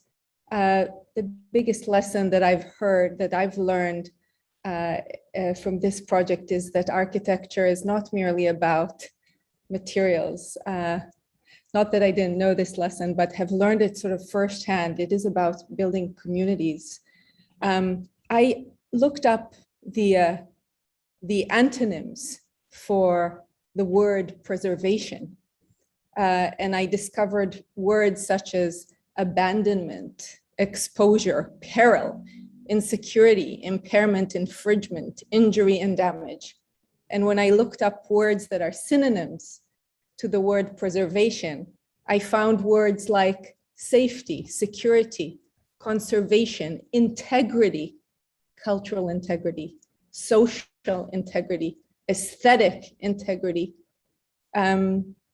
integrity of the human spirit, protection, nurture, guardianship, and care. These are all words that do not only reflect what preservation is for architecture, they reflect what preservation is for humankind. I moved to this city out of love. I lead my design practice out of love. I left MIT because I believe that it is important to build and to continue to rebuild and correct and replenish and nourish this city, this world, and this planet. There is an incredible amount of value in the environmental, structural, and indeed social implications for this project. Could we move elsewhere? Yes. Do we want to? No. We want to work together to make this project a whole that is bigger than the sum of its parts. And I call upon you, not the Preservation Committee, but the audience in this call, to separate between issues that relate to preservation in its purest form and issues that relate to personal or perception of personal wealth associated with an individual who so cares for the city and the world, and who brought me to his life and for which I'm so, so grateful. This has been more than a committee hearing for me. This is a lesson that I will take with me for the rest of my life, be the context as it may. And I'm very, very grateful for this opportunity. And I'm much wiser. So thank you very much. And I look forward to a productive, constructive discussion that reflects empathy and indeed reflects care and love for each other. Thank you. Thank you. Thank you. Commissioners, do we have any final questions? All right, I think we don't have any final questions, and it's a late hour, but we will move to close the hearing and begin our discussion. So commissioners, just accept my request to unmute you. All right, and Commissioner Gustafson, would you make a motion to close the hearing? So moved. Thank you. Commissioner Lutfi, would you second that motion? Second. All in favor, say aye. Aye. Aye. Any opposed? Okay, the hearing is closed and we'll now begin our discussion. And as we all know, this is a proposal for a visible addition. This is, visible additions are the types of proposals that the commission sees regularly. In fact, most additions that are not visible from a public way are reviewed at staff level and actually never come to the full commission. So we routinely evaluate visible additions. And when we do, we look at them on a case-by-case basis and we evaluate the size, materials, design, the relationship to the building on which it sits, and sort of how it's visible and in what context it's visible. And so that's what we will do in our discussion today.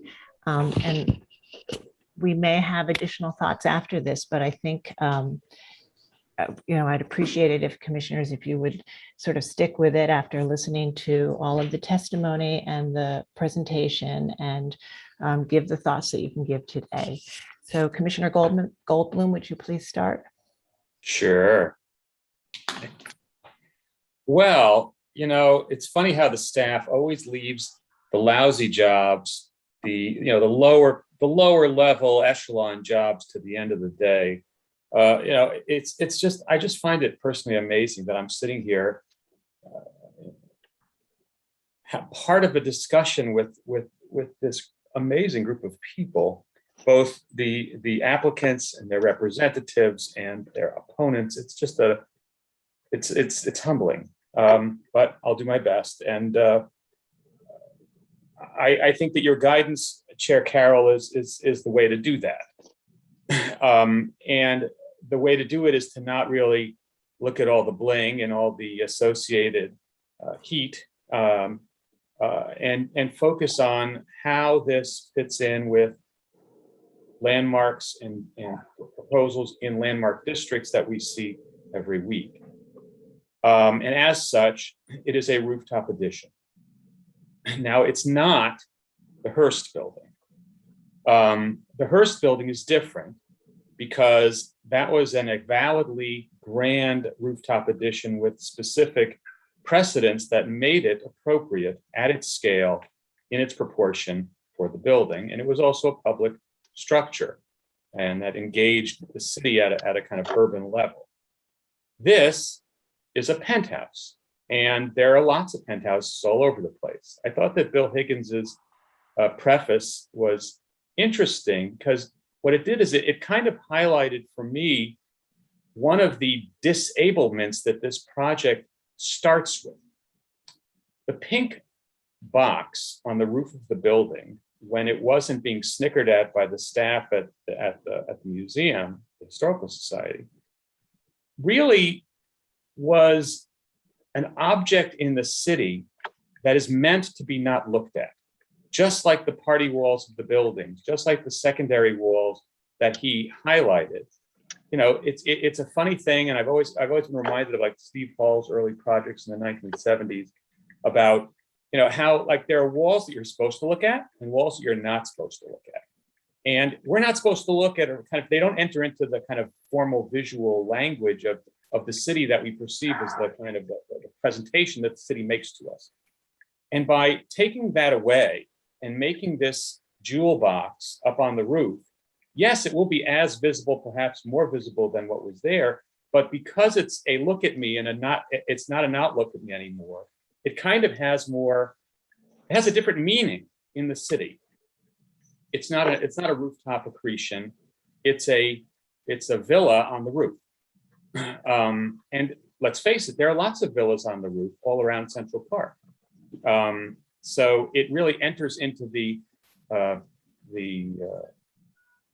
category of villas on the roof that we see all around the city. I think that for me, the focus of my view is not the architecture necessarily. I think the architecture is perfectly lovely, though I worry that we're really not seeing it as it may be seen for much of the year. For much of the year, we may be seeing this very beautiful structure sheathed in shades. Going up. And I wonder what our regulatory response would be if we knew that the shades were going to be down 6 months a year, let's say, because the residents were traveling elsewhere or living in another place. I don't know really how that would affect our thinking, but let's set that aside for the moment. I think the real focus is on visibility, as it always is when we look at rooftop additions. And I think that the problem with visibility here is the studio on the top. I think from my vantage point, as I saw the presentation, the views from the south, even of the rooftop element, were not disruptive of the cityscape, because they were generally viewed in the context of other rooftop stuff. However, the views of the 18th floor, I guess that is the penthouse, the studio, from the park and from the north were, to my view, too much. So I would suggest that the applicant, and it's bizarre for me to be asking Lord Norman Foster to consider something, but that's my job, to re-examine the position of the penthouse to make it less visible from the park and from the north. Furthermore, one thing that might assist in that effort is lowering the whole damn thing. Part of what's making that thing visible is the fact that the entire Johnsonian glass box is 4 or 5 feet, if not more, above the roof level. Now, that may be because of dunnage, that may be because of a desire to see over the railing. I don't know what, but I'm sure that the architects working with their team can devise ways to lower the entire affair so that it is less visible. I really don't have additional things to say. It's I think that the replacement of the main floor pink box with a glass box is uncontrovertibly okay, appropriate, and not. I think the real issue is the rooftop element. Okay, thank you. Vice Chair Bland. Unmute. What a thrilling afternoon. What a way to wrap up today. I've almost never been so moved as I was listening to both sides. this is really, I think, why I joined the commission 13 years ago, to listen to and partake in these sorts of debates. And I take the debate among many friends, as a matter of fact, on both sides, as people of goodwill on both sides, strongly believing in their point of view. And I think that that just proves, as some of the testimonial folks who did testify made this point, what a great and diverse city we have by having these opposing views and debating them as we are now. I want to now retreat maybe into the specifics, and I think we have to come to terms with whether this original building on top of the roof can be demolished. If we don't see that, as some of the testimony suggested, there's no point in going on. So I just want to clear the air, at least for me, that building, a subservient building, not meant to be seen really, although when painted pink was quite visible, is of such deficient quality that it does not merit continuing. And those who think that Landmarks Commission's job is to protect everything that is original, I would just suggest you look into our history. There's a long history of very careful, but lots of change over time. Lord Foster made the point, which is kind of maybe the lodestone of my entire career, has been change and the layering of cities as well as buildings over time. And I think, so that's what we're seeing, the elimination of that building is perfectly fine. Second, visibility. Those of you who have listened to me talk about rooftop additions for 13 years now have heard me never say that a rooftop addition must not be seen, that was a holy grail that was critical. So many of the great rooftop additions that have been made over the city well before Landmarks Commission ever came along are quite visible. And to my mind, most often fabulously and magically wonderful in this city because of their visibility. So I just wanted to clarify that the fact that we see something on a roof, to me, and I think to most of the commissioners, is not the issue. It's what we see and how we perceive it to affect the building below it in this case.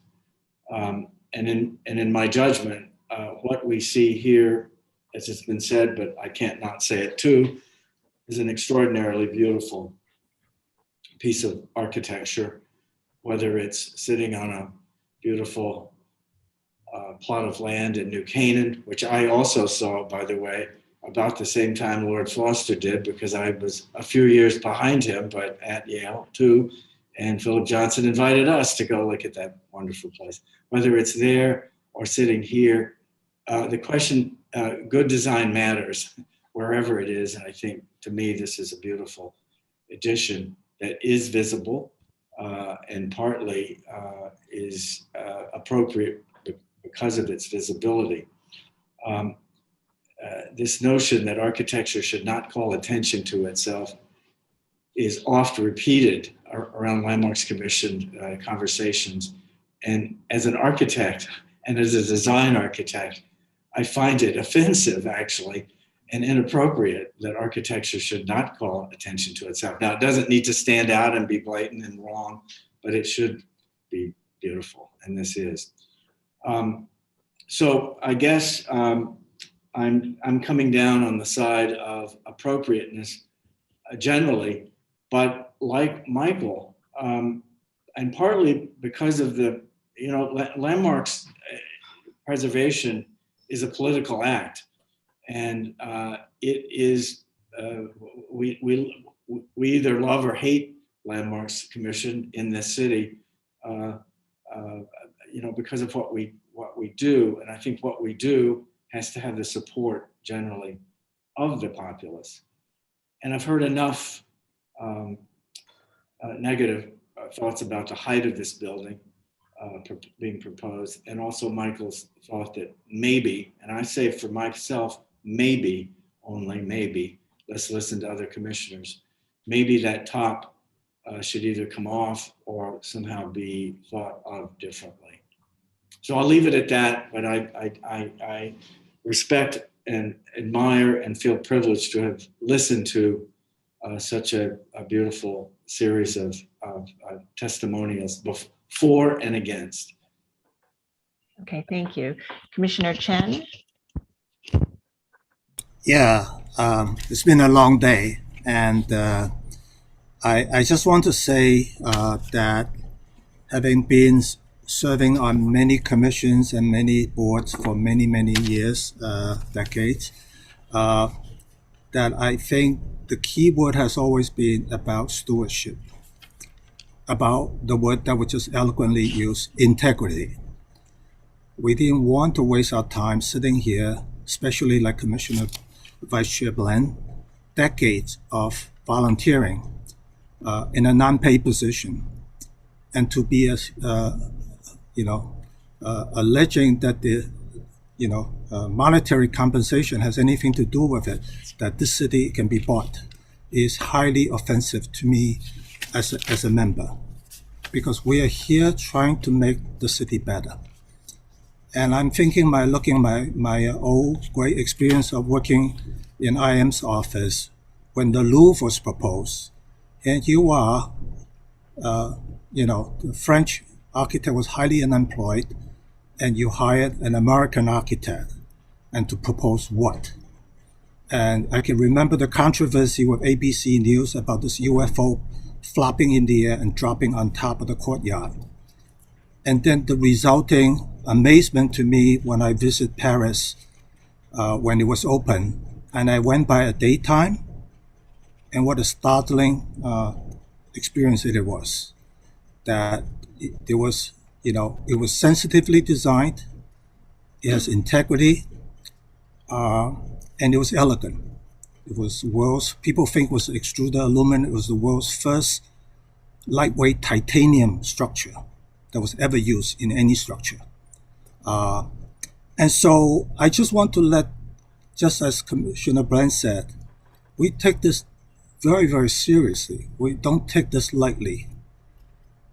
It is about that we care, right? We can have far better things to do. And so I can totally understand the both sides about the argument. And I think the result speaks for themselves, whether from the community board. I have the greatest respect from many of the speakers, and I look at the context that's presented here is about contrast. It is about context as well. And I think that you have a master designer, you have a very sensitive, sophisticated client that cares about the city and that wants to blend into the structure. He did all he can. I can see that. I never met the gentleman, nor his wife. But I can see that they have done all the right approaches in terms of outreach, in terms of consultation.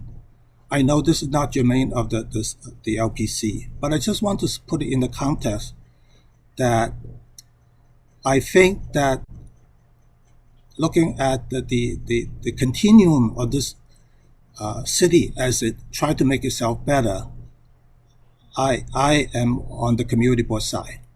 And I do agree with Michael Goldblum and Fairbank is that, some of the details may be refined or lowering the height or the thing, but I leave that to the rest of the commission. And I applaud the rest of the members that have served all day long here and year after year in the betterment of the city. Thank you.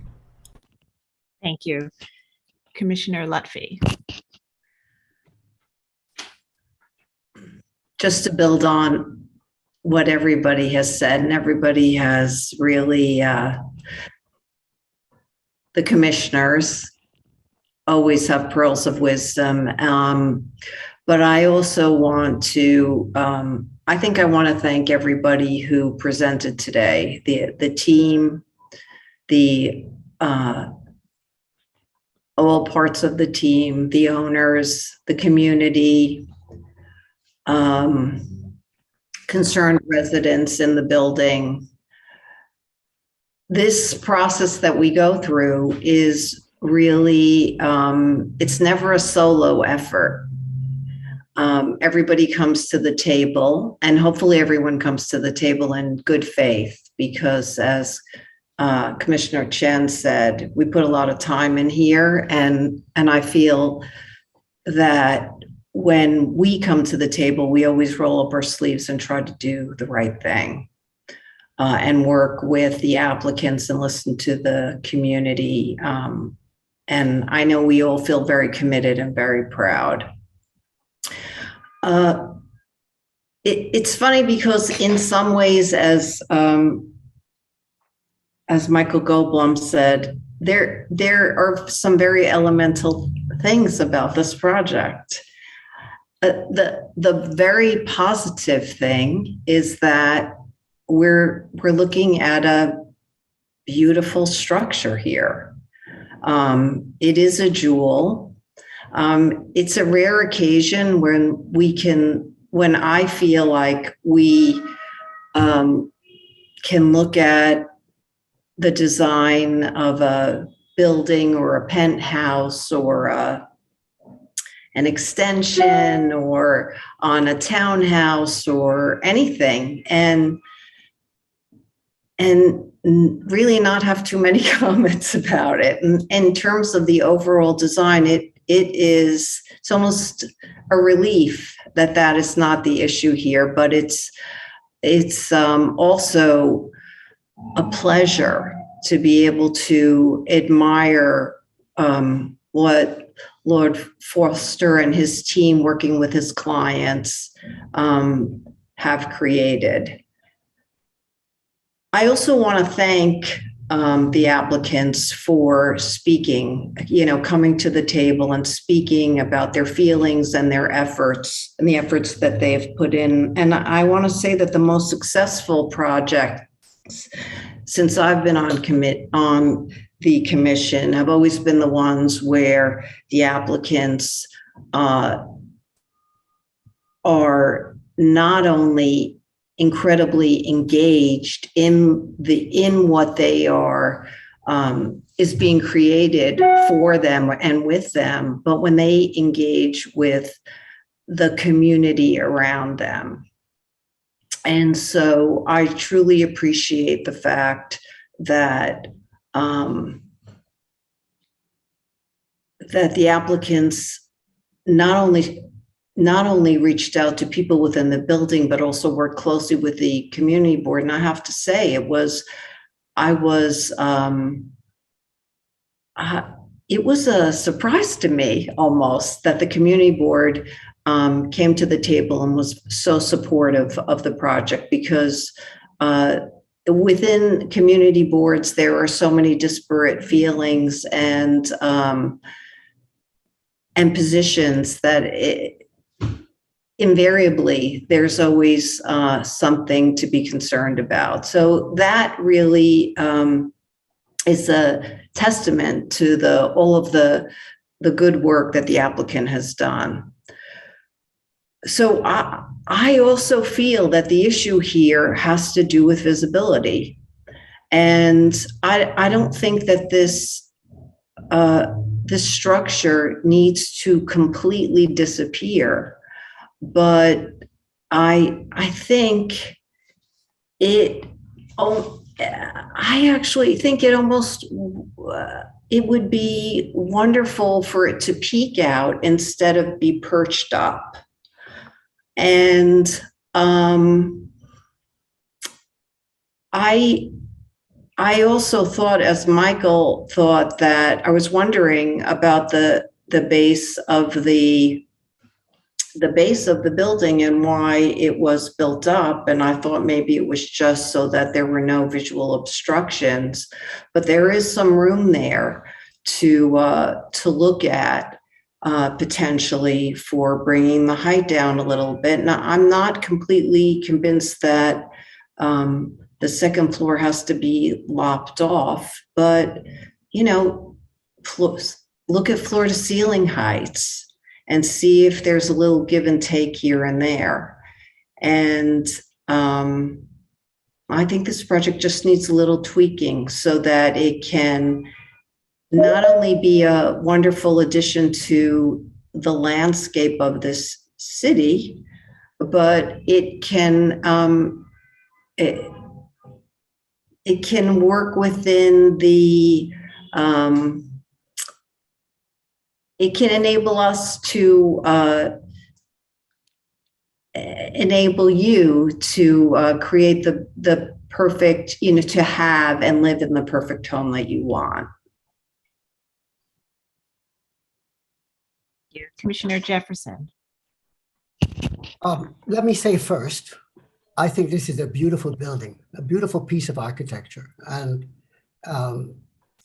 it's very simple. It's a roof garden with a glass box, and I wrote here that on a rooftop, just very beautiful, very simple. And my only concern is that the second floor is almost like a cupola in a traditional building. It's right in the center and it will emit light. It will be a bright spot. And so my suggestion is to perhaps move it back a little bit so that I'm not quite sure, because technically you have the elevator cores coming up, the overrun of the elevator, how you handle that becomes architecturally significant. But if you could, if it wasn't as centered as I see it here and move back, and it didn't feel like a cupola, a light source coming in, that's my only comment. But I think it's appropriate, and I think if you moved it back a little bit, the corridor views would be less. And those are my comments. Okay, thank you. Commissioner Gustafson. Yeah, I largely agree with my fellow commissioners. You know, starting with Commissioner Bland's comment that the question is not whether it's visible.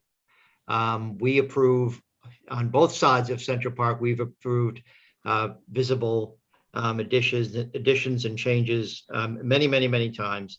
It's not about whether it's visible. It's about the type of visibility, the extent of the visibility, the nature of it, the context, the contrast, the light. It's about all of those things. So I agree with Commissioner Goldblum that that something has to be done to sink it, to make it rise less. Now that said, I think, and you could take this suggestion or leave it, I think it would serve the applicant well to do a video visibility tour for us, to show us from every point, you know, that 3D, you know, view, how does it actually appear? Because they believe it's less visible than we think it is.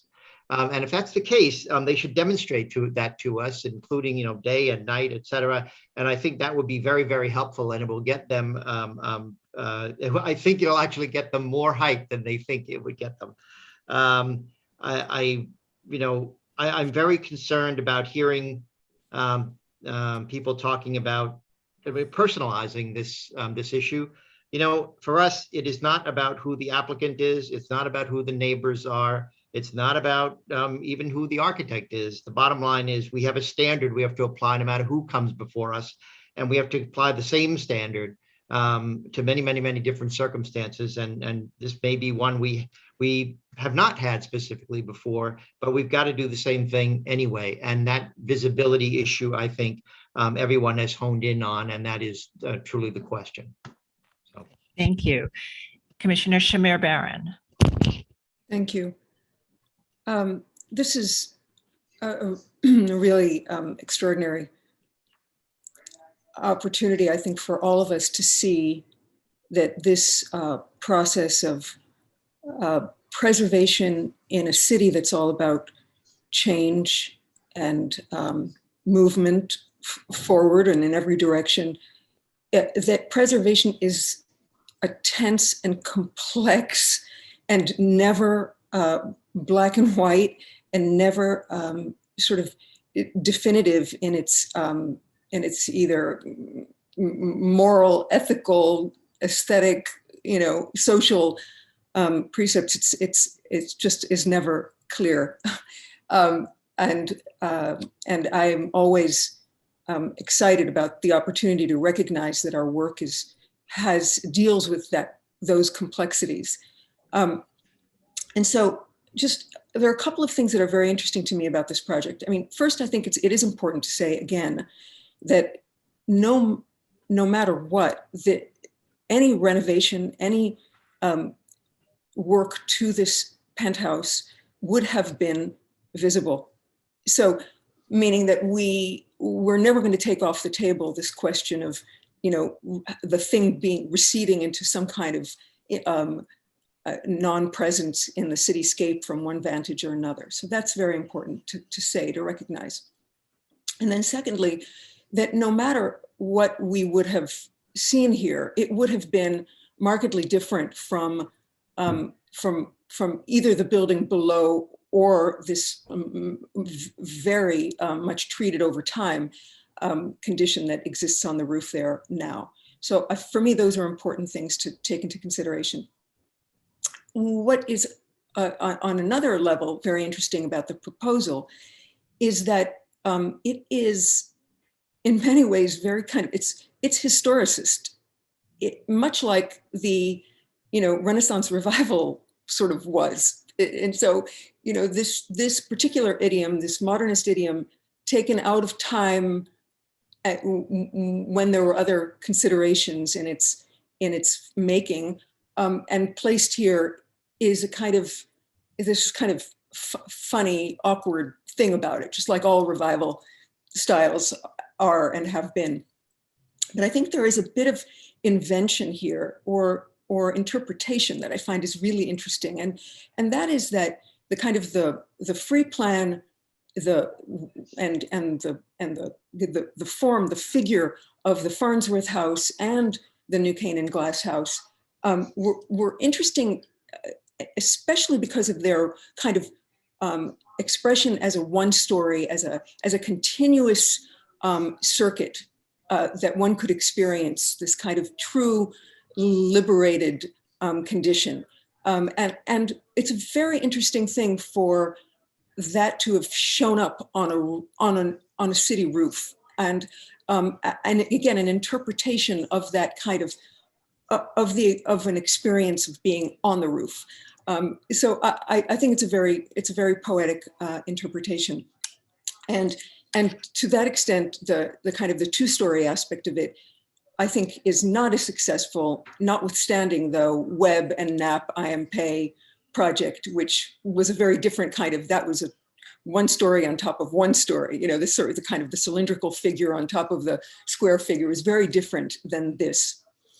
But I think it would be sort of disingenuous for us to say that given when we see rooftop additions, and we have this year, on Central Park West, we scrutinize them for their mullions, for exactly how big the window is or the bulkhead might be, and we're so careful to adhere to some aspect of not too much showing and not too much different. So, in that sense, I would say that as beautiful as this project is, as visible as it may have been in any event, given our criteria, given the way that we approach the analysis and the assessment of these projects in historic districts, there is an aspect of inappropriateness about this project, and it's not acceptable for us to pretend that that's not the case. It's we really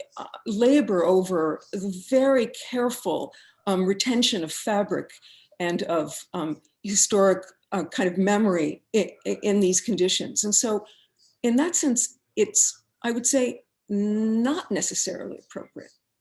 But what this kind of project really kind of the way it kind of makes my head kind of shift and hurt a bit is that it tells me that it should be appropriate. And so that maybe we need to reconsider our thinking about what constitutes appropriateness on rooftop conditions in historic districts. Because the point about whether or not there might be a situation like this on the Dakota or on other buildings of its kind, and whether there's a precedent set or a direction set, I think is a reasonable question to ask. I mean, yes, every project is distinct and individual, but it makes me think that actually this kind of approach maybe should be appropriate, more appropriate than we typically would appreciate. And that's why this is a really important new moment, I think, anyway, for me anyway. Having listened to all of the testimony, having listened to the presentations, is that it's making me rethink what might be appropriate here. And I'm excited for that. Thank you. All right, thank you. Commissioner Chapin. And you'll just have to unmute yourself. Yeah, can you hear me okay? I'm not used to using the phone, so. Yes, we can hear you. Okay, great, okay. So first I want to support what other commissioners have said about the value of testimony that we listen to on all sides of these issues. And also about our commitment as volunteers to try to make the city the best city as it has been always. We want to continue that. And it's my commitment. I spent 25 years in government before I joined the commission, trying to do exactly that. So that said, I think my biggest concern about the project originally was the fact that the architect had included a penthouse and intended one to be there, and whether the existing penthouse, as a few people who testified thought, really had needed to remain pretty much as it was. And I think as I've been thinking about it, I've been thinking about the context in which we see a lot of buildings from the 1800s in which there have been 1920s additions. And here we are almost 100 years later in this case, looking at the idea of having a really different penthouse in addition to this project. And I feel, first of all, I think the design is terrific. I think it's great. And I think that to me, it just is so much more kind of interesting and valuable as an addition to the building. And I don't see it as in conflict. I see it as, contrasting, but not detracting in any way from the existing structure. So it doesn't bother me that it's visible because, first of all, I think it's not visible from many aspects, but where it is, I think that there is a value to that in this instance, in creating a kind of dynamic with the existing building. So that's where I'm at. All right, thank you. And, I want to echo all of my fellow commissioners' comments in praising the applicant team on this very thorough presentation and all of the members of the public who took the time to come and speak today, as well as submit many, many letters and documents. So we thank everyone for their participation. And as I said at the outset, we review visible additions all the time. We do have a consistent standard of appropriateness, but that standard gets applied on a case-by-case basis. And so we, on some buildings, may find some more visibility to be appropriate, and other buildings may find that the more visible it is, the more it detracts, or what you're seeing maybe detracts from the building, given the building's own style. And in this case, as many have said, the commission has certainly seen that historically buildings on the Upper West Side and on Fifth Avenue on both sides of the park had penthouses and rooftop additions. It's a historic language on the rooftops, and that the commission has approved many on these buildings, some of which were shown in this presentation. And so the question, as has been said, is really how you see it, what you see in relation to the building on which it sits, and how it is perceived in the district, and whether it detracts. And I think that many of us have felt that the one-story portion is very similar in size to the existing one-story portion, which is visible, and the other one-story addition on the west side of the building, which is also visible, and that the materials and design do not detract from the building below by virtue of its simplistic and carefully designed nature. But we have heard some comments about lowering it to reduce its visibility, restudying the 18th floor, either by setting it back or shifting it or relocating it. And so I would suggest that we take no action today and ask the applicants to continue to study this project, for which I think we have a lot of support. And I think you're in the right direction. And this is just a matter of continuing that process, thinking about how you can really sort of fulfill the design intent here and the design intent of this glass house on the roof, by sinking it down, lowering it, maintaining a more sort of horizontal quality. And so we'll have you do that. You can work with the staff and